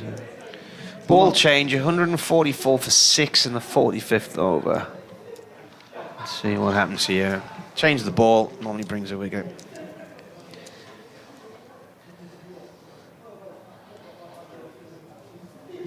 Marcus North, your director of cricket, isn't he? Yeah. And Ian Botham, the president. Yeah, he's the chairman, isn't he? Is he the chairman? Yeah. Is he seen around the club much at all? A little bit. He's gets there when he's can. He's I think he was waiting for an operation on his back or his legs last year. The ravages of time have caught up with him again. All those overs he bowled as a player. Still sorting out this ball here. Davy Fenwick's been on. He says, "Hi Marty, nice to hear Dan's dulcet tones as your co-pilot, and for any county cricket supporters, the podcast County Cricket Matters and the magazine County Cricket Matters that Dan helps with, along with Annie Chave, are quality." Thank you. Can you and Dan remember the Heinz sponge puddings? Ooh. Did they come in a tin as well? Reminds me of caravanning holidays. They took about half an hour to do in a saucepan on the hob in a Swift Cottingham caravan until the label fell off into the water in the pan. Oh. Golden syrup was my favourite. That sounds grim. Oh dear, oh dear. That's like those, breakfast in a can. Who would? Oh, yeah. Sausage, beans, and do they have egg in it? The can as well. They can't. Surely not. Yeah. Surely not. Well, you see those sort of stews in a can, don't you? And Yeah. you think, God, would you want to serve your dog that, you know?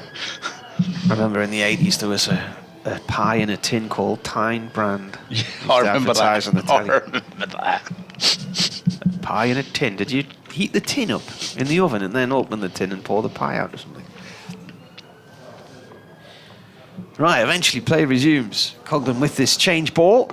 Proctor plays it across towards square leg for one.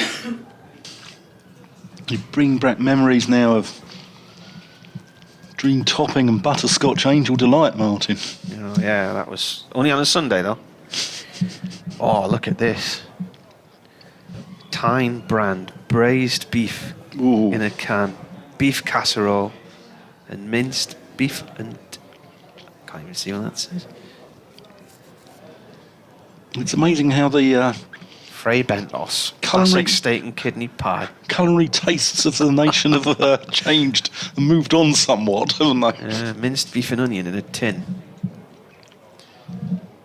Deep fill pies in a tin. What are we going to see here? We're going to see Stewed steak. Travaskis coming from David Caperland. How the other half live, eh? Yeah.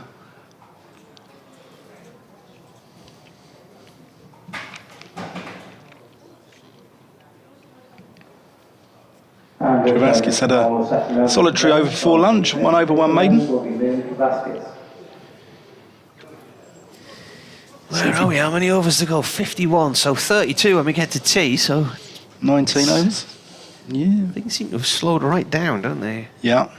Where's the over rate on there? Can we see -1? So Durham have got to think about that. They did get points stopped at Edgbaston earlier this year. Did they? Ridiculously in a game where we didn't even have the first innings finished. They lost more than 2 days to the rain.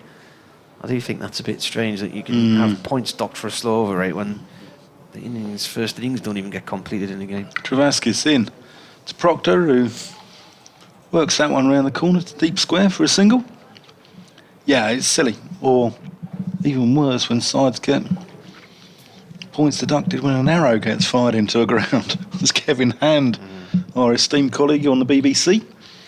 I can't see, though, in that match, and I know it was controversial, but I couldn't see there was enough time in that game for them to get back on and sort out that over rate. Because they still had to bat, and wasn't it the last day of the match or something? Yeah, Simpson was batting for Middlesex. I think they were going to declare, stick Surrey in and then get through the overs quickly. That's around the wicket now. Travaskis comes and Sales lets that one go into the gloves of Ned Eckersley. Scott Borthwick was playing in that match. He was bowling at the time, wasn't he? Was he? Okay. Yeah. And that's short and wide and cut out to deep cover. Single. Sales moves on to 18. Proctor 65, 147 for 6. And this is a decent bit of repair work here for Northants. 40 these two are put on. And it was much needed. Won the toss, chosen to bat. 107 for 6 isn't the ideal scenario. Let's work round the corner there by Proctor. Down to fine leg, who's more deep square. For a single. It's August the 31st, 2017, I think. Yeah, I think Middlesex's plan was to declare and then get the spinners on. I think like Souter or even get David Milan or someone like that to bowl leg spin.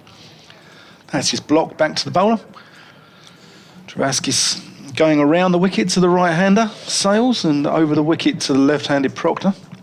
As most slow left-arm orthodox bowlers tend to do. Here he is. It's a little bit short, and Sales rocks onto the back foot, punches that square cut. From Proctor with haircuts to Sales with square cuts, we're here on BBC Cricket.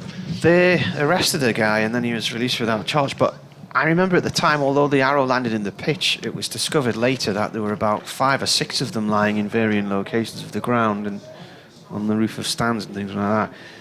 Because initially I think they thought it might be some kind of coordinated attack. As armed police were sent to the ground and everybody was told to leave. It'd certainly make you get off the pitch sharpish, wouldn't it? If you're batting and suddenly an arrow falls down at your feet. Talking of strange events on cricket pitches, there's the video doing the rounds of a dog nicking the ball in a women's T20 game in Ireland yesterday. As Coughlin bowls to Sales. But what nobody is commenting on is the awful wicket keeping, because the ball gets thrown to it gets played to the boundary. It's thrown back to the keeper, who, standing about 2 yards from the stumps, hurls the ball over the top of the stumps and away for overthrows. And that's when the dog runs on and snatches it. And I mean, you know, it was the run-out that went begging, really, that I was more concerned about. 149 for 6, stop ball as it goes to backward point. It was harder to miss the stumps from where she was, I think. I think it's a ploy to get a bit of reverse swing. I mean, you know, if you give a ball to a bull mastiff, chew one half of it, and the ball start going around corners half an hour later. Derek's writing his book on his cricketing year. It's been a cold but great year, he says. Great start for Durham today as well, yeah. Coughlin in. Oh, and a play and a miss. Now, that's the first delivery that's done anything for a while. Really, things really had settled down here, and this ball changed after in the 45th over, and just suddenly nipping around again. That looked like a decent seed, actually. Pitched, I think that pitched middle. Moved away. Beam outside off stump.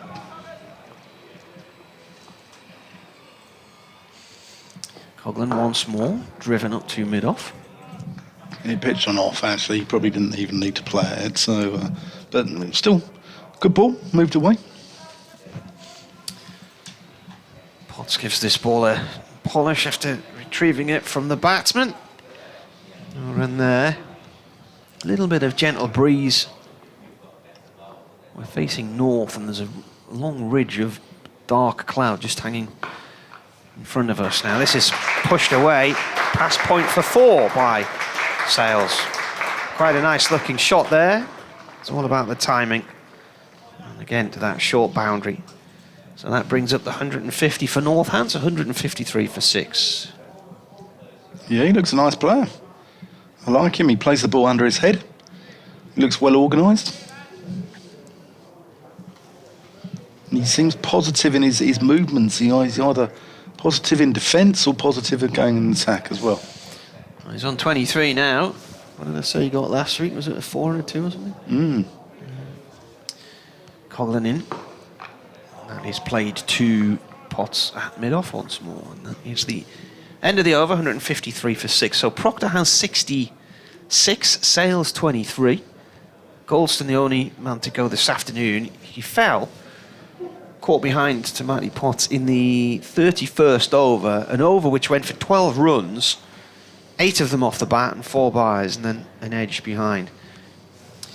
So that's the only wicket to fall this afternoon, and that was in the 31st over, and we're now moving into the 48th, and we're at the halfway stage of the match here, or the day, because 47 overs have gone, 49 to go. So after this over, we're at the halfway point.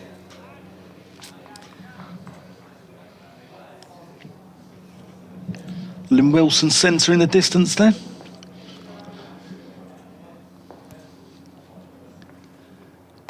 As Travaskis comes on to bowl and Proctor nurdles out around the corner to short fine leg, man on the 45.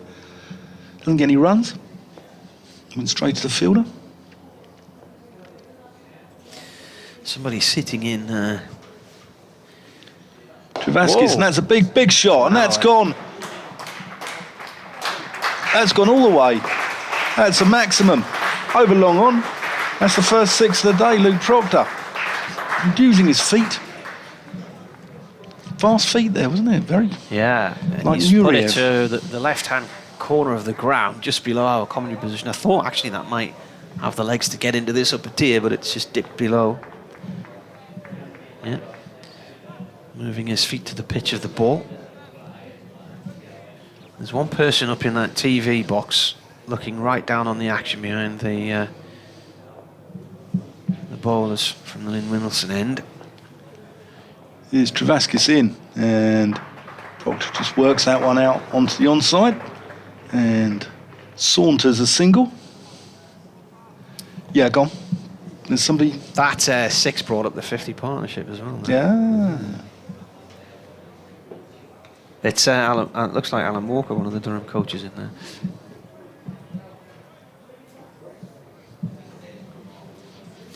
Came in 98 balls.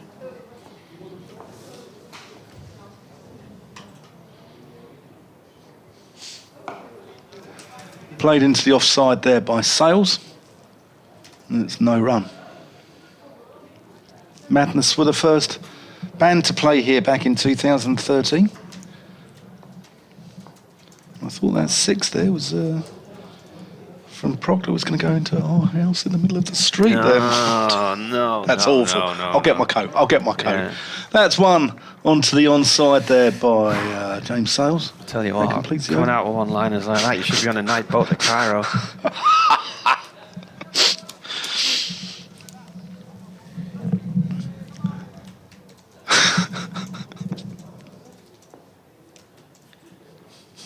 You're an embarrassment. Oh, big shout for LBW there. Proctor it's on 73, but the umpire turns it down. That's the end of the over. 161 for 6. Proctor's on 73, Sales 24.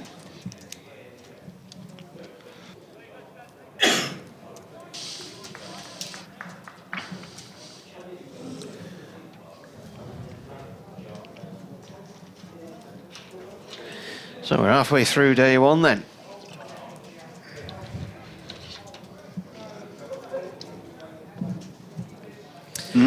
BBC Radio Newcastle with you, BBC Radio Northampton. Do you think Durham are still happy with this start? 6 down, 161?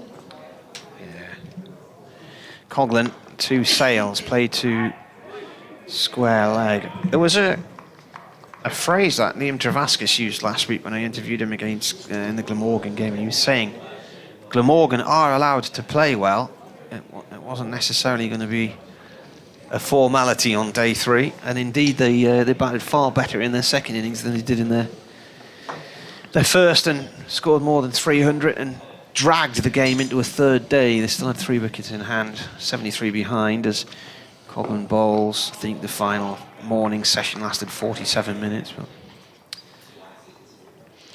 yeah, you generally, I mean, you do expect partnerships, even after teams have got off to poor starts. You do expect partnerships to develop here and there. Yeah. I thought that was a good result. I mean, Glamorgan have been quite impressive this year. They could have beaten Yorkshire twice if it wasn't for weather. They were definitely in those games. This is dug out by Sales. It was a Yorker length ball around about leg stump. He's just got the toe of the bat onto that one, out towards Clark at mid-wicket. Clive Myrie, the BBC presenter, said a brilliant edition of the Whispering Death Michael Holding on Desert Island Discs. Is he a big fan of his cricket, Clive?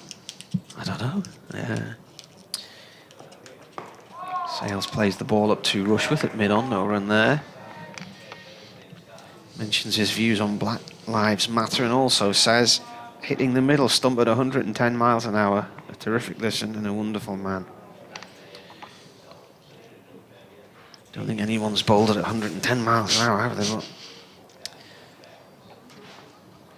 referring to his views on Black Lives Matter being akin to hitting the middle stump at such speed.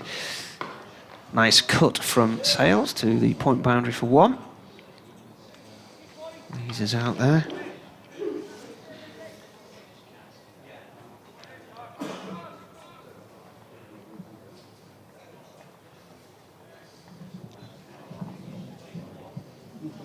It's a lovely supporters club there over to the left. Lovely building. It's the old signal box from a railway somewhere. Is it?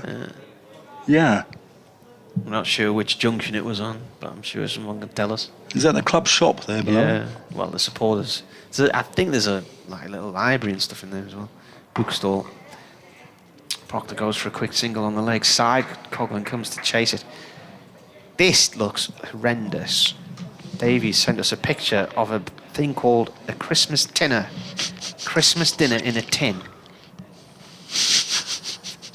Oh. Christmas dinner in a tin. It's got turkey and all the different layers of vegetables and whatnot. And stuffing. There's gravy at the bottom. Oh my lord. Love it. Keep them coming. Keep them coming. I bet there's not many calories in that. No.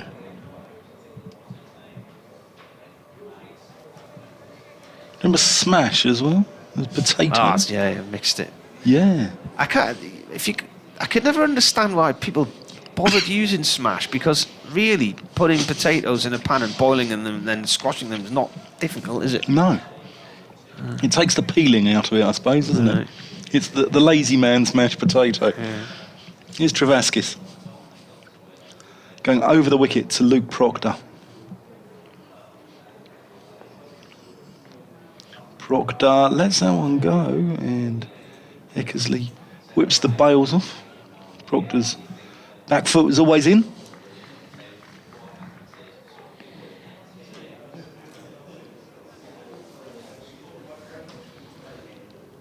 Travaskis, new contract signed. Pushes Proctor onto the back foot and he defends that. Yeah, a new 2-year deal for him, and Michael Jones getting his first pro contract as well. He's been on an academy contract until now, so good to see him developing. Scoring runs now and taking his opportunity after a nervy start to his career. Ooh, and it's well fielded at short leg. Not sure he knew that much about it, but... Clark's in there. Yeah, Clark. Turn around the corner. Travaskis sees to a put on 56 now. Bit of a thorn in the side for Durham. Travaskis.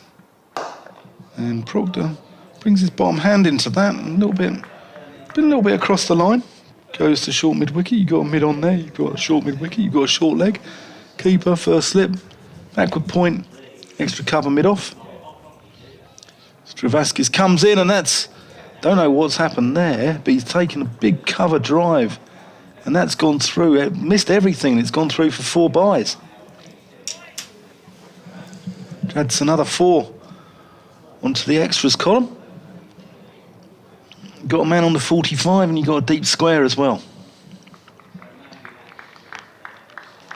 167 for 6. The total's crept up to. Any more? Horrendous bits of culinary delights a pub from recommendation the 70s and from 80s. Paul Bennett. Travaskis in, defended by Proctor. That completes the over. 167 for 6. Proctor 74, Sales 25. Paul saying you were talking about places to eat and pubs in the Derbyshire area. He's recommending the Half Moon in Littleover, where he stopped once. And he went there because his local in Darlington is also called the Half Moon. And he said they were building the new A1 motorway at the time alongside the existing road. behind the bar were some road signs in this pub in Little Over in Derbyshire as Coglan bowls to Sales. Flicked off towards short mid-wicket, no run there. And he said one of the signs had on it A6055 Scotch Corner. So he said there was great local interest when I said I was from Darlington, because of course Scotch Corner's near Darlington. He said it's got a lovely sloping beer garden. Park in the co-op opposite, he reckons. there's some advice for you if you're ever in that area. Oh, lovely shot. That's a nice shot. Off the legs, flicked away beautifully. Timed nicely out the middle of the bat. Has got the legs to go though. He's gone to the furthest corner of the ground. It's not going to make it. He's going to have to run 4, is he? Or they're running 3. Could have had an all run 4, but they run 3. Score moves on to 170 for 6, and Sales is now on 28. Proctor on 74 is on strike. I love that. Parking the co-op opposite. It's like Portillo's Great Train Journeys. And Something's put Proctor off as Coglan was running into bowl. Proctor now on 74, I was mentioning in the last match between these two on this ground. He got 86 not out in that Northants win in 2019. And he's cut down towards third man, 4-1. And on that occasion, Durham put Northants in. It was a really misty, eerie, damp sort of week. And they'd just beaten Middlesex, so they were in the promotion hunt. 2 games to go among 5 teams with a chance of promotion, including Northants. But they ended up losing here by 169 runs. They lasted just 8 overs on the final morning before they were inevitably beaten as Sales defends. They had gone into the match on a run of 8 games unbeaten with 5 wins in that spell, and this was after they'd lost their first 4 in the season. It was their worst start to a campaign, so they'd recovered quite well and had got themselves into the promotion hunt. They put Northants in what really were bowler-friendly conditions and didn't bowl well at all.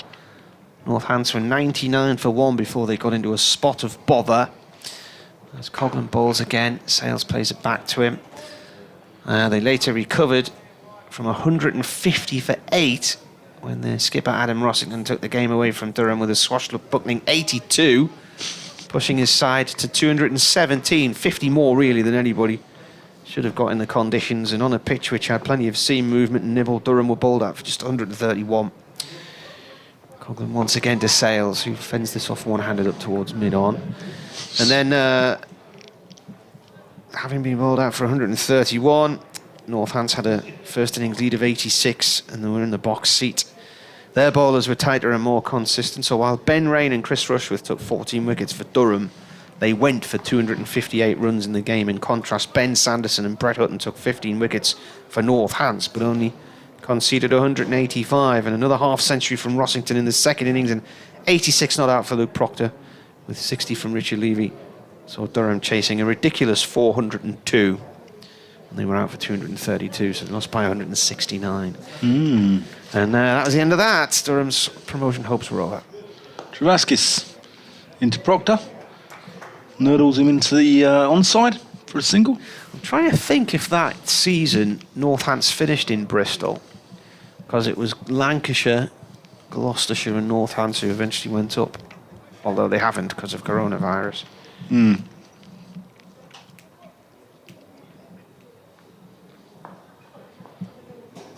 Travaskis top of his mark. 6-7 steps into the crease, pigeon stepped. And Sale just works that one into the onside. Against the spin for a single. David says, if you're still there on Tuesday evening, Marty, you can go and see Steve Harley at the Spinney Theatre. Saw him at the mouth of the Tyne Festival years ago, the North Shields Fish Key Festival as it was back then.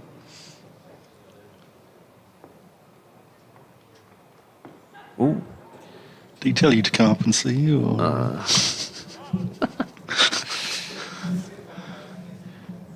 it's a dot ball into the onside. Yeah. Travaskis.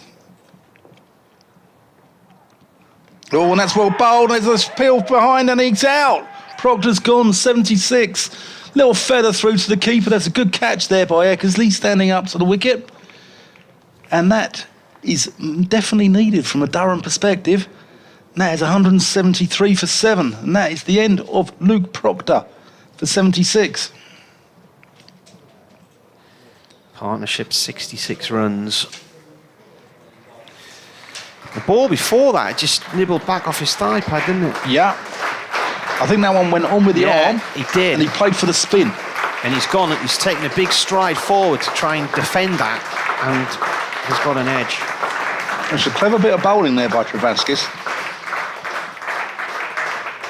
He has. He's done him. The ball before's done him because it's spun and gripped and went back into the left-hander, and that one's just gone on with the arm.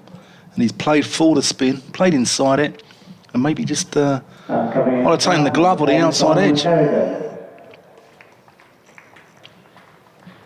173 for 7 now.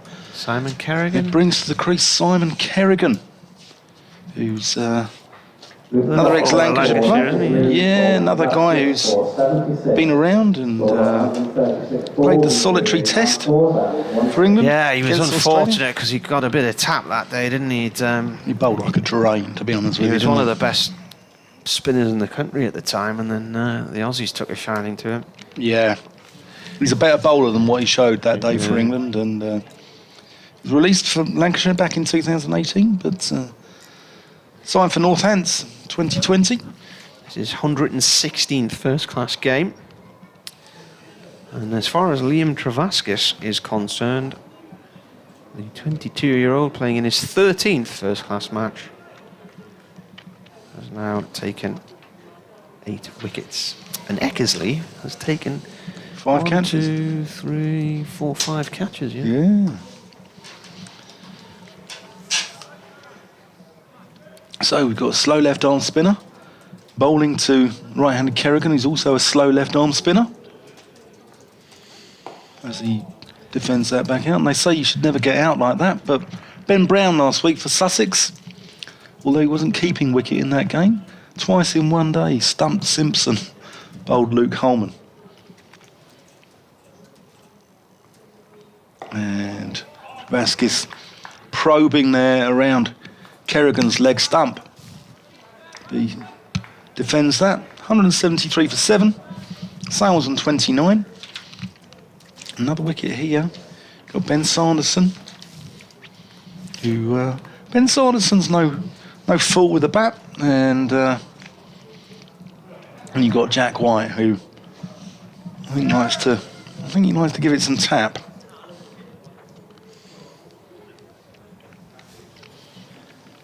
Keep your rubbish food and rubbish tin food coming into us. Is that multi-cricket or at the middle stump? The Durham record is for catches in a match. I think it might be Stewie Pointley with 6 or 7. And a change of bowler to bowl from the Lou Wilson centre end, Matthew Potts. Matty Potts back into the attack then.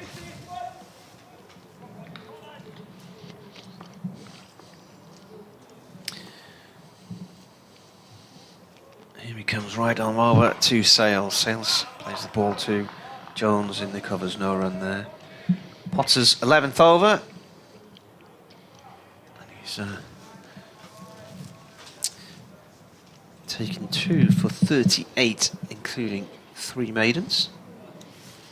Some fans below us, quite vocal, down in the lower tier. Don't know if they're your guys who come in from the northeast, because Ben Raines seems to be having a bit of banter with them down below us. Just left alone. That might be because of his former Leicestershire links. Uh-huh. The M1 corridor rivalries. Yeah. Tom Taylor missing from this game. He's done a tour right around the East Midlands, from Derbyshire, Leicestershire, and now Northants. Also played for Staffordshire, hasn't he, in the minor counties? From Stoke. Has he? Yeah. Okay.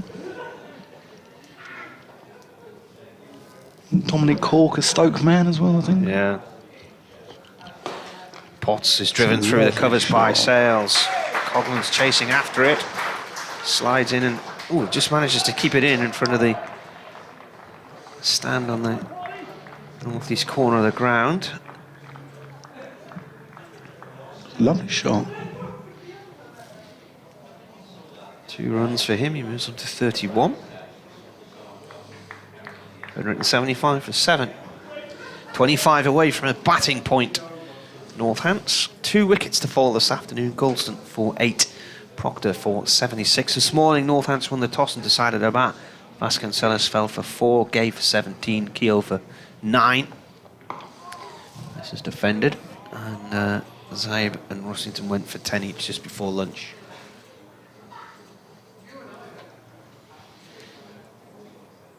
$11 overs left to tee.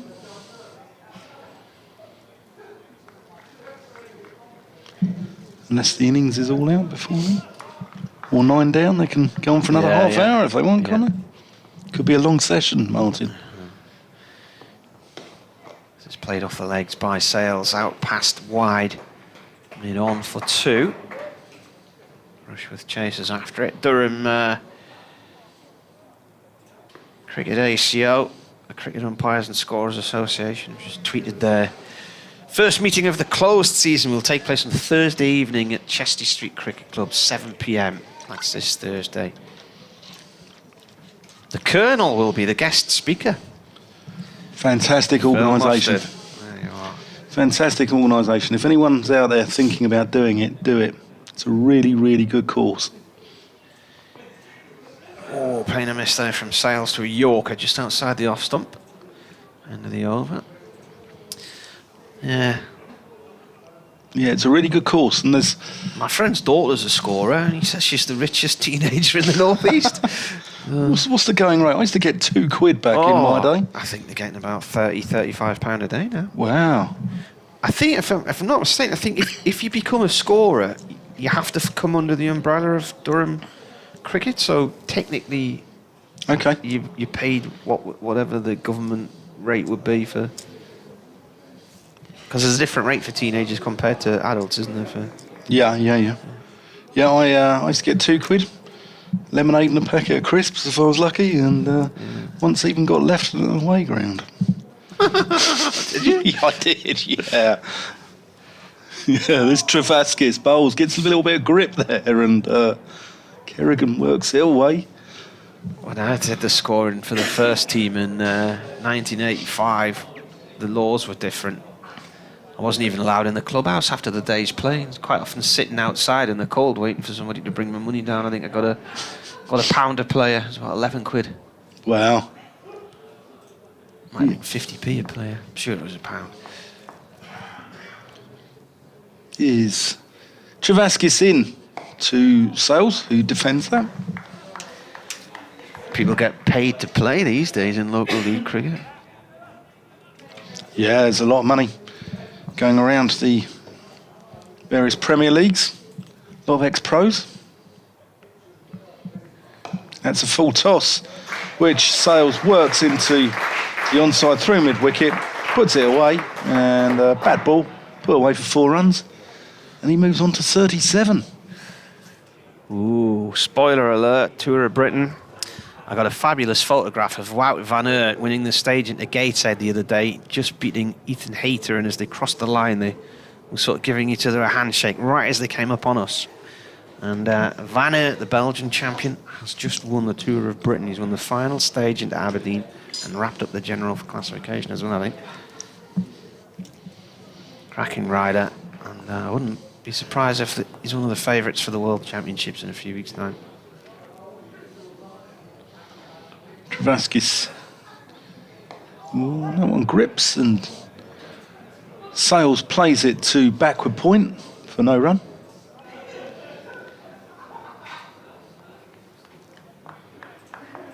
The cameras have captured one of the groundsmen fast asleep behind the covers at Lord's. Through to mid-wicket, no run. Kevin Hand, the Middlesex commentator, says if there isn't a pub called the Sleeping Groundsman, then there should be. Work long hours, these lads have got to try and catch up on their sleep where they can. It's a funny world, the groundsman's world, isn't it? Because in the summer they work massively long hours, and in the winter, that's just defended back for a single. In the winter, they do sort of about 3-4 hours a day. So it's feast or famine. 182 for 7. End of the over. Travaskis is 1 for 19. Off. I think that's 8 overs now. The elite race for the Great North Run, Scott Wilson from the Echoes just reporting. Northallerton's Mark Scott has won today. He's the first North East or North Yorkshire winner of an elite race at the Great North Run since Mike McLeod triumphed in 1982. I think that was the first Great North Run in the South Shields. I watched that one. Kevin Keegan ran in the top with red and white and black and white stripes on it. He was either a Hamburg or a Southampton player at the time. Potts from the... Oh, he's bowled him! Now, that's a terrible, terrible leave from Kerrigan, who's gone for 1. It would have been a good leave if it hadn't been for the fact the ball's smashed into his stumps. Now, Potts earlier got Rossington with one that really jagged back on him LBW, hit his back leg when he was not offering a shot. So Kerrigan's out, 182 for 8. Durham need one more wicket for the third bowling point. Has this just trimmed the bails? Let's have a look again. He's come back on the angle. Yeah, it's angled in cut. and it's clipped off stump. Quite high up, but a bad leave. Yeah. Well, it's not a bad bit of bowling, but yeah, I'm with you. It's a poor leave. Misjudgment there by Kerrigan. One of those horrible moments where... That noise. Yeah. The bail's coming off. Yeah. Sometimes batsmen leave on lengths as well, and we've seen today that the bounce is a little bit inconsistent here. It's a little bit up and down. There's been a few go through to Eckersley on the second bounce, and I thought Emilio Gay got one which I thought bounced more, possibly down the leg side. He got strangled down the leg side, but I think he wasn't expecting it to get that high up. He played it around the sort of the midriff area. But I think he thought he was going to be playing it off his thigh. 182 for 8 now. Ben Sanderson comes to the crease. Wonderful bowler. Been plagued by injury during his career. But he's a great bowler. What's he got now today, Potts? 3 for 42. So that's 37 wickets he's got now, including 8 in the game at Worcester this year when taking career best 4 for 32 and 4 for 66. Yeah, he moves it about, doesn't he? He does nibble it about. Here's Sanderson, who took 7 for 22 against Glamorgan a few years back, facing his first ball. From Potts, defended. So 182 for 8. They're 18 away from a batting point. Northants. Durham 1 more wicket for the final bowling point. The 3 bowling points. We're still miles inside the cut-off point because only 55 overs in. Potts again to Sanderson. Sanderson plays this up to Rushworth. Sanderson set after taking 7 for 22 at Swansea, at St Helens. The food is not great here, but I had a protein shake and that seemed to work. Beats a can of Frey Bentos, I suppose, but there you go. When he'd done the one game at Swansea in 2017. Potts bowls. Oh, that's worth a shout. It's Daisy cut it through and he's out. And that is the end of Sanderson for none. I think third ball. No, that never got off a length, No, did it? it didn't. It didn't. We've spoken about indifferent bounce, and that grubbed along the deck. And although Sanderson won't be pleased to be departing for naught, he won't mind that bounce, will he, as a bowler? Well, that's the first time today where Northants have actually lost 2 wickets on the same score.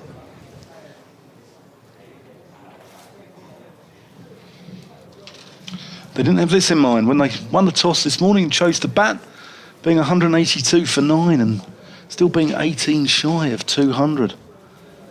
And James Sales stuck at the non-strikers end at the moment. He's on 37. I think he deserves a 50.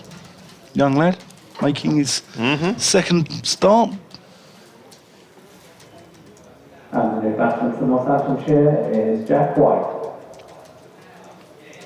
Jack White into the His crease. doorbell's ringing now. Top score without scoring. 54.4 overs gone.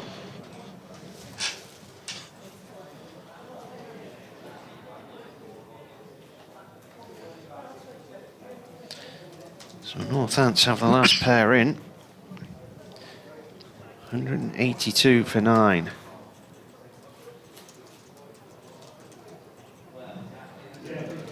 In the 55th over.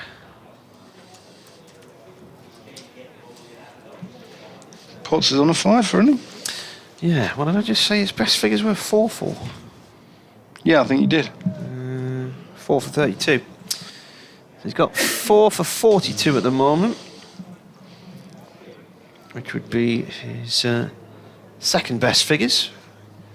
Looking for his first fifer. Still just a young lad, Matty Potts.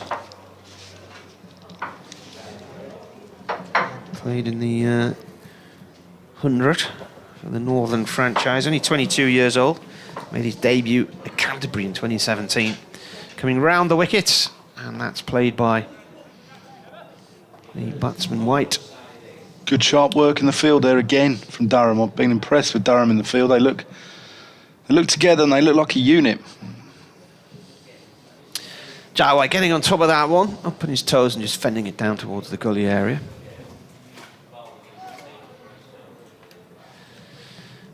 And then can Northants find some runs with this last pair at the crease as Potts comes in and bowls. Nearly out that one. A Yorker which just misses off stump. He played it fresh air there, end of the over. Good over from Matty Potts. Excellent over. It's a double wicket maiden. I don't know how bad Jack White is. I don't know if he's one of those number 11s where, as he's walking out to bat, the groundsman starts his mower up, you know, like a Chris Martin or a Pomming and Bangor, someone like that. But he could do with eking out a few runs here. Saw him whack a few at Bristol in the game against Gloucestershire a couple of weeks ago, and he could do with even a 15 or 20. Sales gets 15 or 20. Another 40 runs here. With the bounce a little bit indifferent, hopefully Sanderson can take advantage of that for the home side. Here's Travaskis into Sales, flat, and he works into on the side. The field's spread, they've given him the single and he's taken it. So he moves on to 38. So White gets to face 5 balls from the slow left arm orthodox spin of Travaskis. Being Travaskis, Carlisle lad from the border city. He's from Penrith. Oh, is he from Penrith? Yeah. But he was born in Carlisle, yeah, from Penrith. Aha, okay. That's where Nico's from as well, isn't it? I think that sort of area. I thought Nico was more Carlisle. Here's Travaskis. Oh, he's bowled him. He's bowled him, that's the end He's of the over. bowled him. That is it. 183, all out. Travaskis plays all round one. Goes down the Bakerloo. Should have been playing the Piccadilly. What? Is it not the circle line? He's gone down the wrong line. So White's out for a duck as well. So that escalated quickly. It did.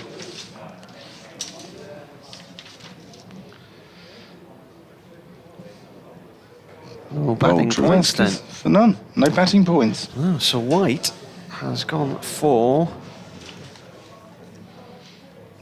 the 4th ball duck by the looks of things. Yep. Yeah.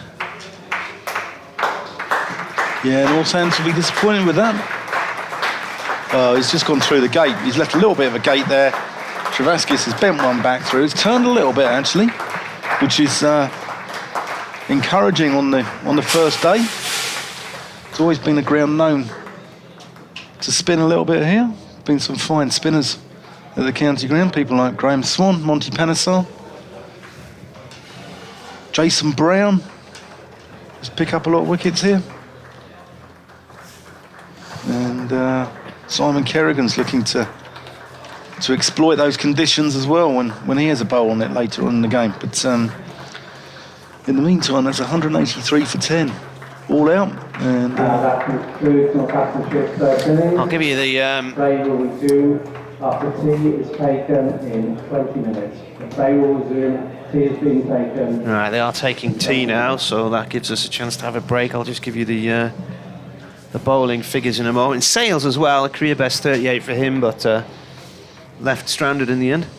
So then, Chris Rushworth 3 for 50 from 14 overs, 2 maidens. Ben Rain 1 for 34 from 14, 3 maidens for him.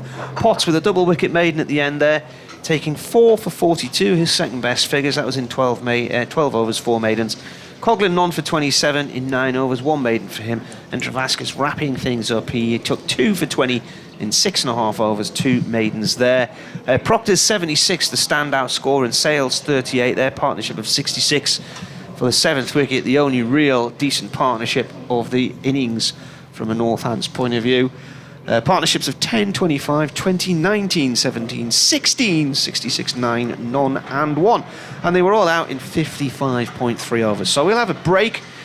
Tea's been taken, so it'll be 20 minutes, won't it, the tea interval? Yep. So we'll be back when the action gets underway again in 20 or so minutes' time. In their first innings, Northamptonshire scored 183 all out. Top scorer was Luke Proctor on 76 from 136 balls, and James Sales added 38. For Durham, Matthew Potts took 4 wickets from his 12 overs, and Chris Rushworth took 3 wickets from 14 overs.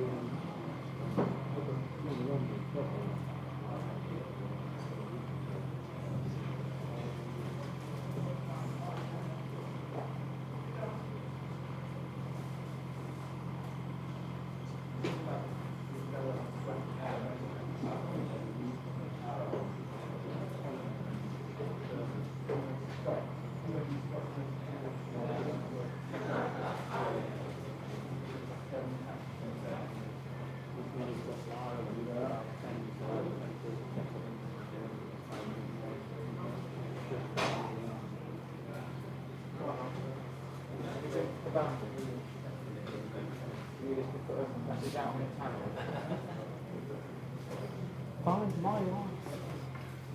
Go on then, scuttled on. Dad, can you flag it?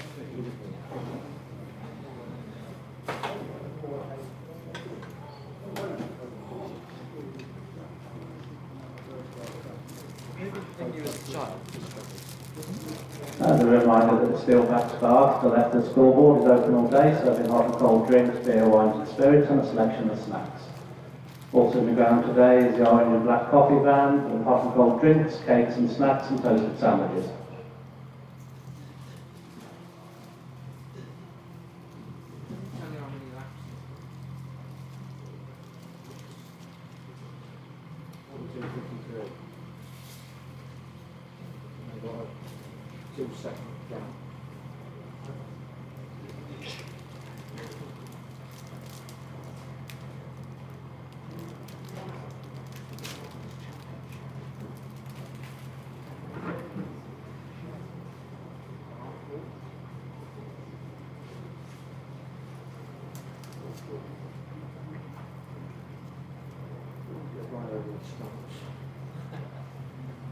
These are knots. These are knots. Run over the snappers.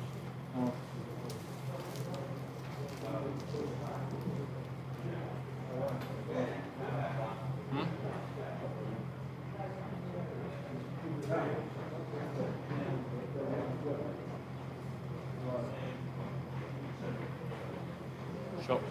Shot.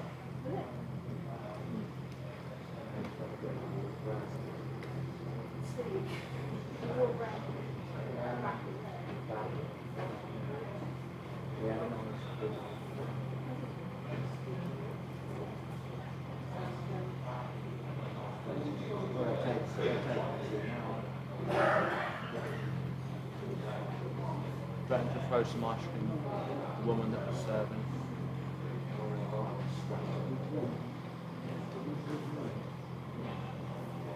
Thomas.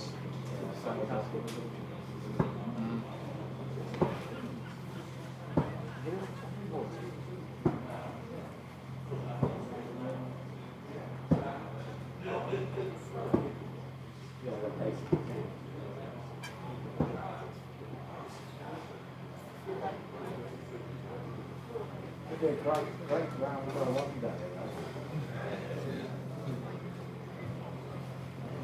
Short.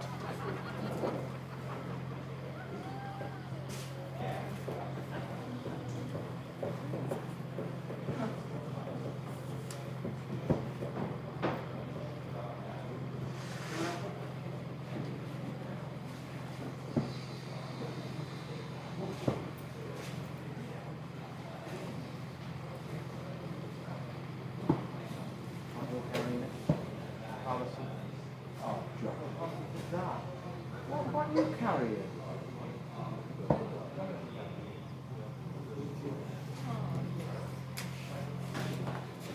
Bring all this way. Even be asked to carry it more back.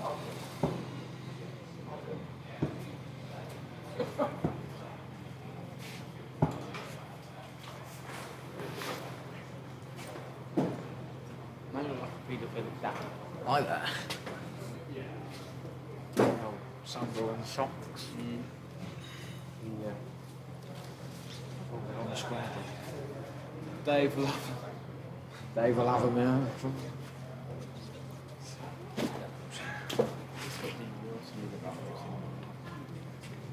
Oh my god. I told you it's bad. That underground there.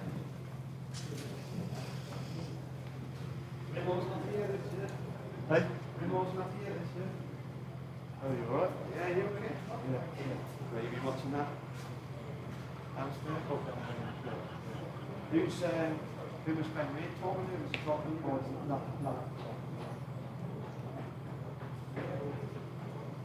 I'll see you on Twitter with my favourite Gloucester man. How you doing? Oh, is it?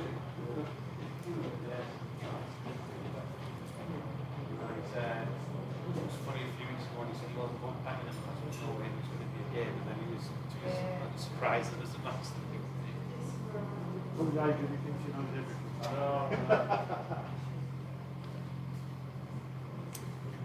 They see Mr. Matchell, right?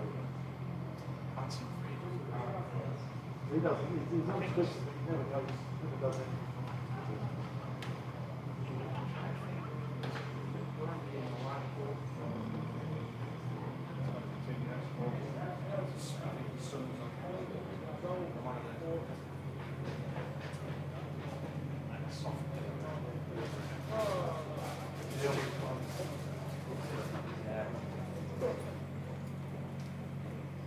Well, that escalated quickly, as they say, to about 483, so resistance from Procter, Jane Sales and Capital Session on a partnership of 66 with 74 million when Procter is the straight one from the Francis was 4 and then obviously from 76 5 innings, and after that, Matthew Hudson carrying it for one.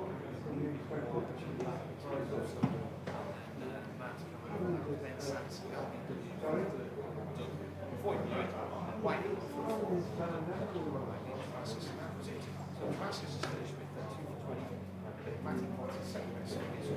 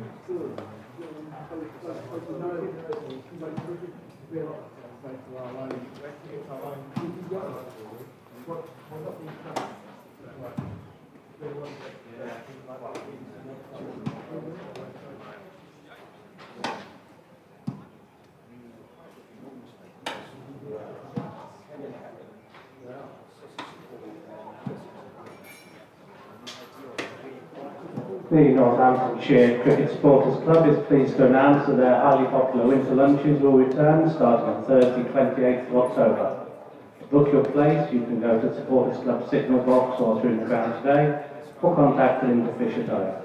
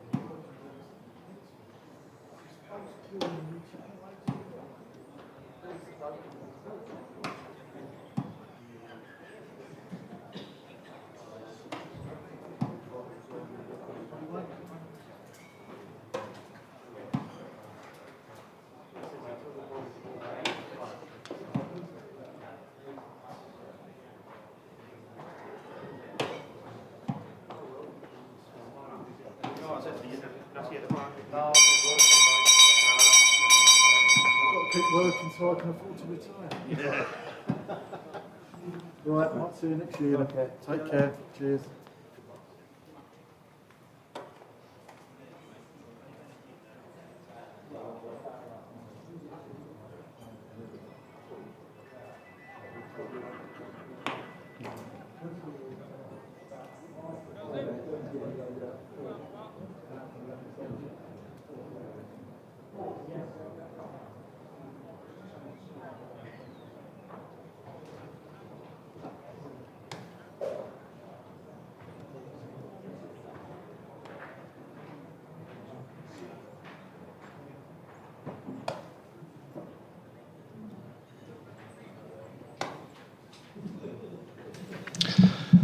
And welcome back to the County Ground Northampton, where the umpires Peter Hartley and Ben Debenham are making their way out. And the reason why they're making their way out, well, we've just taken a slightly early tea, but Northamptonshire have been bowled out here for 183, collapsing from 173 for 6 to 183 all out. And Matty Potts doing the damage there with 4 wickets. And they'll be looking to make amends. Ben Sanderson, Jack White probably opening and bowling. And a reminder that 40 overs remain to play. And they'll be looking to make early inroads into the Durham innings. It's a long session lined up, 40 overs still left in the day. Whether we get that much in, because we've got the floodlights on here and a little bit of cloud. It's brightened up a little bit actually from where it was about an hour ago when the skies were battleship grey. But this will be a big session and will influence how this game goes.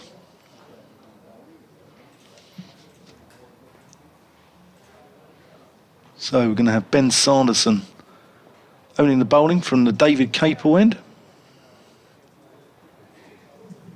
Missing his partner in crime, Gareth Berg, been out injured for a while. And Wayne Parnell as well, who the three of them were so instrumental into Northamptonshire's good start to the season. I'm Dan Whiting, I'm joined by Martin Emerson here. And the 2 batsmen are going to be Alex Lees and Michael Jones. That's the first ball, played by Lees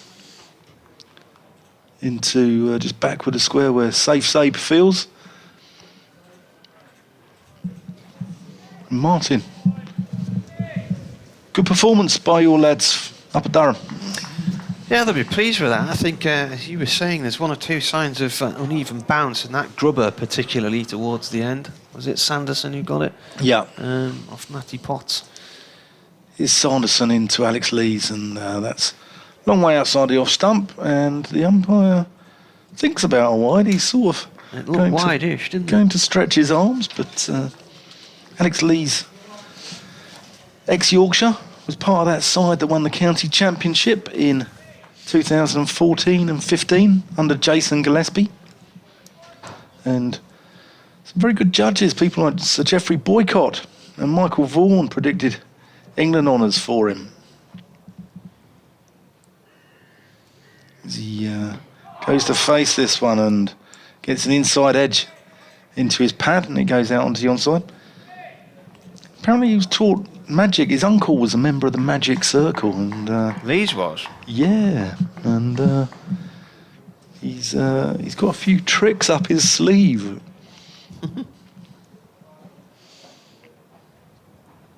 Been at Durham for 3 years now. Yeah, he came in August 2018. He's Sanderson. And he's bowled him. And he's bowled him.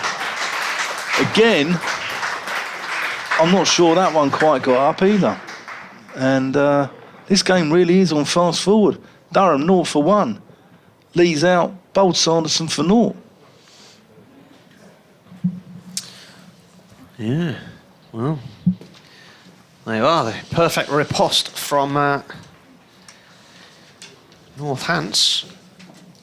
And so look at the scorecard. Alex Lees has gone for a third ball duck, is that, or a fourth ball duck? Fourth.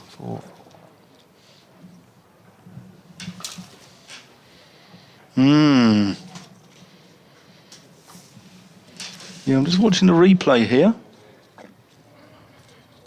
And, oh, it's a good ball. It's a good ball. It's pitched middle and taken the outside of off stump. And And the new batsman for Durham is number you can't blame the 16, batsman. No portion of blame There's a bit should of a go gap to the between bat and pad there, though. Scott Borthwick coming out already. An early arrival for him. Another one who's played a solitary test as well, Scott Borthwick. Was on that ill-fated tour to Australia, where England got bashed up a little bit by Mitchell Johnson a few years back. He wasn't on the tour, he was playing club cricket in Sydney when... That's right, yeah. Your spinner, what's he called from these parts? Graham Swan. Announced he was retiring, and Borthwick was in Sydney at the time and got a call up. Swan retiring with an elbow injury.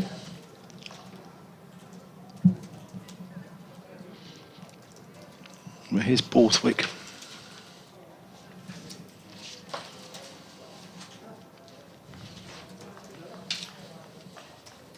Bound to face his first ball. Took 4 wickets in that test, actually. Sanderson. That's very wide. And the umpire is actually going to signal this one a wide. I think Sanderson was looking for that swing, and it never swung. It was a good ball by Sanderson, but just looking at the replay, there was just a little bit of a gap between bat and pad, and as you say, it sort of left the line of middle stump and just trimmed off, but a rare failure from an Alex Lees point of view.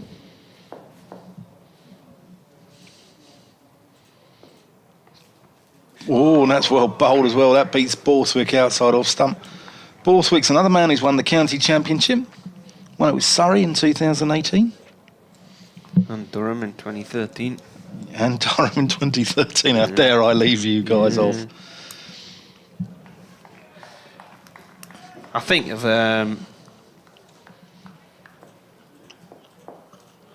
that was the best of the titles. Was it? Was that your favourite one? Yeah. And that's down the leg side from Sanderson. And that completes the first over, 1 for 1. Round of applause ringing out from the members here.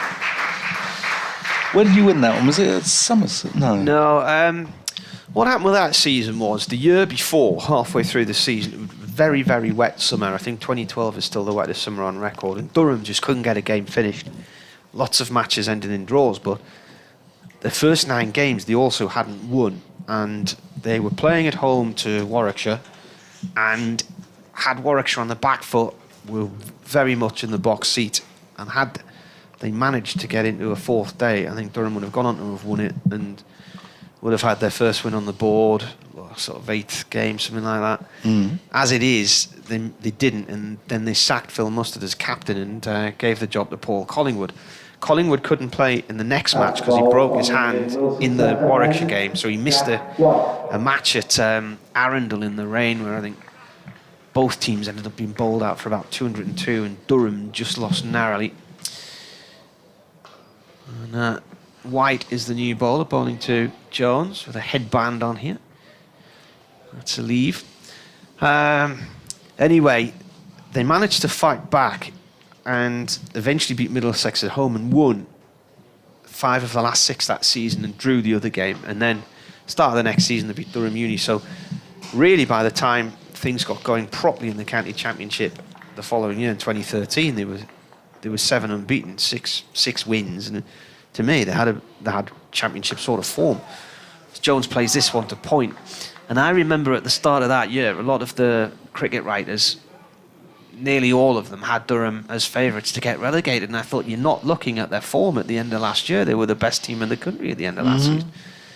So they had a little bit of a mixed start. 1 or 2 results didn't quite go their way, but they pulled off a fantastic run chase at Notts after the fire in the team hotel and saw the players out in the streets till 5 in the morning.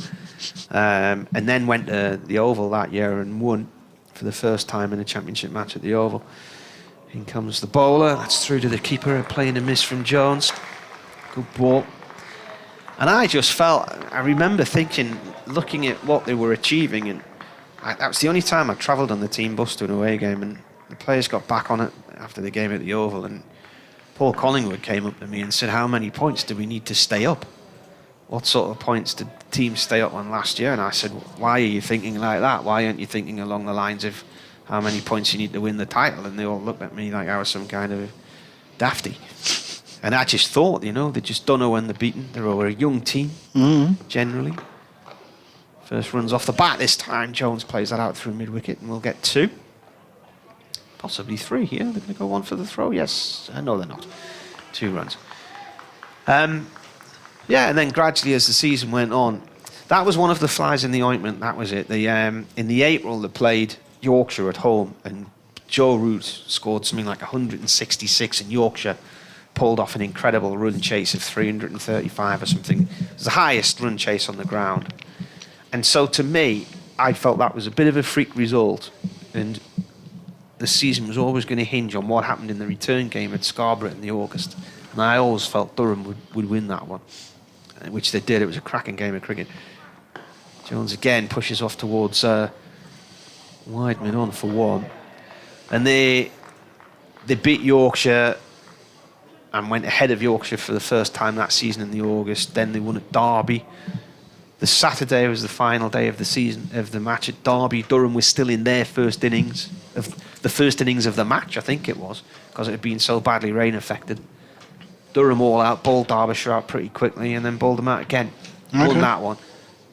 And then eventually, I think they put a run of 5 straight wins together and picked up the title with a home win against Notts, 2013. But it was just a young group of lads led by a senior pro like Collingwood who didn't know when they were beaten. And local lads as well. This is left by Borthwick. I mean, you know, his breakthrough year that year, really, Mark Wood came into the team and was a regular, because until that point, the only matches he ever played were at Trent Bridge. You know, Jamie Harris, a few of the younger lads in that side. Stokes was a key part. Michael Richardson. I think that's so important. You know, when we speak to the Welsh guys and Matt Maynard and people like that down at Glamorgan who won the county championship in 1997, and it was local Welsh lads doing it, you know, people like himself, Steve James, Robert Croft, Mike Powell, Tony Cotty, all put together by Duncan Fletcher. And I think it means more, doesn't it, when it's like homegrown guys. Anyway, Ben Sanderson here, Yorkshireman, going to bowl to Jones. And that's a glorious shot by Jones, all along the carpet. And that is not going to go all the way, I don't think. No. Well saved there. Don't know who that fielder is, actually. It's... Well, he's just 12th man, is he not? It's Keogh on the... It's Keogh. Great bit of fielding, but they get 3. Jones moves on to 6. Sanderson. Career blighted by injury, but what a bowler. Averaging 21 with the ball. And he comes into Borthwick, and that's worked through the mid-wicket area, and that's a good stop there. By mid-wicket, puts a hand out, parries it to mid-on. Tips it round the post.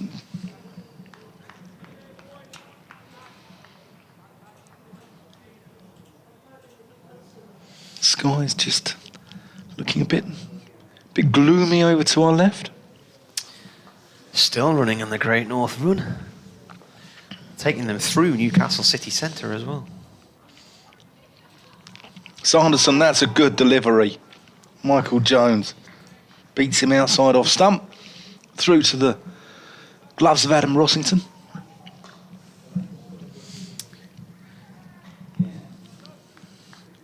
So we've actually got 4 slips in. We've got Vasconcelos at first. We've got Amelia Gay second. And we've got a cover point. We've got Midoff, who's sort of slightly between Midoff and extra as Sanderson comes in. Probably offering him that vacant region there to try and encourage the drive to bring those 4 slips into play. We've got a mid on, we've got Safe Sabe out mid wicket, and we've got a fine leg.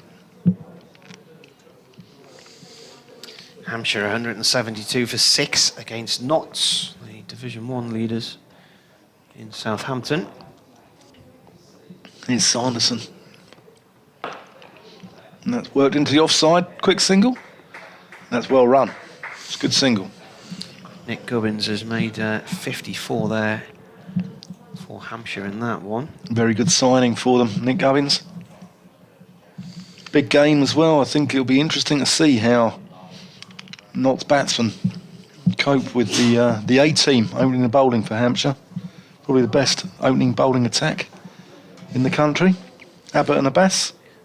Yeah, funnily enough, in the opening week of the season, when we were at Notts, and Dave Bracegirdle, the Nottingham commentator, tipped Hampshire for the title.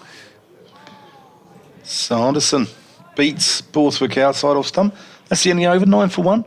Borthwick on the solitary run. And I think he based a lot of his beliefs around their bowling attack. Stephen Croft's got 41 for Lancashire in their total so far of 276 for 7 against Somerset at Taunton. And Luke Wells, he had 50 on the board in about the first hour this morning, went on to make 103. Josh Bohannon made 50 there, Stephen Croft 41. Bohannon's been in the runs all season. He's a good player. He's a useful little all-rounder, isn't he? White coming in to bowl to Jones, who watches that go through into the keeper's mitts. On flowing locks with a black headband here, White. His hair's a bit similar, really, to what Paul Coughlin's looked like last year. Unkempt. Well, flowing, bouncing locks.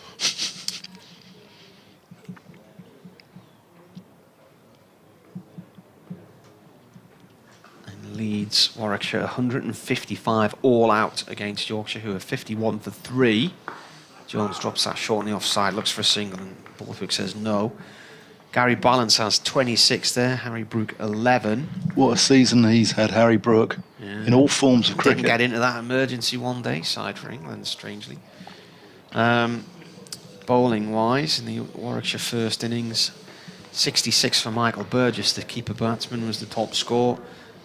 And the wickets, 4 for 48 for Ben Code and 4 for 34 for the ever-dependable Stephen Patterson. White balls, and it's left alone by Jones again. The lights are shining brightly now, but all around us grey sky. Don't think any rain's forecast.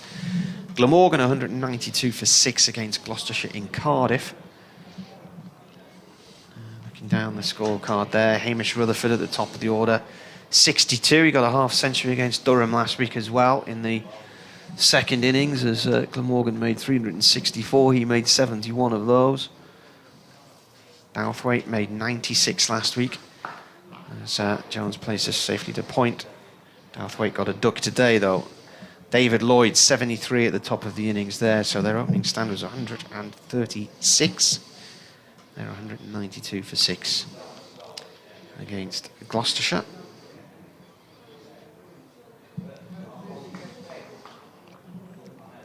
Essex 206 for 2 at the Oval against Surrey. And Alistair Cook's made 102. He's an up-and-coming young batsman. Wide into Jones. Jones with a quick single as he pushes the ball just beyond that point. I love that about Cook, though, you know, because he's achieved everything you want to in the game, and yet he's still there turning out for his county with his mates, you know. How many first-class hundreds is that now? 60? 69 he's got now. Wow. And 117 50s. Wow. Just looking at the forecast, Martin. Yeah. Got a 20% chance of rain, about 5 or 6 o'clock. Tomorrow, a little bit in the morning, and then it should be dry.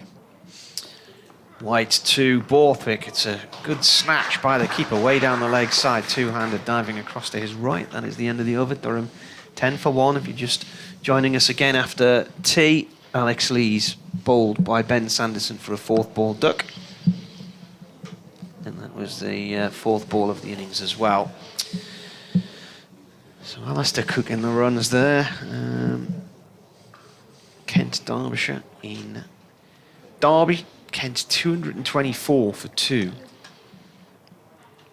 Jack Leaning 54, Sam Billings 33. That's Division 3 there. Zach Crawley made 53. Daniel Beldrum 69. Finals day, Kent have got to, haven't they? In T20. So they're the most northerly side, I think, aren't they? This is an edge. Oh, and that's gone. I think that's dropped short of the slip fielder. Taking the edge and squirts off behind the slip cordon there for a single. So you've got Somerset, Kent, and isn't it Hampshire and Sussex? Sussex, yeah. Probably. So I was trying to find out which one was more northerly. Was it Somerset or Canterbury? And I think probably the way the country tilts is that Canterbury will probably be slightly higher because we tilt towards the west. Yeah. So Edinburgh's more westerly than Edinburgh. Sanderson. Yeah. Oh. So Canterbury is more west than Edinburgh? No, sorry. Edinburgh's more westerly than Liverpool because of the way Britain tilts, even though it's on the east coast. And I think, if you look across the country, probably Canterbury is slightly more northerly than Taunton. Right, okay. That's a trip, isn't it? Canterbury to Taunton. Sanderson from the David Capel end, and that one didn't get up either, and Borthwick watched it all the way onto the bat. Defends it solidly. Needs the big innings here, Scott Borthwick. Runs are easy to come by because the outfield's quick, but the wicket is providing a decent contest here between bat and ball. Here's Sanderson into Borthwick. That is forward defensive to mid-on.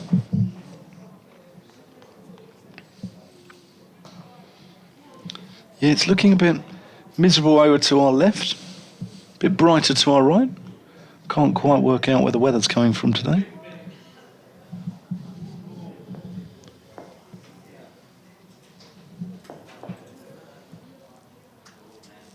Sanderson. Oh, that's a good delivery. That beats Borthwick. And maybe Ben Sanderson having a little glare and possibly an appraisal of Scott Borthwick's technique. You're listening to me, Dan Whiting, and Martin Emerson. BBC Cricket. Live from the county ground, Northampton. Drop us a line at Marty Cricket or at the middle stump. Sanderson. And Borthwick on the back foot. Jones thought about the single. Borthwick sent him back. Saves onto that very quickly. And Jones has to scurry back to his crease. That's the end of the over, 11 for 1. Borthwick 9, Jones 9 not... Borthwick 1, Jones 9 not out. And that completes the 5th over.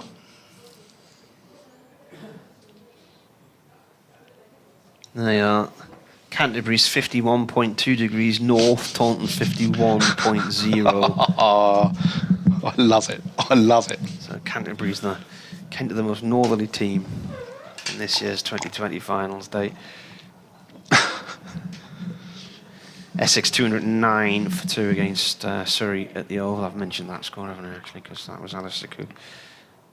Did we do them all? We had one year, I think, where all the northern sides qualified, didn't we? And, yeah, well, that was 2016. Durham beat Yorkshire and Northants beat Notts, and then Northants beat Durham in the final. That's a nice shot from Jones, off White for 4, just wide of the slip cord and beyond the grasp of Gully. And on the floor it was.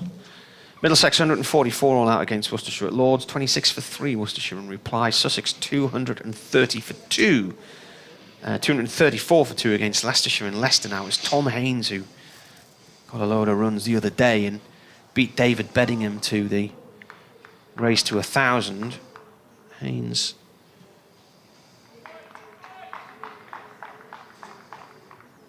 "22-year-old outsider in that race originally. Got more than 200 runs in the match though. First innings knock of 156 against Middlesex as White balls. And Jones plays this up to mid-off for a dot ball. And he followed that up with 87 in the second innings. So 243 in the game. And you ended up top of the run-making leaderboard with 1,030. David Beddingham has 992. Sam Robson had got into the picture as well from Middlesex with 253 in that game. So he's got 973. And White to Jones. Jones fends that off towards mid-on, no run there. Haynes today 71, so, and Ben Brown 75, so he's getting in the runs again today. Yeah. There's a few of them up there, isn't there? There's Robson, Haynes, Jake Libby's another one, at Worcestershire. Yeah, well, a few weeks ago it was Libby and Beddingham, and there was a slight chance Critchley could catch them, and he's just drifted away completely. But Sam Robson and Tom Haynes weren't even on my radar last week. So it's flicked away by Jones down towards long leg for 1. I mean, certainly Haynes, just I never considered him at all. No, and they both scored over 250 runs in that game, didn't they? So I've been sent a picture, Martin. Chap By Dr. Dan, yeah? Yeah. He's obviously sitting around this area because he's... Well, he doesn't. He sits at home and takes pictures off the Twitter and then draws them for us. White comes in and bowls. That's through to the keeper. He wrote a book called Watching Cricket on the Radio. Oh, fantastic. It's about listening to the varying commentary teams and in a particular summit. But Dr. Dan Diper is, I can't remember where his doctorate's in, science or something. Or I'll give that a retweet. electronic. There you go. Well done, Dr. Dan. From the non-Dr. Dan. Paul Bennett's been back on. He says Edinburgh and Liverpool are both further west than Bristol. White to Borthwick, who leaves that alone. Yeah, but you could perhaps think that Liverpool might be a little bit further west than Bristol, but Edinburgh is the one, because when you look at a map, it's on the east coast, isn't it? Yeah. So. Oh, here we go. David's found something else now. What's this going to be? Do you fancy this? Oh! Do you fancy this for your evening meal tonight, Marty? Pork brains in milk gravy. Oh, gee. What is that? Where have you found that from? Kelly's pork brains in milk gravy. I was looking at the some of those markets out in the Far East as well, and I never really fancied sort of sucking on a chicken's foot, really. No. You know, sort of. Here's Ben Sanderson. Oh, and that's worked very fine. I don't know if that's bat or thigh pad. No, it's bat. And that's 4 runs there to Michael Jones. That's worked very fine there. Goes between the keeper and fine leg. All the way to the boundary. Moves the score on to 20. Yeah, we've had some rather interesting culinary treats sent through to us over the day, haven't we? Having discussed it earlier. That came right off the bottom of the bat, bottom corner of the bat. Yeah, a Christmas dinner in a can was quite a surprise. It's Ben Sanderson. Oh, and that's well bowled. That's got to be close. That's gone. LBW. Well, he nearly got him the previous one. He just managed to get the bottom corner of the bat on the ball. And this time he's... Yeah, I thought initially that looked a little high, perhaps, but I'm just going to watch the replay. But it doesn't matter what I think, because Michael Jones is trudging his way back to the pavilion with 18 on the board. This could be the archetypal low-scoring epic. Oh, no, that's out. That's out. That's him on the knee roll. Back pad, hasn't it? Yeah. Yeah, he's nailed on. This could be a quick game. Sanderson took 6 wickets last time Durham were Now, the here. new batsman for Durham will be David Bedingham. Brings to the crease David Bedingham. Tricky time for Durham. 20 for 2. Yeah. Northants were 35 for 2. Bedingham needing 8 runs for his 1,000 for the season. Sanderson for 18. Been a fantastic signing, hasn't he, Martin? Yeah. He signed a new contract as well. They've given him a new deal to keep him here till 2025. I think there would have been quite a few clubs sniffing around for his signature after the season he's had. Got the highest score of the season as well, 257. Yeah, so Robson just missed out by 4 runs last week for Middlesex against Sussex. Yeah.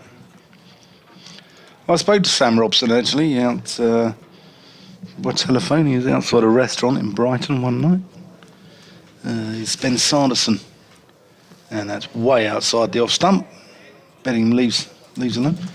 And Sam had absolutely no idea about sort of where he was, you know, who was close to 1,000 runs around the country. He had no idea about Jack Robertson's record score of 331 for Middlesex, or Mike Gatting's 258, or Desmond Haynes' 255. And some players are just completely unaware of stats, aren't they? Yeah. Whereas it's Sanderson. And that's a full defensive there by David Bedingham. Whereas we spoke to Ricky Clark in the week, and Ricky Clark knows that he's on exactly 17,920 career runs, along with 591 catches. When I did the football commentaries in the 2003 season, Sunderland went down, and the talk for quite a few weeks was if they lost 15 games in a row, it was a new record in the top flight. And so that's what everybody was talking about. Sanderson into Bedingham. Forward defensive. And it was Mick McCarthy's first match as manager, and I think they lost to Chelsea, and so it was the 15th straight defeat. So one of the players was sent up to do the interview at the end of the game, and they'd actually really had a go that day, and I think they'd gone in front for a period of time. Sean Thornton with a volley. And I said, unfortunately, you're now going to be stigmatised with this worst team in the top flight history. Sanderson. Dot ball. And the player got really narked with me and said, well, I don't think we're that bad, and sort of suggested I was being rude. And I said, well, this is the statistic. The wicket maiden, that, wasn't it? Yeah, it's a wicket maiden, 20 for 2. No, hang on a minute, there was a 4, wasn't there? That, Oh, there was, yeah. sorry. He worked it down to fine leg. Yeah, it's 4 first ball.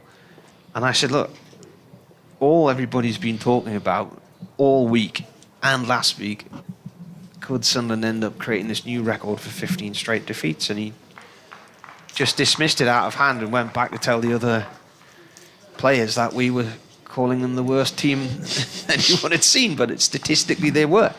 Whether they wanted that label or not, they had it, but they just clearly didn't know. White from the Lynn Wilson end. Borthwick plays us off towards square legs. A diving stop. He will get a single though. Keogh couldn't quite hold on to it first time. And I thought, well, surely some of them must know this.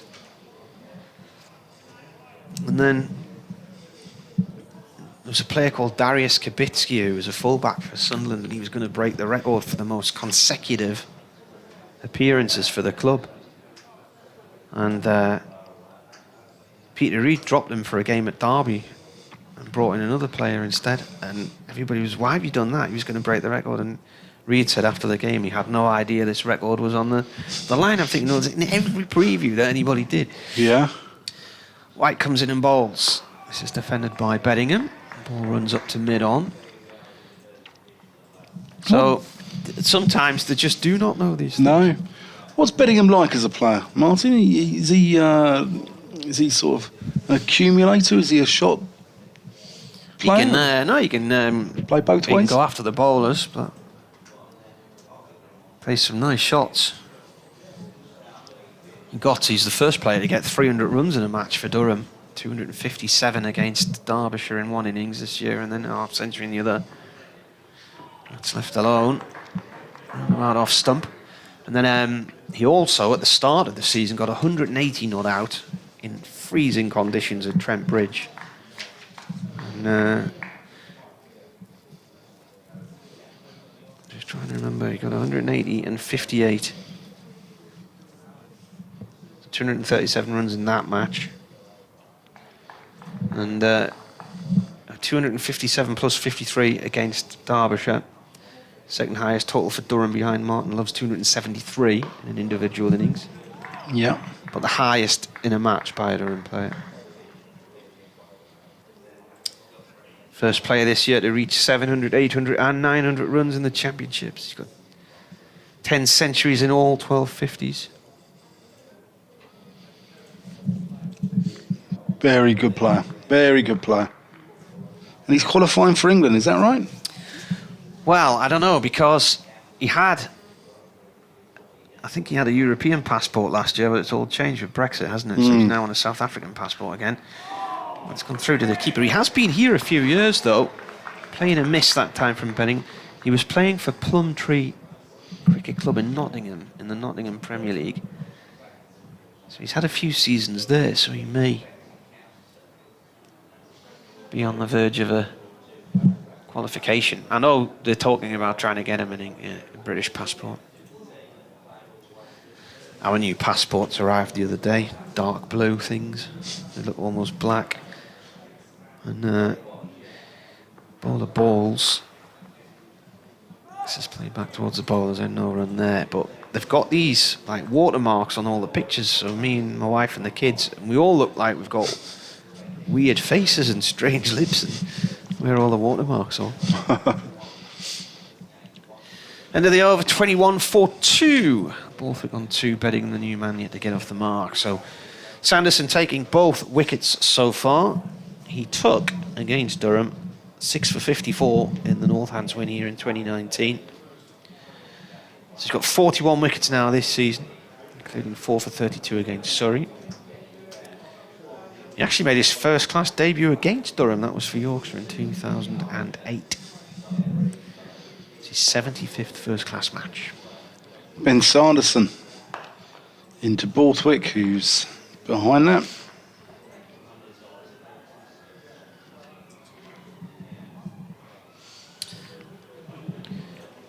English geography, Paul says, personally, I regard Manchester and Sheffield as being in the Midlands on the basis that it takes me 2 hours to drive there.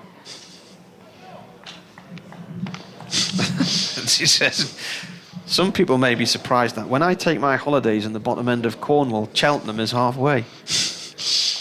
Sanderson in, Borthwick gets an edge, but it goes all along the floor to force slip. And Cheltenham's halfway. Yeah. It's funny if you think the Tour of Britain started last week in Penzance, and they finished in Aberdeen this afternoon. So not only have they cycled a long way, but all the transfers between stages as well. Yeah. So they finished in Warrington, for instance, on Thursday night and started in Carlisle the next morning. Can you imagine Ian Botham or Sir Ian Botham when he walked that? Durham chairman. Yeah. Northampton, all the players there, apart from Jack White down at fine leg, all of them in their maroon caps. The cap players with the yellow piping. The uncapped without the yellow piping in a plain red cap. Dave's been back and he said, you said you like Turkish food. He's found you a can of doner kebab meat for one. Oh, Send it. Send it through. So there it is. Oh dear, Donna oh Ford. dear. Sanderson.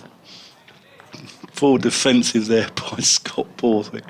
That's actually made my stomach turn. I'm sure it's lovely. Well, Dave Fletcher of Radio Derby is a fan of the doner kebab. Is he? He likes a doner? He doesn't want any of that newfangled lettuce and stuff like that, though. He just the wants the doner. meat. In fact, sometimes I think he just has the tin tray with the meat in it and eats the tin tray as well. I think a doner kebab's something like about 1,000 or 1,100 calories or something like that. Well, I had one recently on the back of him sort of putting it into my head as an idea, and I opened the tray and there was just so much meat in there. That was it, I was done. Sanderson coming around the wicket, and Borthwick works that off his hip. He's got it quite square. It's going to be cut off by Jack White down at long leg, but Borthwick's going to get a couple. Comes back into Adam Rossington with the gloves. Yeah, I think shish is a far healthier option, isn't it? Shish kebab, grilled meat, as opposed to sitting there like an elephant's leg on a skewer, dripping with fat and then reheated. Yeah. While the middle's still frozen solid. Sanderson and Borthwick doesn't want anything to do with that. That's the over. 23 for 2. Borthwick 4. Beddingham yet to score. You're here with Dan Whiting and Martin Emerson, live from the county ground, Northampton, where it's been an interesting day's cricket. Northampton's been bowled out for 183. A few of the members not happy. There were 40 overs left in the day as well when the Durham innings began. You're going to have a long session here.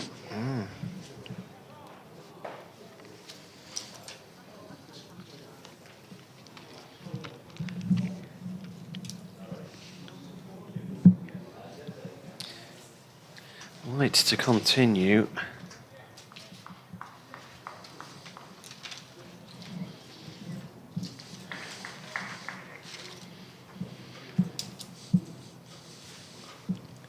Still grey skies here in Northampton. He runs in from the Lynn Wilson end. Beddingham plays that out towards the covers. It's a misfield.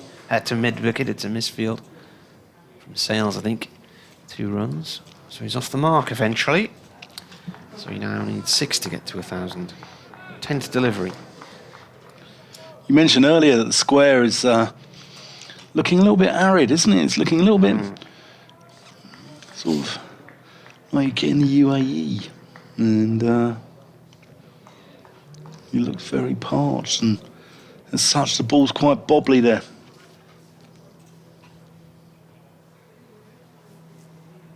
Beddingham waits as the bowler comes in. Playing a miss. I'm struggling to follow the line of the ball now in the gloom, even with the floodlights on. Yeah. Yeah. And we're seeing the shadows of the fielders as well. We're not quite seeing the 4 horsemen of the apocalypse yet, are we? But we're all 4. Come on. In fact, we are now. If you look at I think that's Sales at mid-wicket.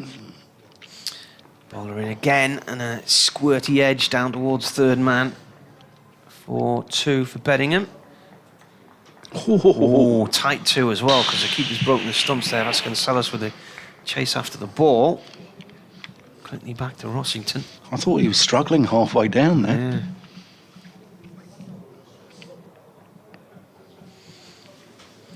Both batsmen on 4 then. Durham 27 for 2 after bowling. Northants out for 183.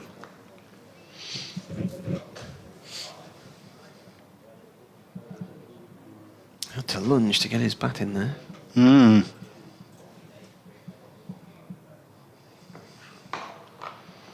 It's played in towards mid-wicket. Oh, it's a misfield from Sales and bounced off him.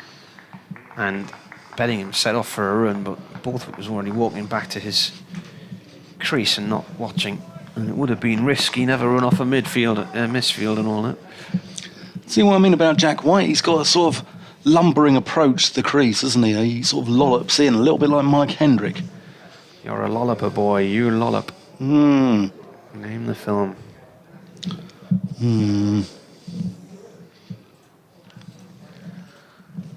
He bounds in, long flowing locks. Beddingham past point with that shot. And that might go for 4, and it does. 1,000 runs in the season for David Beddingham. Well batted. Well batted. Deserves that. And fine performance. 2021 for David Beddingham there. It's a handshake from Scott Borthwick.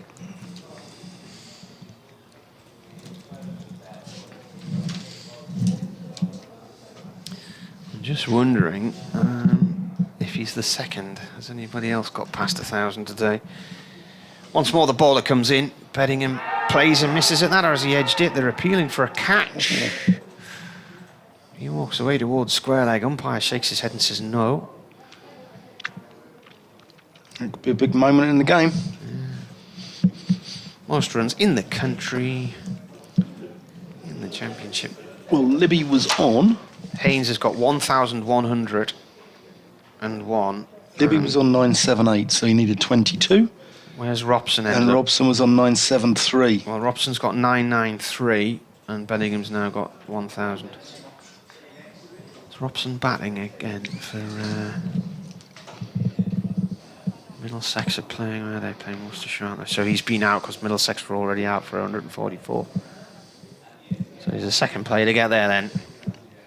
Who Beddingham is? Yeah. Yep. Here's Ben Sanderson. Going to have a bowl at Scott Borthwick. And Borthwick lets that one go through to the gloves of Adam Rossington. So Beddingham's on 1,000. Next for Durham this year is Alex Lees on 576. I think followed by Ned Eckersley at 491. I thought Borthwick would have been up there. He got 100 against Essex, didn't he, early on? He's had the one big score in the second match of the season and quite a lot of sort of 20s. And that's played through the slip again. That's another misfield. Safe saves after it. He was quick. He thought about a second. That's right over the stumps. It's a good decision to turn down that second. Safe saves there. Diving, flicks it across. He's a left-hander. He bats left-handed. He bowls left arm. But he hurls it in with his right arm.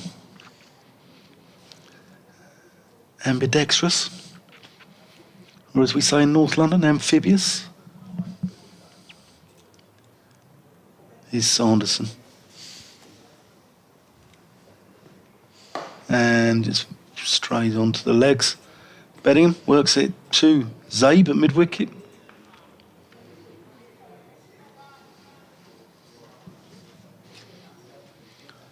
Wonderful, wonderful season. Dave Beddingham, and deserves all the plaudits that come his way. Jake Libby got 13 today, so. So Anderson again being a little bit too straight to Beddingham. Just works it back with a square on the onside. Jack White hurls it in before having to make the long journey to fine leg for the left-handed Borthwick. It's quite a square ground, Northampton, isn't it? It's quite wide. It's quite short straight at the wicket and quite wide to the sides.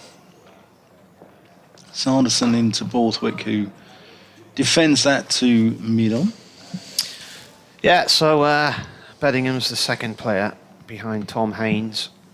Robson's on 993 and Libby's on 989. Critchley's at 860. Kieran Carlson of Glamorgan 859. He's had a good year, Kieran Carlson. Yeah, got a big knock in the cup final against Durham. Got an 80 odd, or an 80 even. That's down the leg side, and Tumbling stop there by Adam Rossington. That completes the over. Made 82 and won the game for them, really. As well as Andrew Salter's bowling. He came in, Kieran Gardner. I think he got a 5 for on debut. And he's, like, I think he's taken about 20 career wickets in total. But I think his first or second game he took a 5 for. And they hardly bowl him now. His bowling's what's described as partnership breaking.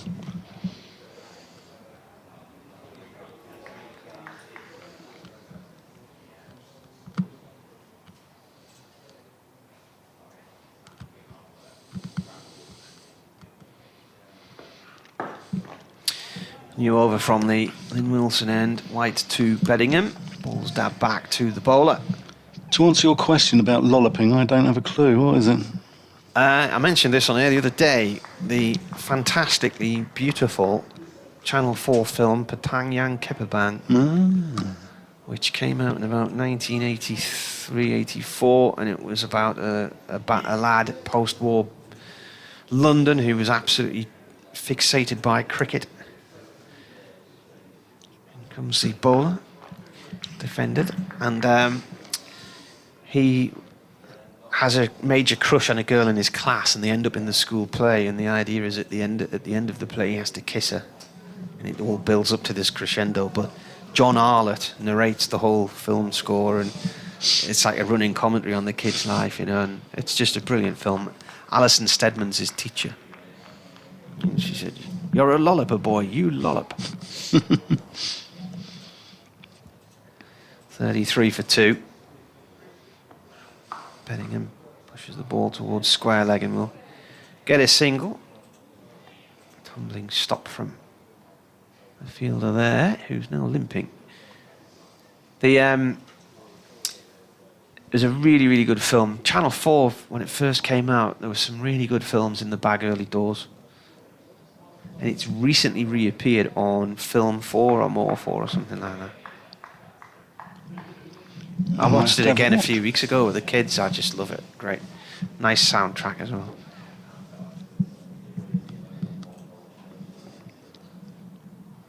Borthwick on 5 on strike. And plays the ball to mid-on for a single. And you can hear him, yeah, calling Beddingham through. It's getting a little bit gloomy again, Martin. Yeah, it's... how many overs have we got to go today? 28.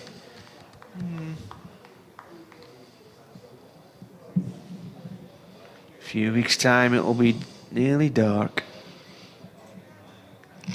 That'll take us probably through to 6:30. Can you see us going to 6:30 tonight? No.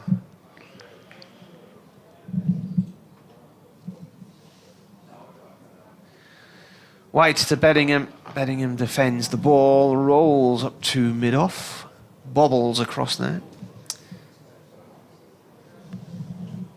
Yeah, I'm not sure we're going to get all of these 28 overs in. I think we'll go on for quite a while yet, though. I don't think it's... Well, there was a big black cloud just hanging in front of us earlier, wasn't it? That's now gone. Yeah. And the sky, the cloud base does appear to be higher, but it is grey, you know, all directions. It's just this blanket of grey cloud. Right to Beddingham. Ball back up towards mid-on. And that is the end of the over. Durham 35 for 2 here on the BBC Radio Newcastle, BBC Radio Northampton. If you're wondering where Andrew Radd is, I presume he's listening to us at home, but he's unfortunately tested positive for COVID, so he's having to isolate. He was on the phone a little bit earlier on. He didn't sound too bad. I think he's got a little bit of a cough, but other than that, I think he's okay. So fingers crossed that he'll be back with you for Radio Northampton and Northants fans in the not too distant future, and hopefully before the end of this season. Yeah, get well, Redders. It was his round as well.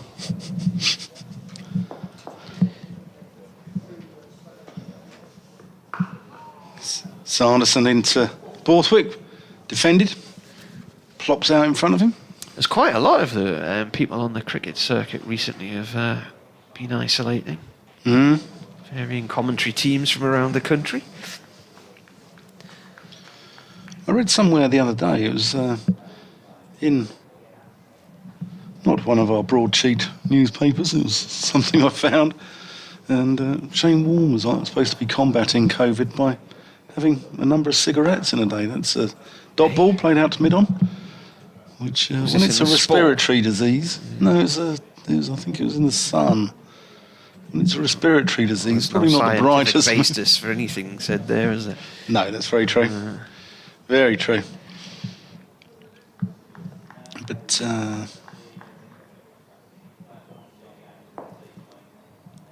yes, don't try that at home, people. no. Sanderson to Borthwick lets it go through to Adam Rossington.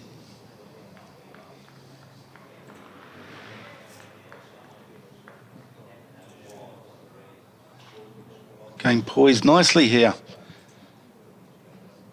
Another couple of wickets. Northants will feel they've had the better day. Another 30, 40 runs for no wickets.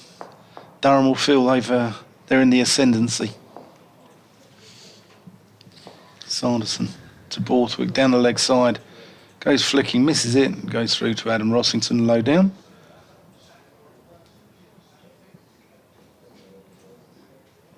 Ricky Vasconcelos there, first slip. Started the malaise this morning.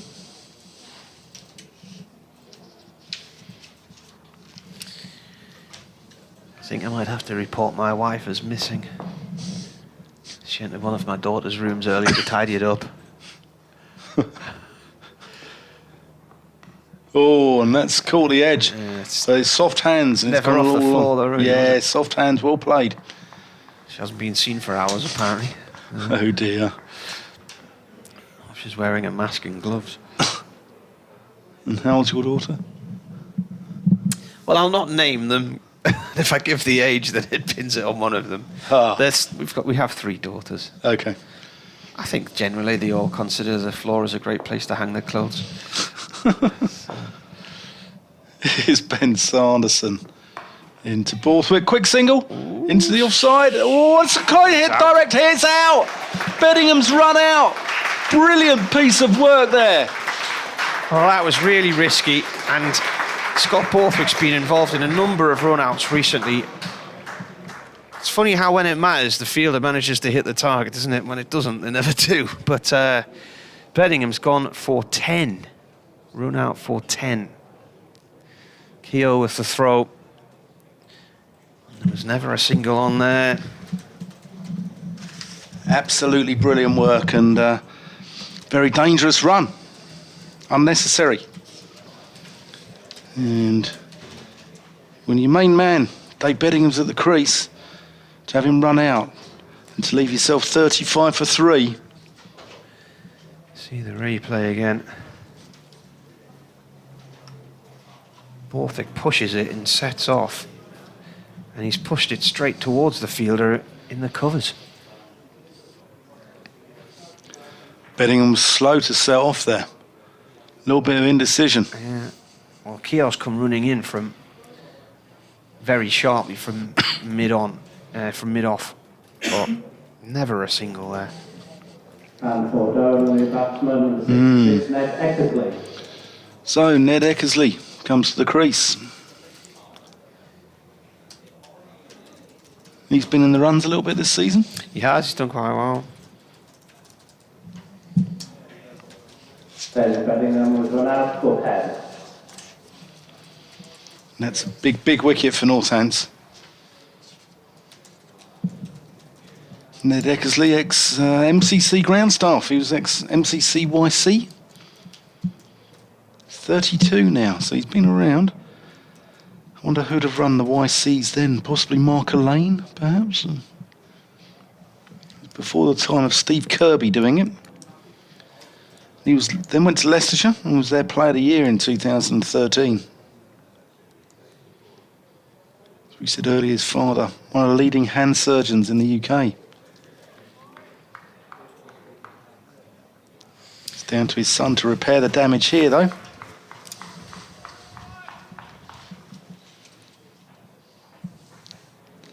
That completed the over as well.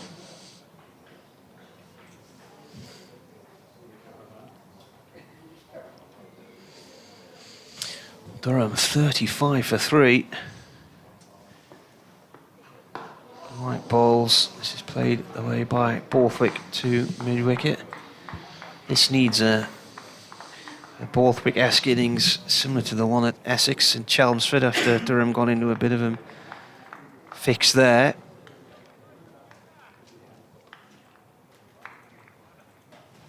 Needs to go beyond his average today, because his average this season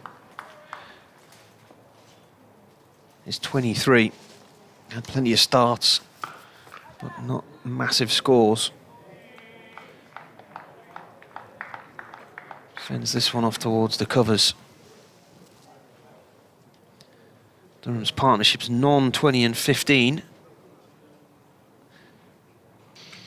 Was the end of the over, 12.6 overs when he was run out.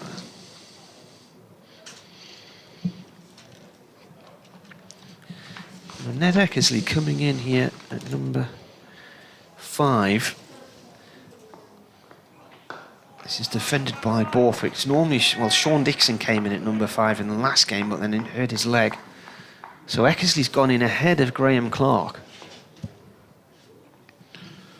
Was it Sean Dixon who was given out handled the ball? Yeah, I think he was the last person to do it, wasn't he? Hmm. So then do you get Graham Clark coming in next, then Paul Coghlan? Interesting to see how Durham do it.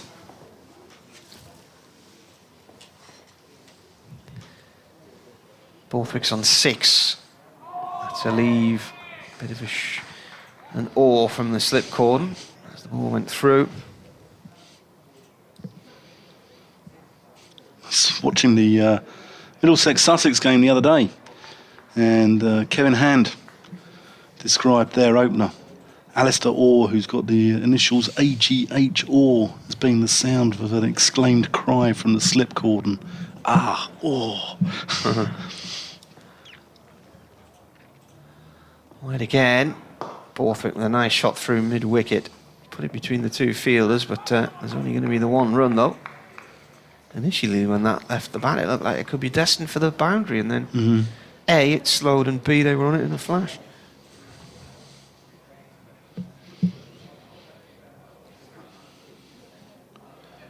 Yeah, big knock needed here from Scott Borthwick.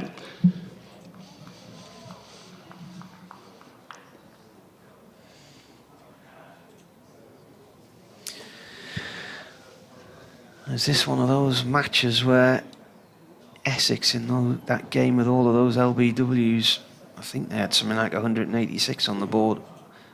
You were wondering when their innings finished whether that was a good score or not, and it turned out to be just that. Eckersley edges to third slip along the floor. The ball seems to be doing a bit. Yeah, difficult conditions these, aren't they? We saw, Northampton struggling late on under the lights, and now Durham finding the going tough as well. I'm wondering if it's a look up, not down ground as well, in the way that Headingley can be, where in bright sunshine it can be an absolute road, and the cloud cover seems to actually affect not only the swing of the ball through the air, but actually the nip off the seam off the pitch as well. Yeah, or a tidal ground like Scarborough, when the tide comes in, the pitch changes its nature. Yeah, Folkestone used to do that as well, I believe. When the tide was in, it was an absolute road, and when it was out, it did all sorts. Well, it's the other way with Scarborough. When the tide comes in and all that sea air, the salty air seems to have an impact on the wicket. So, still a great place to be. There a few weeks ago with Durham in late July, early August for the... James Sales. I see James Sales bowling now. Yeah, he's going to come into the attack. Batted very well earlier. Ended up 38 not out. Here he comes, replacing Ben Sanderson from the David Capel end. And Scott Borthwick plays that out to mid-on. But he's on the money straight away.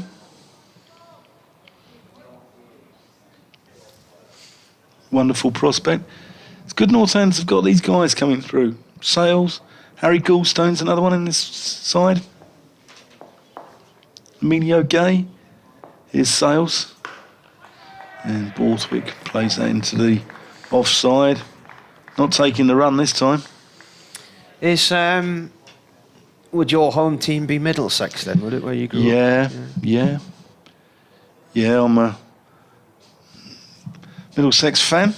You're sort of Haringey way and round over. You're sort of heading towards the fringes of deepest south-west Essex there as well, aren't you? A little bit, yeah. You've got the... this is played into the offside. That's where I went to school. That way is Essex, isn't it?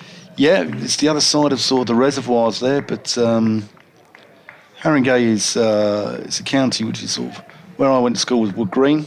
Yeah. It's sort of Alexandra Palace, that area, so it's a bit more sort of central North London, but the train goes right past there, doesn't it? It does. Yeah. It's Sales and Borthwick solidly behind there. I haven't been on a train for ages. Unfortunately, I got one to the opening day of the Test match at Leeds. And then what happened? And it took me 5 hours to get to Leeds. Oh. Although I'm getting my money back, but there's a signal failure. You ended up with COVID or something. No, there's a signal failure at Grantham, I think, or Peterborough. Sales in, and Borthwick works that one off his legs. That's going to go across the wicket. That might even go for 4 runs. He's timed that. No, it's cut off there just before the boundary. Well, I'll tell you something that has happened yet. Since this morning when the sun was shining and that square was rock hard and quick, and the field has slowed now. Yeah. Hasn't it? With this, these cloudy conditions. Heavier atmosphere, I think.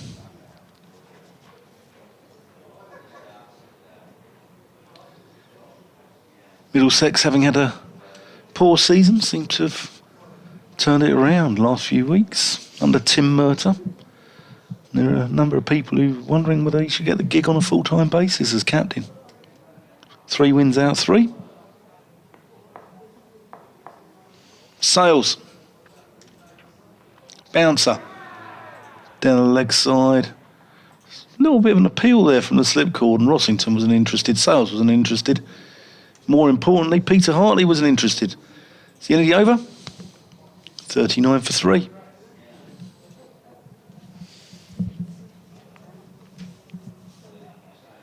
Need a bit of a rebuild here, don't they, Martin? Yeah, they've got their work cut out, but, you could panic and think 3 wickets down already. I think, well, there's still 7 wickets to play with, and as we saw with Northants, after an indifferent start, they were 35 for 2 and then 55 for 3. 74 they were for 4, weren't they? So they lost wickets regularly, and then it was Proctor and Sales who got a bit of a partnership going. Proctor coming in the ball now. And Proctor's the player who a lot of batsmen say is difficult to pick with his delivery style. Must be some... they were setting some stuff up on the field around the corner there, the big park, when I was coming in today, but I've seen quite a lot of old-fashioned buses going past recently, so I'm wondering if there's been some kind of historic motor show somewhere. Yeah, Proctor's got a very whippy action, very fast arm speed. Yeah. It's all shoulder. Here he comes in again. This is his first ball of the day to Borthwick, played off past point. It's going to be stopped. I'm trying to think whether it was Proctor who gives the impression he's delivering from the wrong foot sometimes. When he comes in and bowls. Well, like Mike Proctor. Well, just I'm trying to think who the player was. And a few seasons ago, one of the 2 of the Durham batsmen was saying he was difficult to pick because has a slightly different action. Yeah. He looks like he's got an extra sort of stride there before he actually delivers it. Yeah. Well, that's away for 4. Shot. That's a nice shot from Borthwick. Well, that race to the boundary in front of the old signal box. Again, that gave a crunch into the advertising boards. Wayne Larkins used to hit them back in the day here. Bowlers would say they got nedded. Finished his career at Durham, didn't he? Yeah, he did. Simon Brown was here, of course. Alan Walker was here. Jeff Cook was here. Yeah. There's quite a lot of players came from the north of England, the northeast of England. Peter Willey. Yeah. There was another umpire as well, wasn't it? Was it George? Who took the legal George action? Sharp. George Sharp, yeah. He was from Hartlepool, wasn't he? That's left alone outside the off stump. Yeah, the link to the northeast was a guy called Doug Ferguson who actually coached Italy for a period and had involvement with Bolton Cricket Club. Right. And he coached Simon Brown initially, I think. And he used to bring players down to Northants on trial. This is defended by Borthwick with a bit of a cut shot to point. Did Colin Milburn play here as well? Yes, he did. Yeah. He would have been before Ferguson's period as a coachy scout.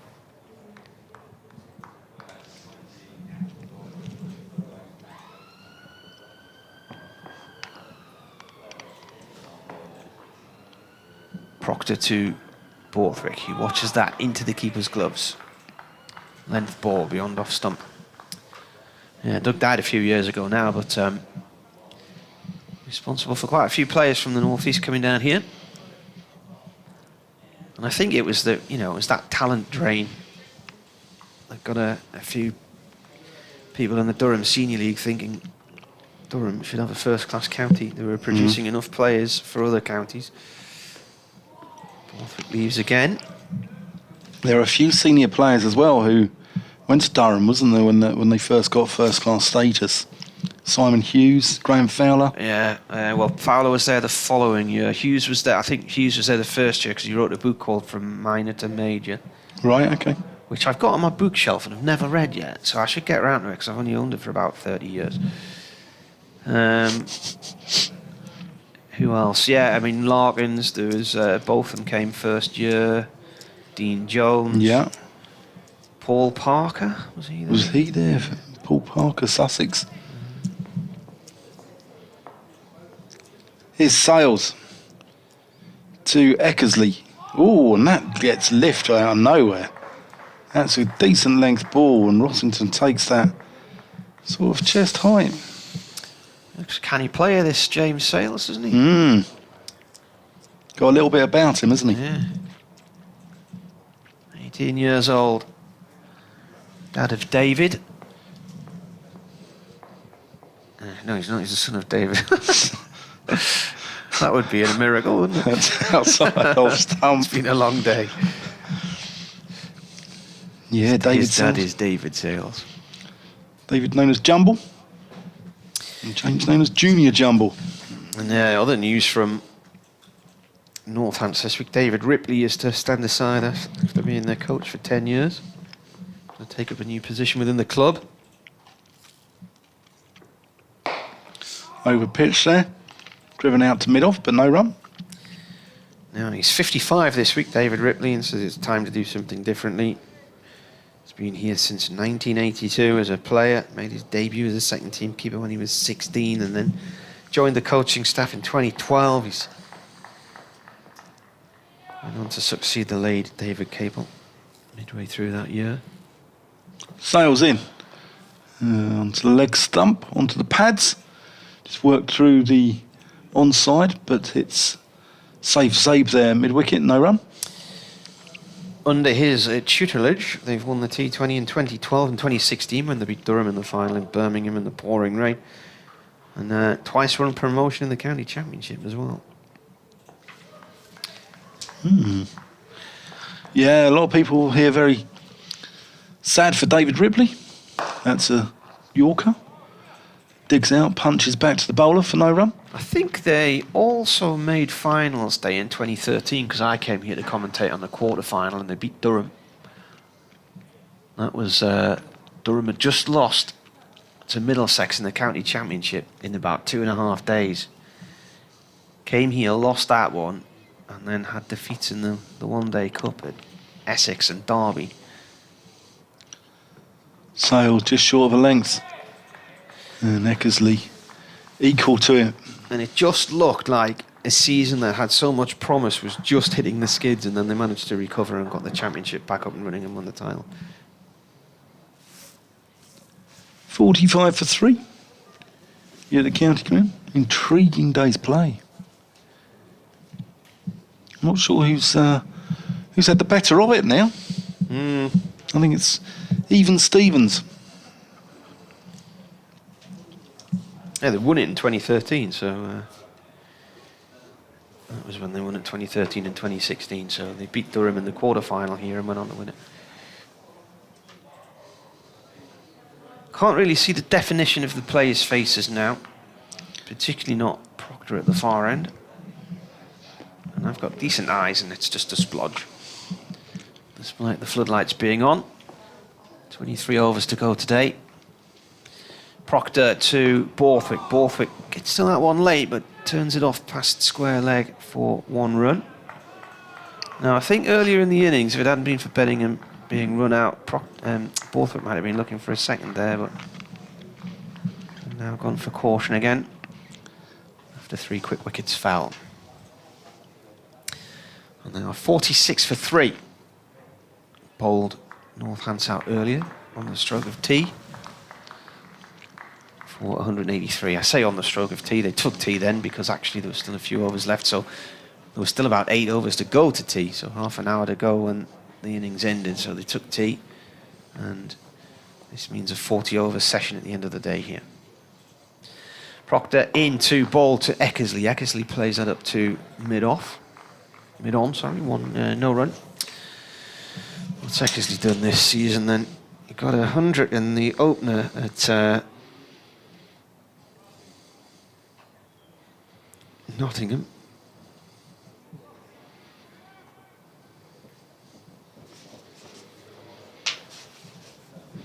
It's interesting we're speaking about ball doing a little bit under leaden skies. Proctor again to Eckersley. Again, this is found mid-on, no run. Down the M1 at Lords. Middlesex 144 all out. Worcestershire 66 for 6.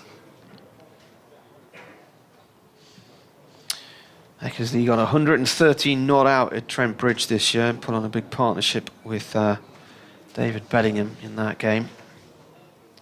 250 partnership, I think it was.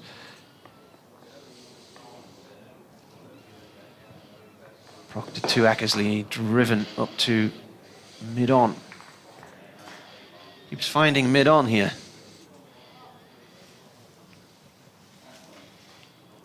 Yeah. Goes hard at the ball, doesn't he, Eckersley?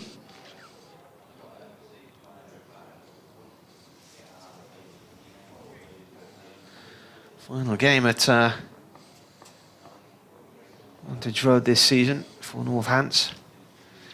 Proctor, Eckersley this time flicks that off the legs down towards long leg. Sales comes into field, he'll get 2 runs. Durham started the season with 2 away games and finished with 2 away games.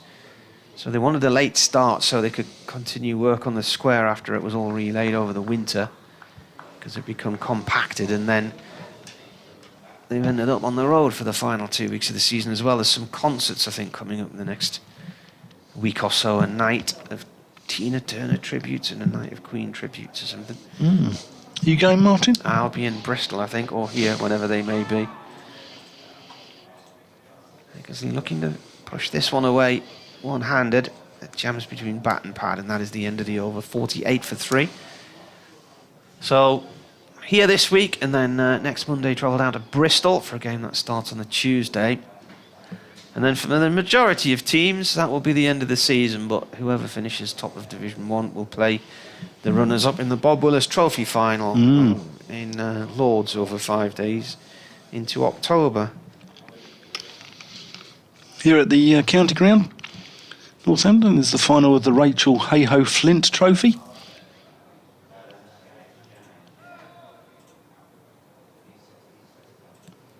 But there's plenty more cricket to be played in this one yet. Durham 48 for 3. 183 on the board for Northants. His sails into Borthwick, who watchfully leaves that one. Goes through to the gloves of Adam Rossington. Just the 3 slips now. Got safe save at point.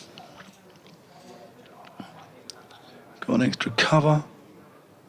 We've got mid-off, mid-on, mid-wicket. And long leg. And that's just worked off the hip down to long leg. And the throw comes in, just a single. Good flat throw into Adam Rossington there. It's, I think that's Jack White there under a sun hat. Rather optimistic. Protects his eyes from the glare, maybe. Yes, it is him. It's not Far into the ground. His sails. Over pitched, but goes straight to mid-off. And he's gloomy, and the flags that were fluttering away this morning have just limply hanging off the flagpoles there to our right at the groundsman's shed. And there's no sort of, nothing to take this gloom away, is there? Nothing to move it on.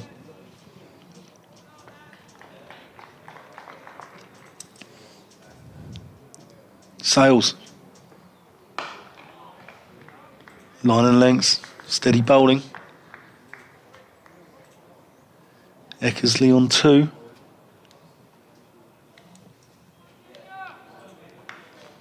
Durham looking to get this innings back on track.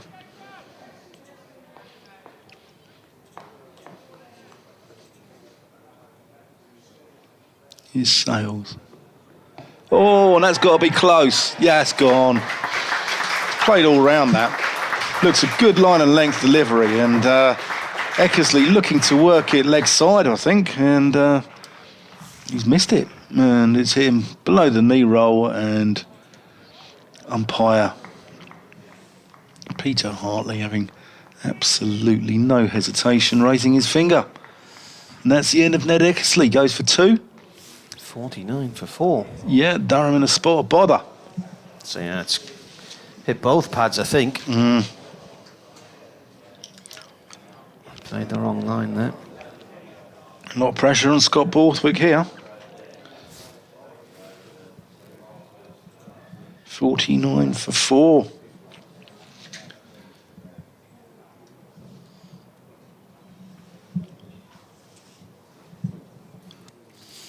He's played all around that.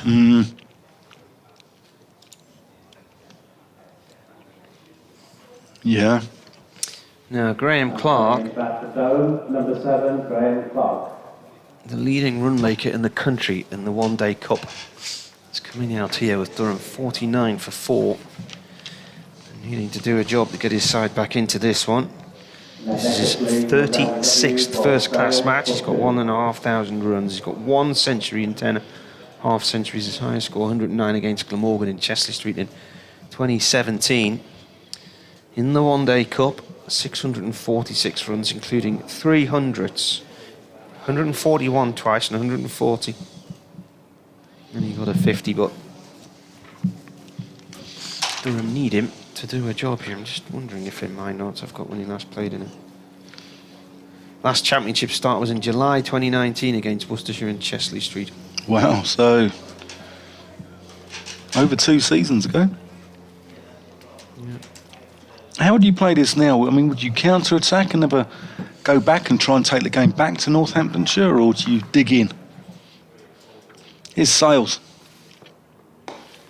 And he defends that one solidly. Well, the thing Out to is, middle. I mean, if you try and counter-attack, and I've seen it, you know, Rossington did that here 2 years ago. Yeah. They were in a bit of a pickle, and he dug his side out of a tricky situation. I mean, Clark, the way he played in the One Day Cup, played some cracking, aggressive cricket, but this is different. There's no fielding restrictions. It's not a white ball. These are the tricky conditions. So Red ball under lights as well. yeah, Hoops I around. think they will be having a discussion about said tactics.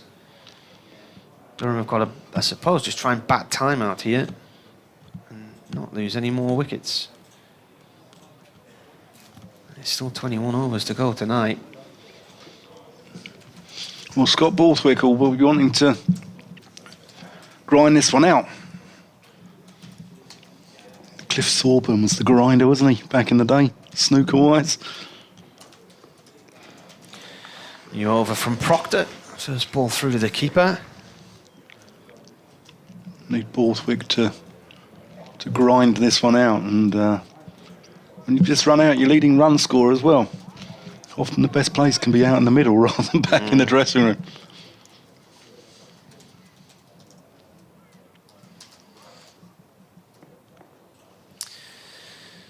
Borthwick on strike as Proctor bowls. Borthwick with a stride forward to push that to point, no run.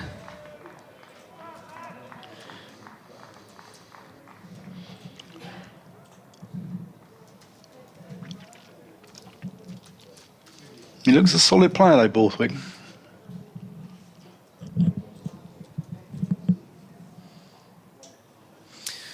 Well, he's had that, he got 100 straight at Chelmsford and was out in the dark. They shouldn't have been on the pitch.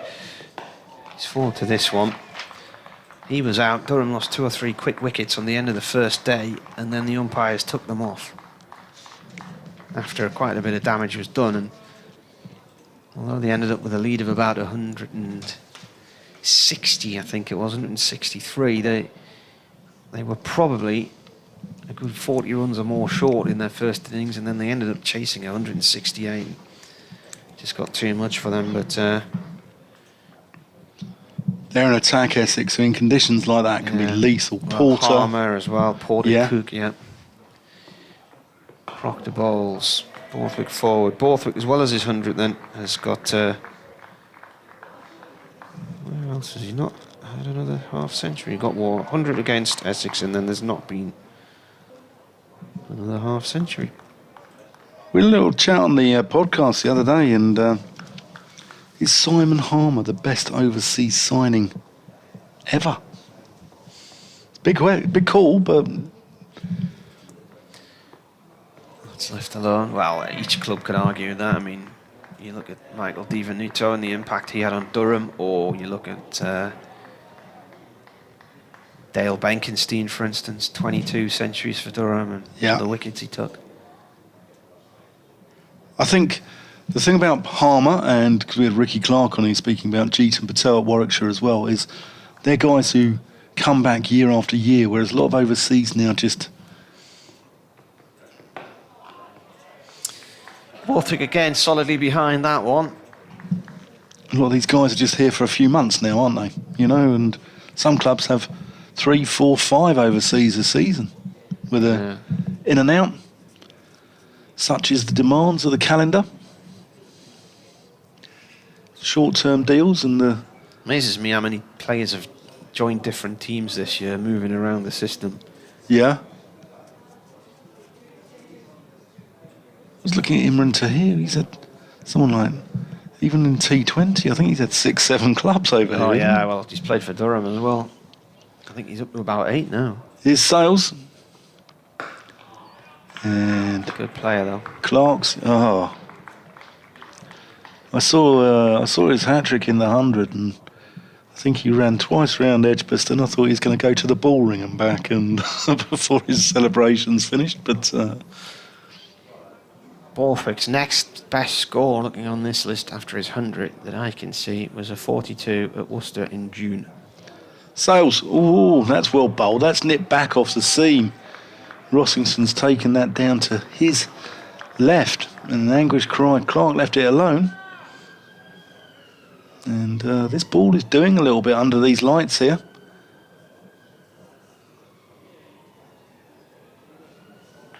Batting not easy. Not, is it? Sales. Ooh, that's nipped back off the seam as well. Him on the thigh pad.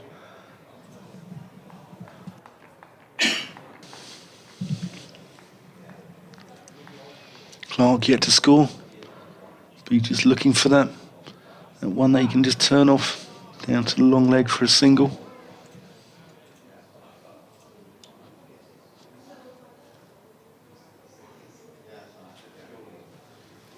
Here's Sales. There it is, that one, and you can just work it around the corner for one. That's what you want when you're on naught. Takes the pressure off. That's the 50 up for Durham. In the 21st, 21st over, yeah? Yeah, we've got 19 left in the day. Quite an expensive 50 given the wickets lost.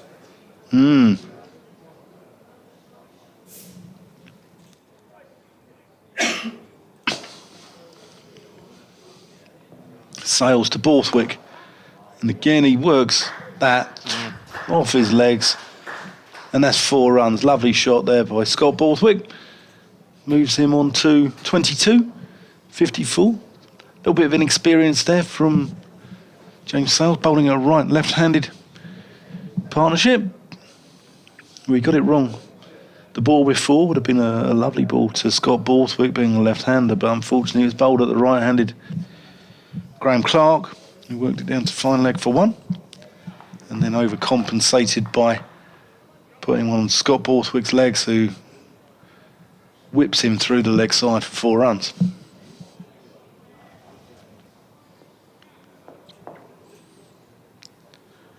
Sales.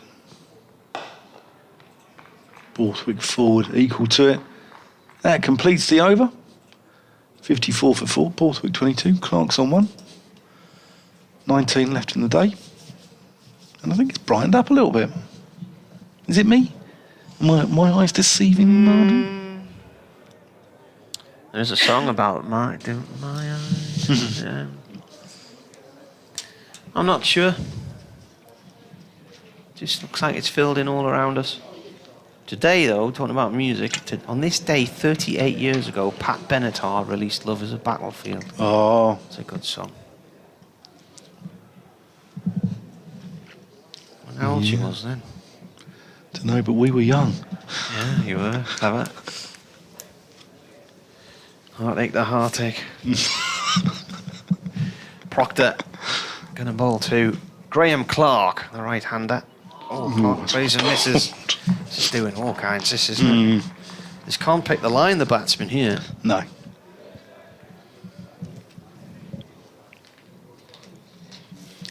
No, I think it's doing a little bit through the air and a little bit off the wicket as well. This is a battlefield for these players. Never mind Pat Benatar. Proctor coming back in and bowls. And Clark forward to that one. It's gone off towards short mid-wicket. The last ball he's played and missed at a ball that's pitched on line with sort of middle and off and then angled away past off stump.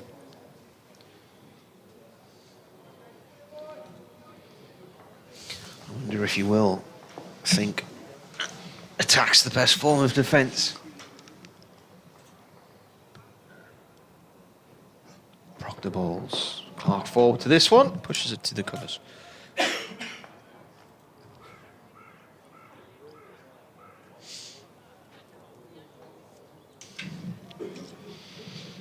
The crows are circling.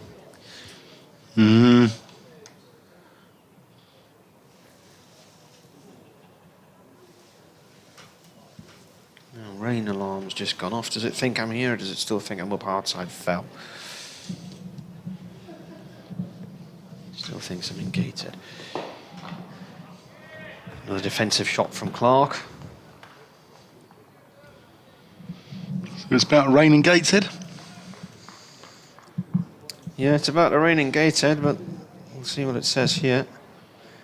19 degrees cloudy with a northeasterly breeze, it says here.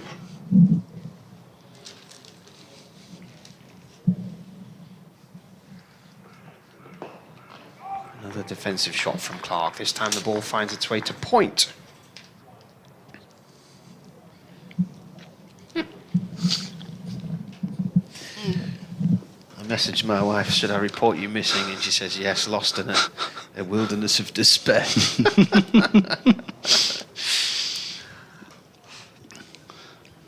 They do get older, Mrs. Emerson, they do.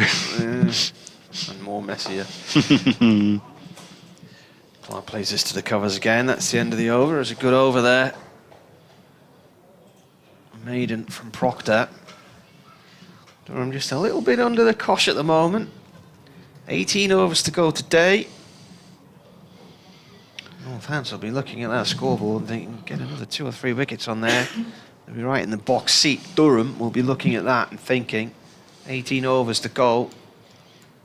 Let's be firm here and let's not give these wickets away. Scott Borthwick on 22, which is his average this season in the Championship. He's giving himself another start in difficult conditions. Can he go on and push on to a big score? It's good cricket, this. It's hard cricket, intriguing cricket. Sales to Borthwick. And that's through to the gloves of Adam Rossington. It's one thing, you know, picking up wickets, etc., but also just cutting the runs down to just over 2 and over. And the scoreboard pressure then starts to pile on, doesn't it? No batsman. I know it's a 4-day game, but batsmen like to feel that they're scoring quickly, don't they? No one likes to do a Chris Tavare and that's straight down the ground, and that's relieved the scoreboard pressure. Scott Borthwick plays a lovely shot there. I saw Chris Tavare get booed off at Headingley years ago when he was out. England supporters booing the fact he was out. And I looked back at the scorecard recently. He was the only one who actually did anything that day. Yeah. He could actually get all on. to watch, but he was out there in the middle, grafting away hard. He could actually get on with it when he wanted to as well. There was a game for England, I think, in Australia, where I seem to remember him wiping everything across the line and just went mad. And I think the Aussies just totally unexpected it. And played quite a few for Kent like that as well. Here's Sales to Borthwick from around the wicket. And Target angling in. And I think he went into Somerset in his later career. And I think, again, he played some little cameos down there. Davies obviously bored and has spent ages looking at things in cans. Love it. Last one of the day to get your taste buds going. A full chicken in a can. Oh, boned? Oh, get after that. That's a glorious shot. Bit short there from Sales, but it wasn't that short. And Borthwick rocks onto the back foot and cuts him square the wicket, 4 runs. And moves him on to 30. That was nice, wasn't it? Home style cooking goodness, fully cooked chicken in a can from Sweet Sue. Oh dear. I don't know if it's boned. Have to be a big can if it is. How can you fit it into a can? Squash it under pressure. You open the can lid and the whole thing explodes all over the ceiling. It's a bit like one of those springs, you know, those springs in a can you used to get when you were a kid, and I don't know if it just sort of opens out into a sort of miraculous chicken.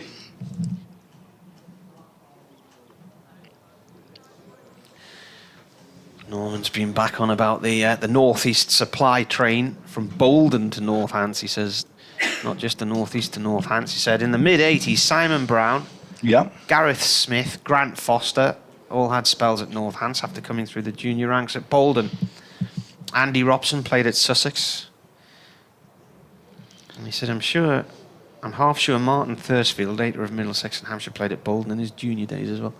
Well, I played against Simon Brown at school and Andrew Robson. Opened the batting with Andrew. His Sales. Borthwick works that through the mid-wicket area. He then gets single. Smart bit of work there by, looks like Rob Keogh. Played against Grant in my mid-20s. Also played in a charity match with him a few years ago. Simon Brown used to have a moustache, didn't he? Yeah. Looked a bit like sort of Eddie Shoestring. Don't know if you remember him back in the day. Eddie Shoestring. Trevor Eve. Yeah. Former alumni of Bromsgrove School in Worcestershire. Eddie Shoestring, wasn't it? Radio West or something? Yeah, he's a private ear. Yeah. He used to listen to the callers would come in. His Sales into Clark. And that's a top ball. That's the only over 63 for 4. Yeah, listeners used to sort of come into the radio with their problems. Yeah. So please don't do it to us here on the BBC. We don't want to hear your. Them. We don't want to hear your like sort of little private criminal cases or private cases going on. I remember one episode where he met some wrong'un on a cliff top and got a full confession out of this criminal about whatever they'd been doing.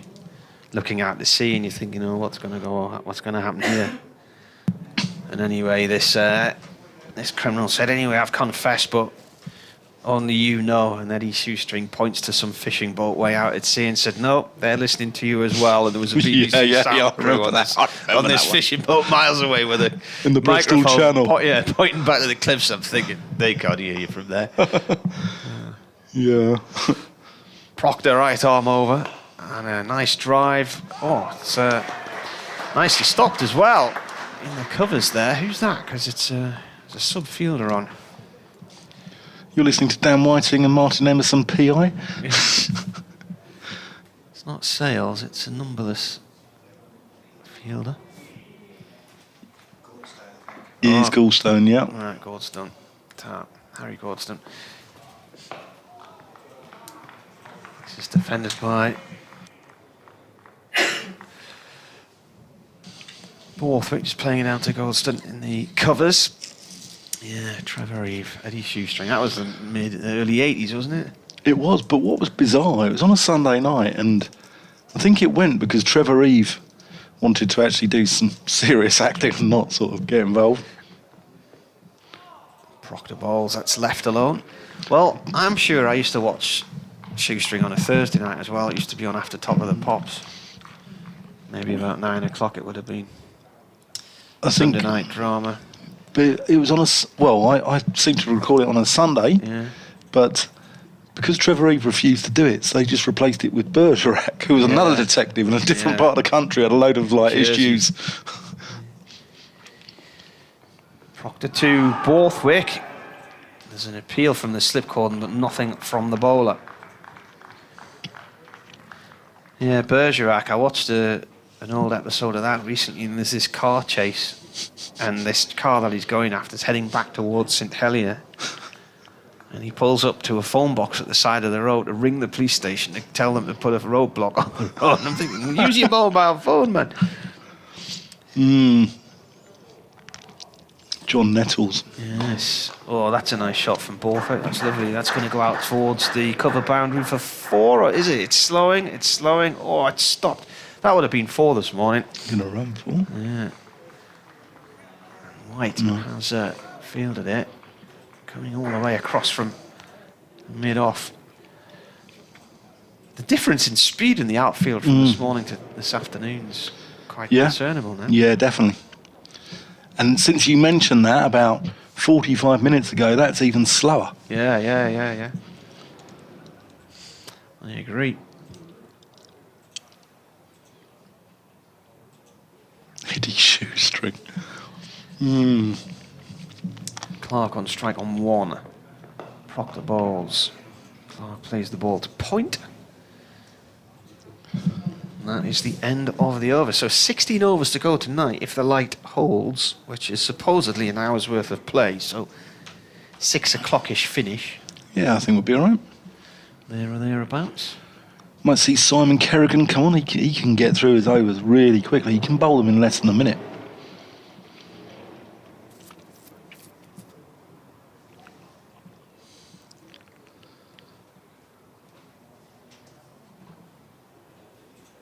And I see a change of bowling. we are going to see a change of bowling. Is this Sanderson back in the attack? Yeah, it is. Yeah. Borthwick's the key here. The kingpin. Northampton will be looking to knock him over, and the house of cards will fall.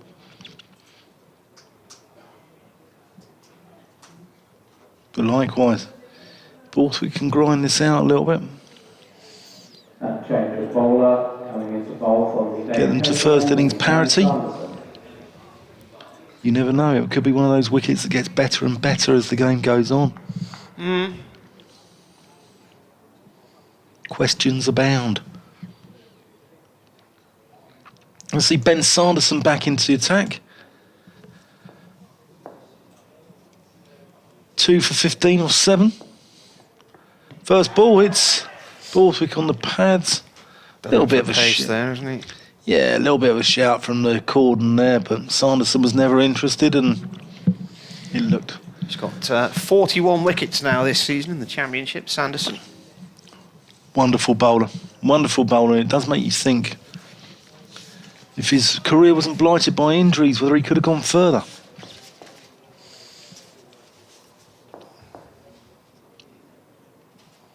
Here he is. His best figures this year, 5 for 28 against Sussex here. And he's also taken 5 for 45 against Sussex at Hove. And 5 for 71 against Sussex and Northampton again. There's a lot of records, or a lot of seasonal bests have been against Sussex this year. They're a very young side, aren't they, Sussex? Very, very young. And Sanderson in. Oh, and that's squared Borthwick up. Gone out to the gully. And yeah, Sussex seem to be blooding the youngsters. Ali Orr, Jack Carson, Archie Lenham, Daniel Ibrahim. And Ibrahim and Lenham are 16. They've been playing them at 16-year-olds. And why not? Fans aren't particularly happy down there with Rob Andrew, CEO, but trying to build something long term. Sanderson in to Borthwick, who plays a defensive shot out to point. Spent quite a lot of time in Rob's company over the years. Have you? Coach at Newcastle. Okay. Falcons. Used to go and see him every Thursday to do the pre-match interviews. The rugby, but never watched any of the games. That's how a rugby commentator had that job. So, he's got a first-class 100, Rob Andrew. Yeah. Combined universities or something? Has he got a blue for Cambridge at cricket as well? Possibly. Sanderson approaching the crease, and Borthwick shuns the ball. Shoulders, arms. Let's go through to Adam Rossington. Barnet lad. The home of Middlesex County Cricket Club. Is that still on the drawing board or not? There was talks of them moving to Barnet, wasn't there? Yeah, to Copdall, where the Saracens play, which is more sort of Mill Hill, that area. But Mill Hill? Mill Hill. It's London Borough Barnet, and that's defended out to extra cover. Twinned with Brent Cross. Yeah. Is that in Barnet as well, Brent Cross? I think it might be, yeah. It is, isn't it? Well, it might be in Brent. Is it? It's right on the border. It's right on the border, but just even the name. Brent's Wembley, isn't it? Wembley's just a little bit further around than North Circular, yeah. Isn't Wembley in the borough of Brent? Yeah, it is, yeah. Yeah. But you just sent shudders down my spine even saying the name. Brent Cross, yeah. Yeah. Yeah, it's the only reason I decided to play cricket over the summer, so I wouldn't have to spend my Saturday afternoons being traipsed around shops. Proctor to continue, bowling to Clark from the Lynn Wilson end. Clark forward to that one, plays the ball back to the bowler. One or two people just look like they're starting to drift away. Interestingly, it's a little bit chilly up the back of this stand, so we've got the door open, but just looking into the stands, a few people still in shirt sleeves, so maybe it's a bit more pleasant outside. We spend most of the summer indoors in the cold. Proctor bowls. Clark forward to this one. And it's gone off to point.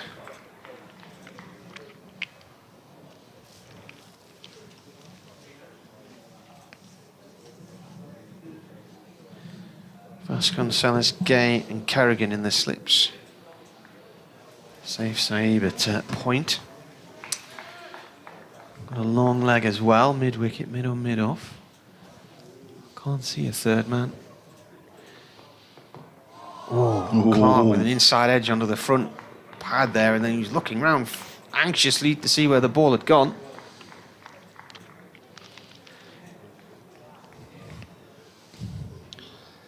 Yep, Kerrigan. Wouldn't surprise me if we see Kerrigan in the not too distant future.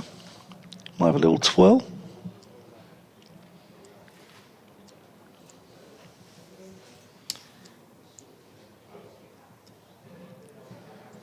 Proctor into Clark. Clark drives the ball. A couple of bounces out into the covers. Paul says Shoestring was brilliant, although Bergerac had the lovely Celia Imrie.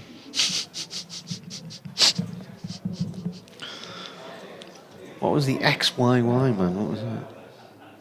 The what? The XYY man? Don't know that one. What's this in Shoestring or Bergerac? I don't know.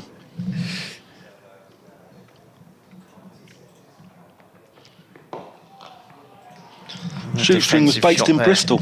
You might see him when he travels there next week, Martin. Go and do a little stint for Radio West.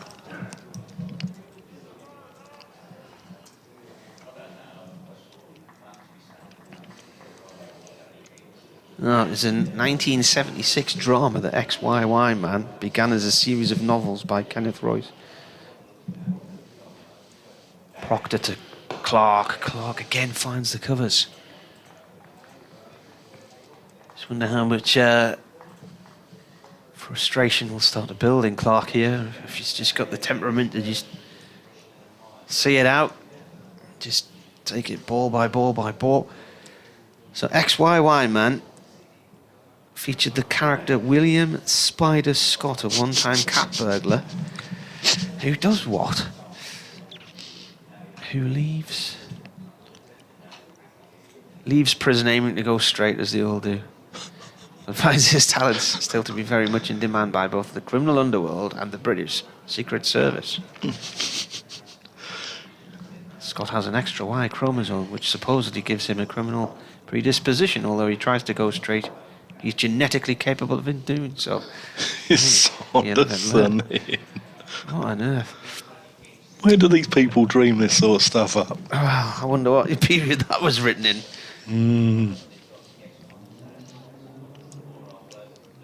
We're loving the interaction, though. Keep it coming at Marty Cricket, at the middle stump.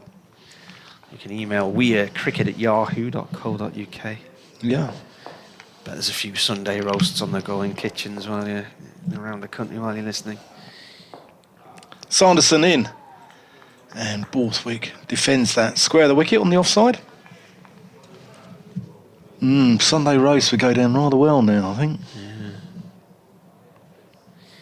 A few weeks' time when all this is done and dusted and my stats notes are sitting in the cupboard again, gathering dust over the winter. Sunday afternoons. Get the Sunday roast on, listen to Guy Garvey on the radio. A couple of responsible beers in the pub. Chicken in a tin. Yeah. Get the old Yorkshires on. Family tea. Sanderson in. Bending it back into Borthwick. And then there's the cathartic element at the end of the day is, well, bath time I go through a pile of ironing, listening to the radio. I enjoy ironing, actually. Do you? Yeah. It's just I can just lock myself in the bedroom with the radio on and listen to the music, and still got my new iron, which is at least 11 years old now. Still have it in the box. Can you just continue to call it the new iron and remember I bought it on holiday 11 years ago. Is it a travel iron? Here's Sanderson. Yeah, it came from Exeter. That's played out to mid-on, and that's no run. Little change in the field going on here. I think Safe Zape's coming from the covers into short mid-wicket. So only had 3 new elements, a new plastic cover, 2 new handles, and 3 new plates, and 4 new cables. But it's still the same iron. Brilliant.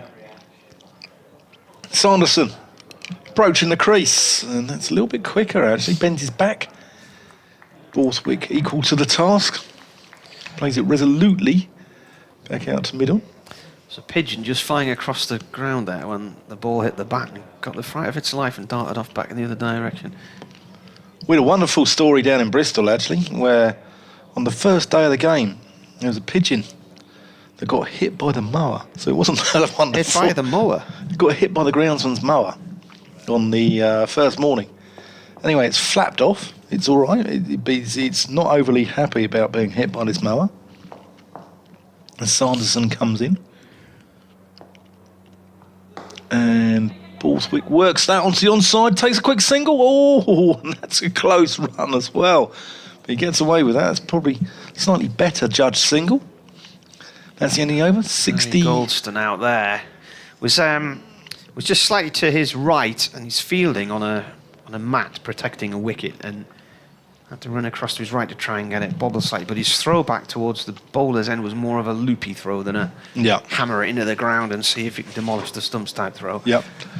So this pigeon in Bristol has been not overly happy about being hit by a mower, but it's flapped off and no one's seen where it is. Half an hour later, the game started and it's being attacked by seagulls.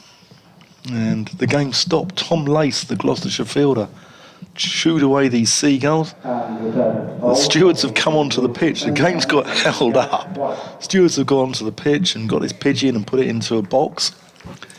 And it turns out that it's actually it's a homing pigeon. It's got a ring round its neck. And it's flown over from South Wales. It's flown over from the Rhondda Valley. And they've managed to get hold of the owner and get it back. And it's all well and good. Jack White comes into bowl now, returning to the Lynn Wilson end. It's left by Borthwick outside the line of off stump and is taken down the leg side by the keeper. So a lot of late swing there on that delivery. But you'll also there's a song by the Unthanks called "The King of Rome," which is about a world champion racing pigeon which belonged to a man in Derby. It's a cracking tune. The Unthanks are a band from Northumberland. In comes the bowler that's left alone again by Borthwick. You'll also find at Bristol that the pigeons are in a stanchion above you, up here.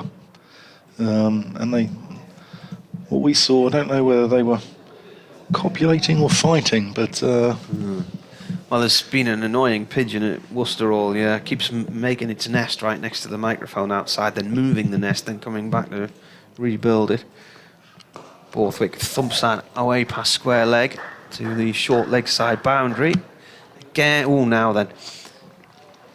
Good chasing there, but I'm not too sure whether that was not a 4. Again, that was very slow. Having a check, because that is really tight, that boundary there. Who was it who went after it? Was it Proctor? No, I think it's... Grabbed the ball just as he was sliding over the rope. Can't see it on the camera replay. It's not Gay. Gay's at second slim. I wonder if it's Keogh, actually. He's staying out there, Rob Keogh, apparently. Borthwick plays it in that direction again towards the square leg boundary for 1.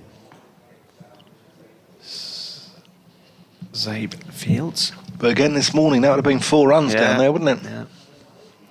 It is amazing how slow the outfield is now. It was lightning quick this morning. And it just looked as hard as concrete as well, didn't it? BBC Radio Newcastle with you, BBC Radio Northampton.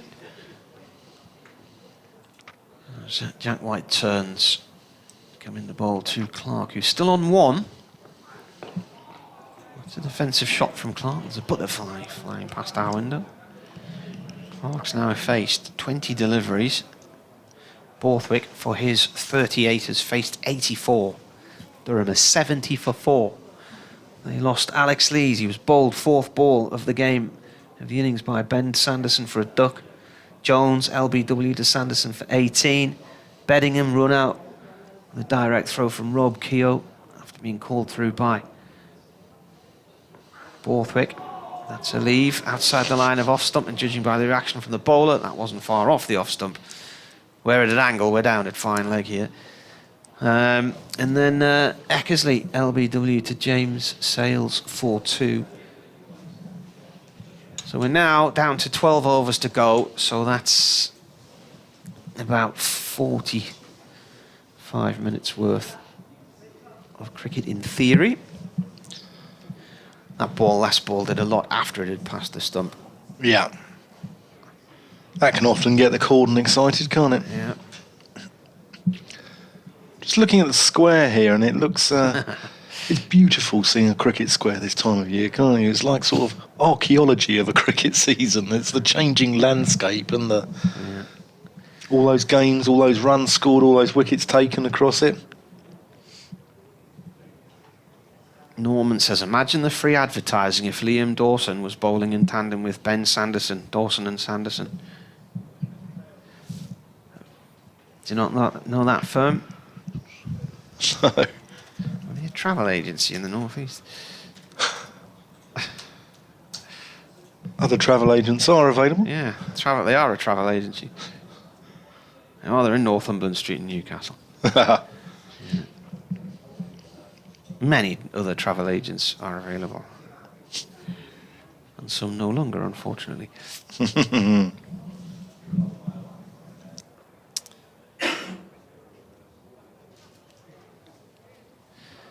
Change of bowler from the David Caperland, James Sales. Sales is back on, so Sanderson's had a couple of overs and then Sales is back to replace him. Yeah. He's had a good day, James Sales. Half-time Leeds 0, Liverpool 1 at Elland Road.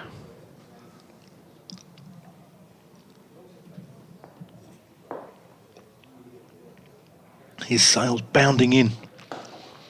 Flush of youth into the crease. Worked off Borthwick's hips for a single, 71.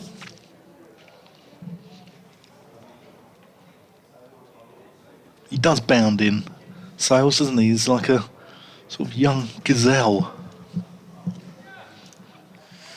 Scores elsewhere then.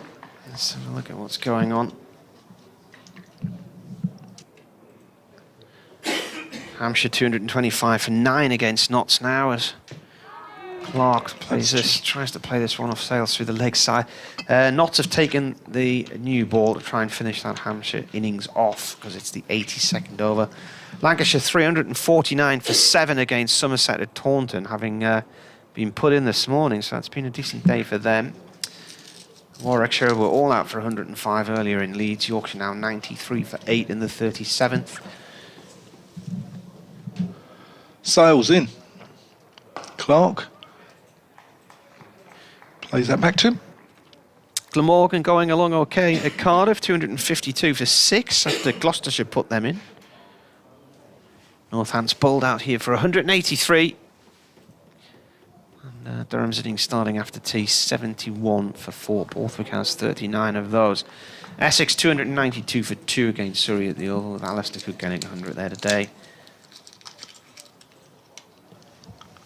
Sales approaching the crease, and Clark plays that out to mid-off. He'll get a single. He goes on to 2. Kent 276 for 7 against Derbyshire in Derby. Stumps at Leicester. That's interesting. 89 overs there. Must have gone off a bad light, maybe. That's not a million miles away from here. Sussex 310 for 4. Haynes. Well, we saw his score earlier, didn't we? Oh, is he out? Was he? Yeah. Okay. They must have gone off a bad light, I think. Not that far away from here, Leicester. Yeah, they have gone off a bad light with 7 overs remaining in the day. Here's Sales. Ooh, that's just not a complete grubber, but stayed a little low. Borthwick forward, covers it. Borthwick on 39. Needs a big knock here.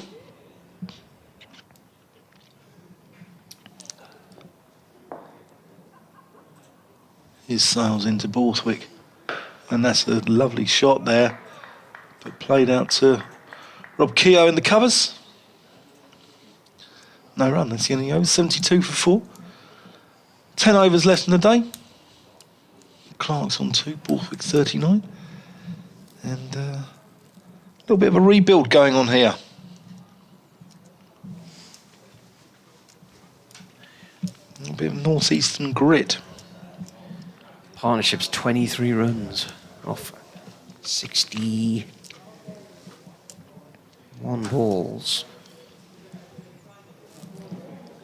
11 overs to go in the day. Durham have faced 29 overs so far in this first innings. 72 for 4.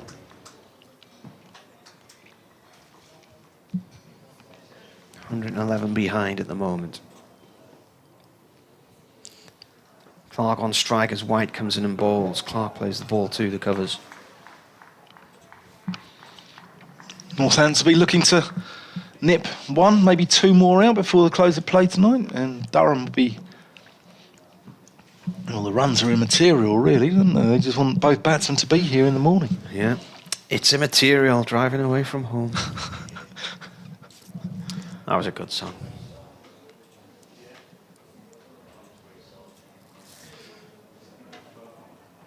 White comes in past the stumps and bowls. Clark drives.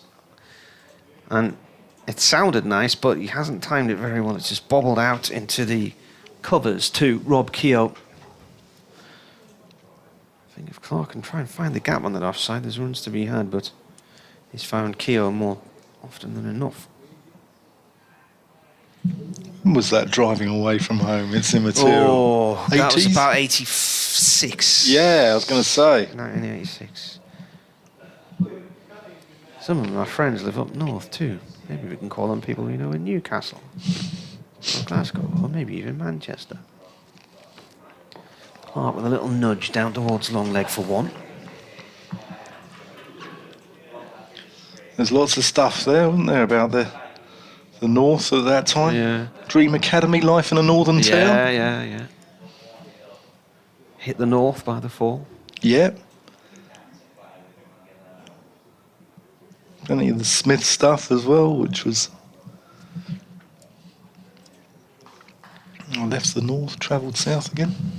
I was walking across this hillside and I found this rusty bicycle. It was desolate.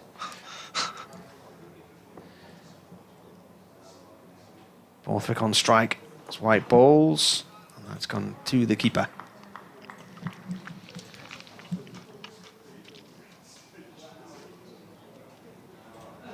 Nearly 5:30. 3 minutes to 5:30 on this Sunday afternoon. 12th of September. Intriguing day here. It's been a good day.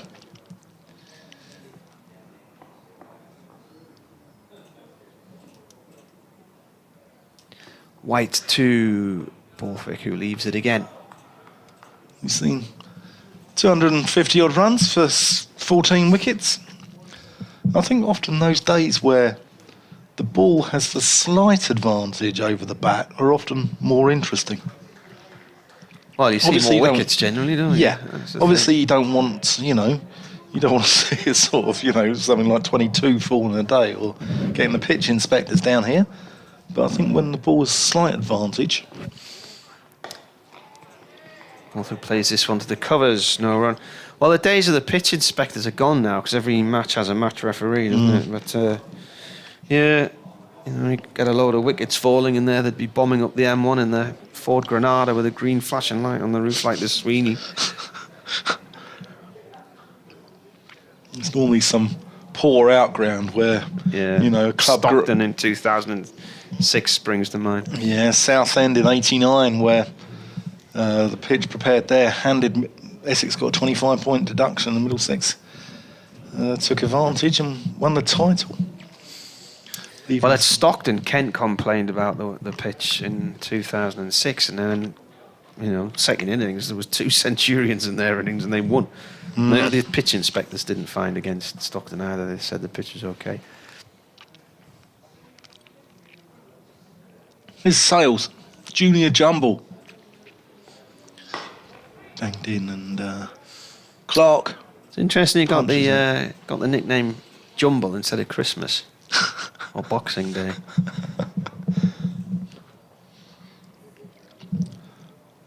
Or any of those carpet shop sales that appear on your TV. Another ad. A lady in a famous store once told us they only actually have one sale a year. That's down the leg side, and Clark has a swish it. misses it and goes through to Adam Rossington. She said the rest of them are promotions, not sales. So Easter, bank holiday. Do you believe her? It's just, it's mindless sort of advertising on TV, and again, you know, as we were talking about earlier, some of those daytime TV ads, there's sales in, and that's a Get short after ball. that. And that's, Gone for I've 6. seen that. It's gone for 6. He's picked that up over mid-wicket somewhere, I think. Yeah, well, that's Graham Clark one day cup style. That he's just And that's got him. hammered that straight over the top for 6. Yeah, gone somewhere towards the groundsman's shed. I Latched think it onto might that have hit very one of the quick. green containers. It's gone back onto the field pretty quickly. Yeah. Probably slightly dented. He middled that nicely. He did. I did actually lose the sight of the ball. I saw it as a short ball, saw him connect, and then saw the umpire raising both hands. He's left that next ball alone outside the off stump. It just landed to the right of the groundsman's hut. Okay. And it clipped the top of the one of the green cabin things, I think. The containers. Yeah. Sales. Oh, that's... Yorty jams the bat down on that. Plays it out to the covers.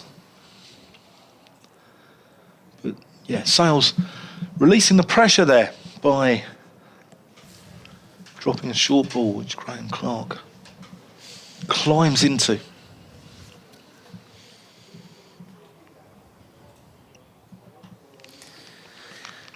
Oh, how long have we got left now? 9.1 overs today. The light is holding. Yeah. Martin Emerson and Dan Whiting with you.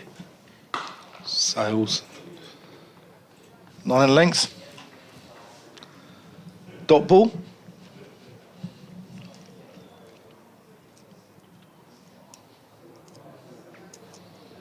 Discussing everything from a little bit of cricket, shoestring, dodgy meals in cans, obscure pop songs. The XYY man was apparently set in Birmingham, says Paul. Starred Stephen Yardley.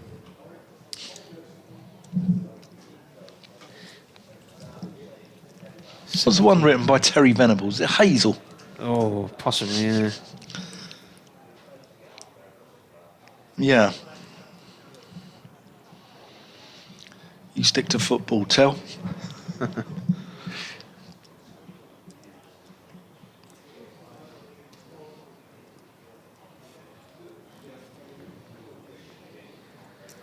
Jack White's waiting to have a bowl here, but there's a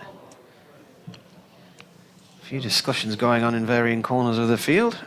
And the Durham batsmen have just been for a chat as well. 9 overs left.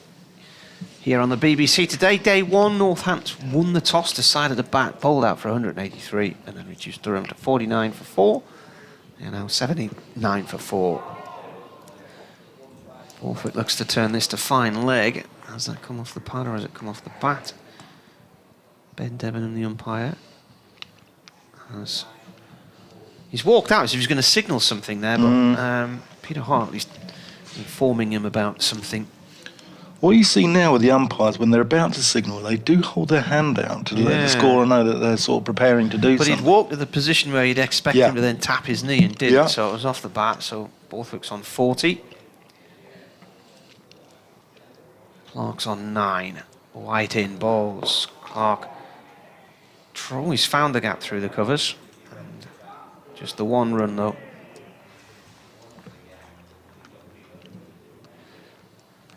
Thought for a second Keogh was going to get to that. He just diving across the ground and sort of slid along on his knee. Couldn't quite reach it. I was watching the tennis last night and Emma Raducanu took the skin off her knee with that friction burn. And then when she was serving, I looked away briefly, not realising it was a game point. Yeah, it was break point. Yeah. In comes White again. Oh, and an edge from Borthwick was that. It's sent the keeper the wrong way, and I'm not sure it carried. He's dropped it anyway. Possibly an inside edge. I'll have to see the replay there. Anyway, she was serving, and I looked up, and I thought did the first serve hit the net or something? And then the next time I looked up, she was lying on the floor. I thought, oh, her knee's gone again. But she'd actually won at that point. But I'd missed the glorious moment. Oh, I think it might have been an inside edge. Bounced out of Rossington's right hand. What a win, though. What a win. Yeah. Durham 81 for 4. Borthwick facing white. That's left alone. I think if Durham can see their way home now without losing another wicket, they'll feel that's quite a good recovery from where they were. I agree. Yeah, I think so. On a day generally for the bowlers in a match that, at the moment, looks like it could be a low-scoring epic, but you never know. A second innings could just settle down nicely as Borthwick goes back into his crease and plays this out towards the covers. Sometimes see sides struggle in the first innings, and then by the end of the second innings, you wonder what all the fuss was about. But it's incredible how the conditions can change, A, during a day. I mean, we've talked about the speed of the outfield and things like that. It's doing a bit this afternoon under the lights. And B, over this period of 4 days, how things can change. And some wickets these days flatten out rather than... Yeah, I agree. Get harder to bat on. It's gone down the leg side and it's gone for 4. It's come off the bat.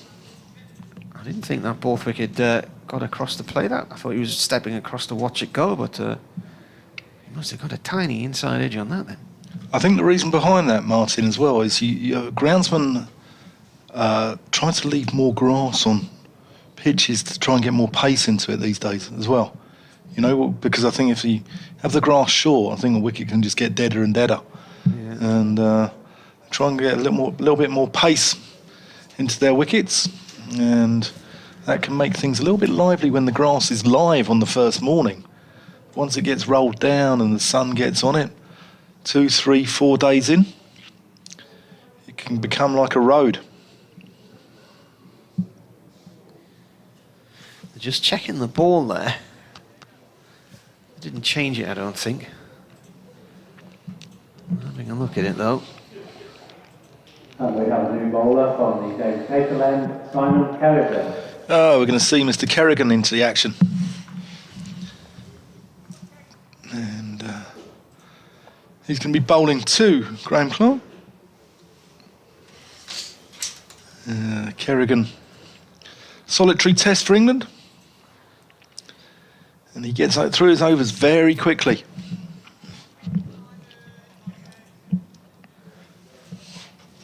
He's going to see if he can get any purchase out of this wicket. As he comes in, first ball.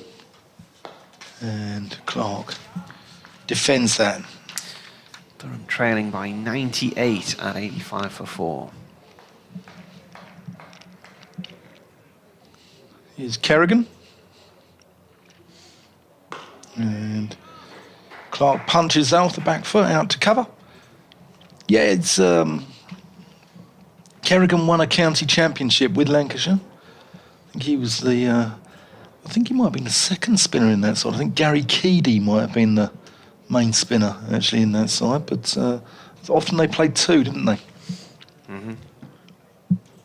Yeah, it was Keedy, wasn't it? But they, as you said earlier, they played a lot of championship games that season because they rotated the square at Old Trafford. So they played a lot of Aigburth at Liverpool, Southport. I think they played all of them away, didn't they? I don't think they played. Yeah. Here's the man they call Kegs. A little bit short. I think that's turned. I think they played T20s at Old Trafford that year. Did they? Yeah.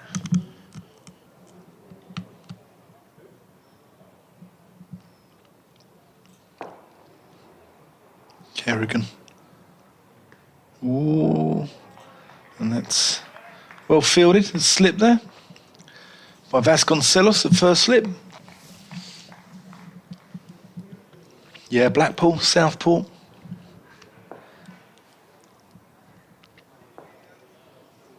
Here's Kerrigan. As you said, now they play at Sedbergh, which is stunning ground. You liked it there? I can't remember going anywhere other than Old Trafford for T20s with Durham. Kerrigan. Oh, that's no shot there, and they're asking the question. It's a very dangerous game to be playing to the left-arm spinner. Often the can be an appeal to stop them from doing that as well. Puts the seed of doubt into the batsman's mind. So that's the end of the over, 86 for 4. Borthwick 44, Clark 11. 1 over from Kerrigan. And we've just got the 7 overs remaining in the day. He was an awful long way outside the line of off stump there. I mean, that ball could have gone anywhere after it pitched. White to continue from the Lynn Wilson end, the far end of the ground of the indoor school and the TV commentary boxes on the roof. And little terrace of about 5 rows of seats on the front of that stand. He comes, he bowls to Clark. Clark plays the ball up to mid-on, no run. It's quite interesting seeing the camera. The camera is on a gantry to the side of one of the television commentary boxes there. And it's nice to see what our end of the ground looks like, because I never really look at it, do you? Yeah. You sit at this end, you never really look or go out there to look at it. It's quite nice. It's quite nice, the pavilion here. Clark drives, that's 4, past point. Nice shot, right out the middle. Quite a pleasant pavilion. Seating upstairs, seating downstairs. There's a nice members area next to us, and there's a little bar in there with some lovely, like, 3-piece suites and downstairs. Just the next level down to us, just on the balcony across the bar. Right, okay. I don't know if it's the President's Club or something, but okay, it's quite a pleasant environment. There's the long room downstairs as well, which looks very nice. Loves their cricket here in Northampton, as they do in Durham. It's the centre of the shoe industry at one time. Yeah. Clark's, Dr. Martin's up the road in Rushton. Another drive from Clark, 4 more. Oh, it might slow. Actually, it has slowed. It's come to a complete stop just in front of the scoreboard on the right-hand side of the ground. Well, I don't know if Dr. Martin's were based in Rushton, but no, Max Griggs had Rushton and Diamonds, didn't he? Yeah. I don't even think that stadium's there anymore now. Sad to see what happened there, isn't it? Remember Newcastle United going down to open that stadium.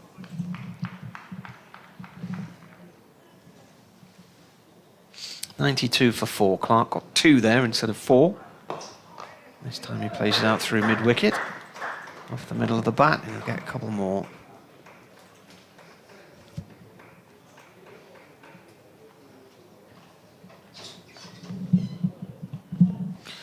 There's one of the Durham members who I got to know down at Cheltenham a few years ago, and he lives at where's the public school where Leicestershire sometimes used to play near? Oakham. Oakham, yeah, he lives in Oakham Village. It's not far from him. Lovely there. Yeah. I would imagine he'd be in the ground some other day. Right in. Clark plays this to mid-on. No run. I think Stuart Broad went to school there, didn't he? I think you might have done, yeah. Yeah. Some friends of mine years ago, they all used to have a week away each year in the Chooser County Championship match, and it was back in the days when Leicestershire regularly played at Oakham. That was their favourite place to visit. 3 or 4 days in a country pub. In Rutland, the water. White balls. They've played around, haven't they? Leicestershire, Colville, Market Harbour, I think they played at. In the middle of Rutland Water, there's this little peninsula comes out, and its village is called Hambleton. And there's a cracking pub in the village. When you get there, the cottages look like Cotswold sandstone. Right. And it's called the Finch Arms or the Finch Inn. And at one time, you used to have a fantastic view down to the water's edge. You sit in the beer garden, and about 3 or 4 years ago, Durham played here in a T20 during the summer holidays. So my daughter came with me, probably about 2019 maybe, 2018. And she'd been learning how to score, so she kept score for me on the computer, which was handy. And then the following Saturday morning, we drove back home, but we went through Rutland and we went to the village. But a big house had been built at the back of the pub, and okay. A fence had gone up, so you'd lost the entire view to the water's edge. Ruined. Here's Kerrigan, and Borthwick goes sweeping. He gets that quite fine. Fine leg comes round. Think about a second. But they turn it down. The ball wings into Adam Rossington's gloves. You've got Burley House, haven't you? Not too far from there. Yeah, is it Stamford, Burley House, the Burley Horse Trials? And okay, is that there's there? a lovely cricket ground in there as well, and fishing lakes and all kinds of things. Here's Kerrigan, a little bit short. Pushes that one through a little bit quicker. Clark defends it. 5 overs left in the day.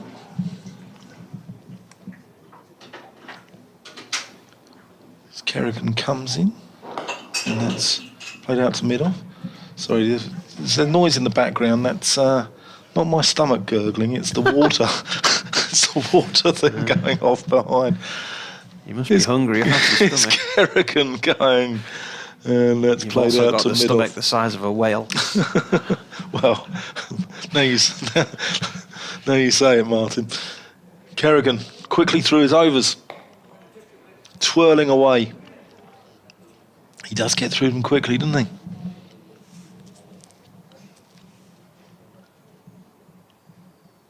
Sixth ball, final ball of the over. And it's well bowled. That's the over, 95 for 4. Borthwick 45, Clark 19. 5 left in the day. And I think Durham don't lose any more wickets. I would say that they've had slightly the better day, but not by a lot. In the words of ex-magician Paul Daniels, not a lot. I'd give it 52-48, something like that. 53-47 in Durham's favour.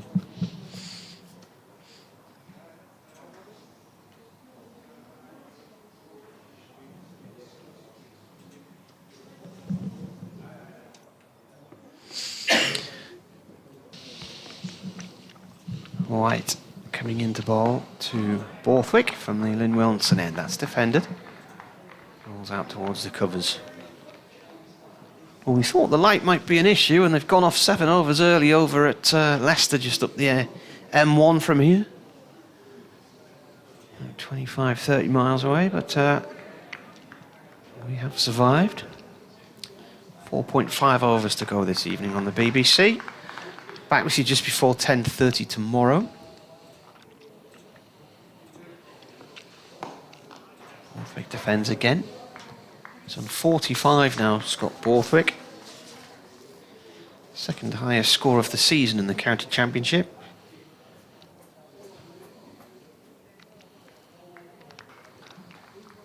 "31 years old now. This is his 297th match in all formats for Durham, and his 121st first-class game for them. This is flicked away off towards the square leg boundary. My maths is right. Let's just work this out. He's gone past 9,700 runs today as well. Okay.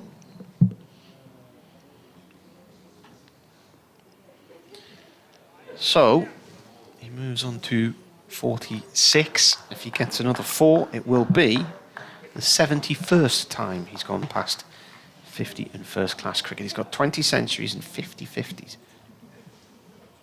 Clark is on 19 as he plays this back to the bowler. Durham edge towards the 100 mark as well. Yeah. So a much-needed partnership from a Durham point of view. This, it's 47 off 100 balls. And now 96 for 4. Northampton were 91 for 5. They were 91 for 4 technically as well. So it's about parity really, isn't it? White bowls.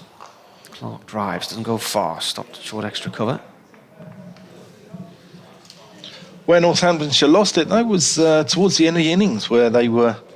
Yeah, they lost 4 quick wickets in 4 overs, didn't they? At the end, yeah, they were 100, I think 100...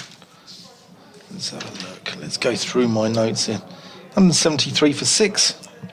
183 all out.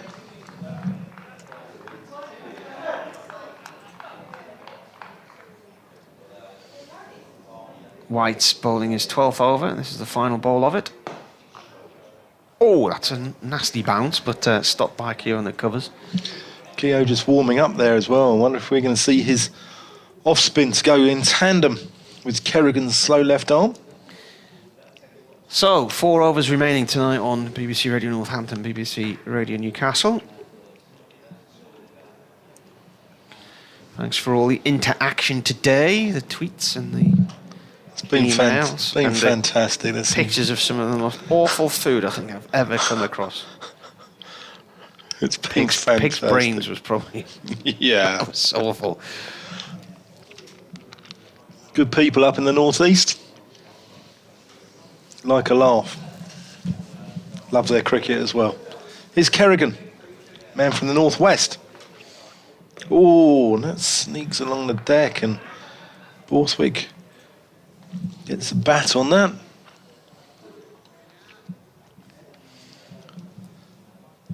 Quickly through his overs. Borthwick goes sweeping, gets a top edge. And that goes over the keeper's head. Thought he was going to go into the hands of Ricardo Vasconcelos there at slip. I thought he was going to come running around, but it's one of those that just went on and eluded him. And Borthwick picks up 2 for his troubles.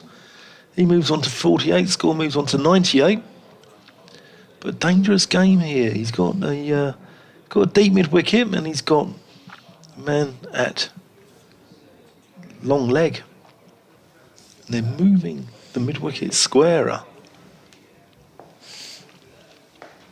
And Borthwick plays that, drives that through the offside.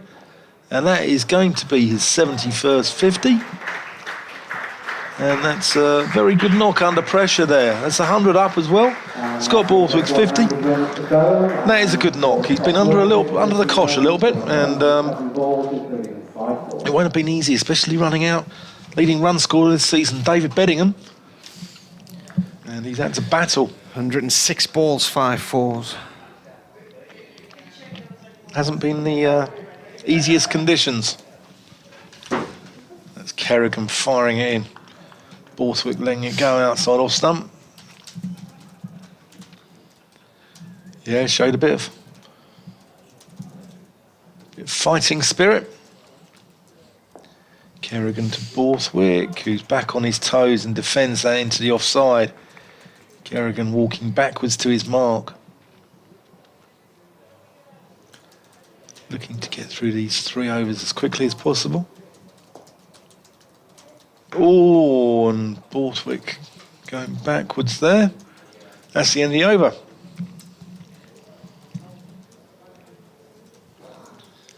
So we're going to be here just before 10:30 tomorrow. You've got the joys of me being here again, Martin, and all those lovely people in the northeast. I don't know, do we have somebody from Radio Northampton with us as well? We do, perhaps? we do. We have. Is Andrew coming, is he? Is Andrew, is it? No? no Andrew's. Not Andrew Rad, no. Oh, Graham, sorry. I'll tell you who we've got. We have got.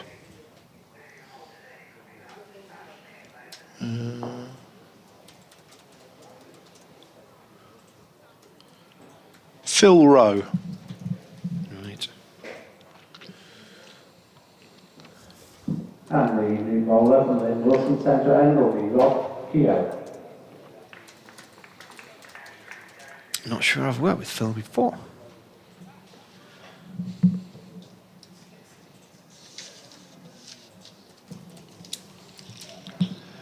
Yeah, Keogh is coming into the attack.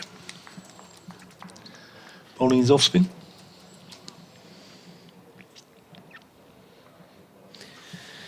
Rob Keogh then up to the stumps. Clark turns this out through mid-wicket 4-1, run along the ground.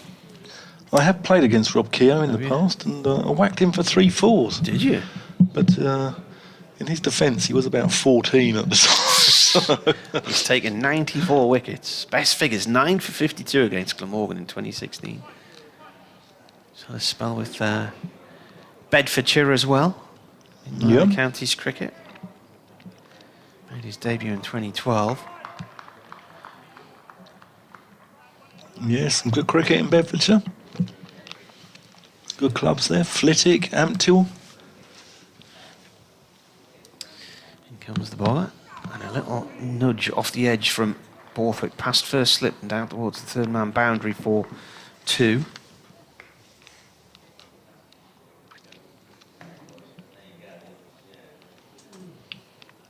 Well bowled, a little bit of turn.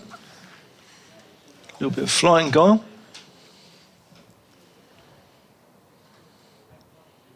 Off spinners love bowling at left-handers, don't they?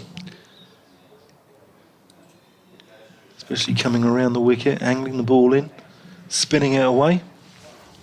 Durham just need to see themselves through tonight without any more losses. Keogh around the wicket to Borthwick, who leaves that one. And in all from the bowler. I think that was the arm ball. Keeper standing up, short leg in place, tight first slip. It's played off the back foot by Borthwick out through the covers for 1. White fields it. His big wide brimmed hat comes off as he fields. Floppy hair evident again. Short leg now for Clark, the right-handed batsman.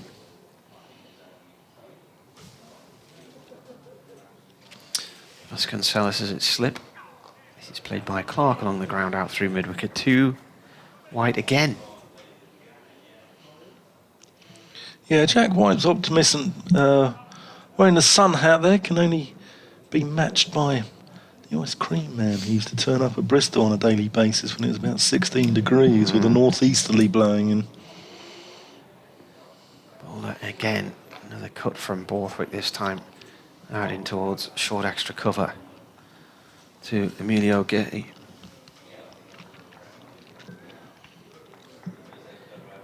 That is the end of the over. 2 to go today. Yep.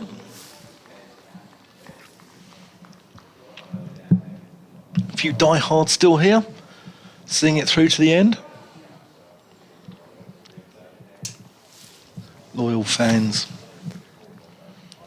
This is why when they talk about reducing counties or taking them out, these people who are here today watching their beloved Northamptonshire, they shouldn't be discarded out of the game. Here's Kerrigan. Last over of the day from the David Capel end, and that spins, but it's watchfully played by Graham Clark.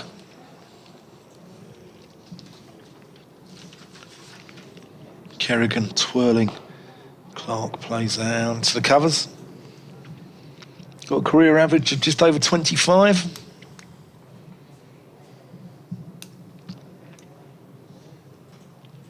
Kerrigan. Oh, and he gets that one, tickles it around the corner, and I think he's going to pick up just the 2. Vasconcelos is quite quick and keeps him down to a couple.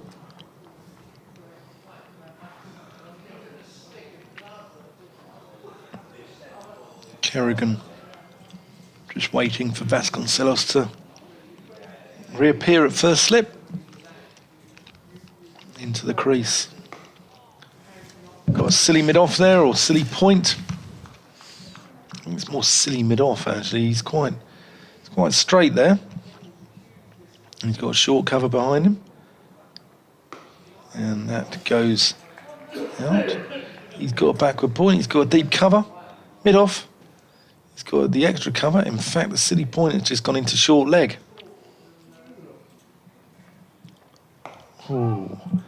And that completes the last over of the day from the David Capel end. We're going to have one more from Rob Keogh from the Lynn Wilson centre end. It's been a good day's cricket, hasn't it, Martin? Mm-hmm. Not easy by any stretch of the imagination for the batsmen. No, I think the ball has been in the ascendancy, but by not a lot. I think, you know, if someone applies themselves, as Scott Borthwick's done here, got a 50. We saw Luke Proctor do it earlier as well, didn't we? Here's Keogh. First ball of this final over of the day. What time is it? 6 o'clock. Wowzers. We're only half an hour late. Some racing pigeons being released from an allotment, flying around the garden, the ground. Keogh around the wicket to Borthwick. A little nudge towards square leg for a single. And they're definitely racing pigeons? They could be anything. They could be peace doves. Somebody might have just released them from a basket that were proposed to their girlfriend and they've flown off in the wrong direction with the ring. Who says romance is dead? Yes.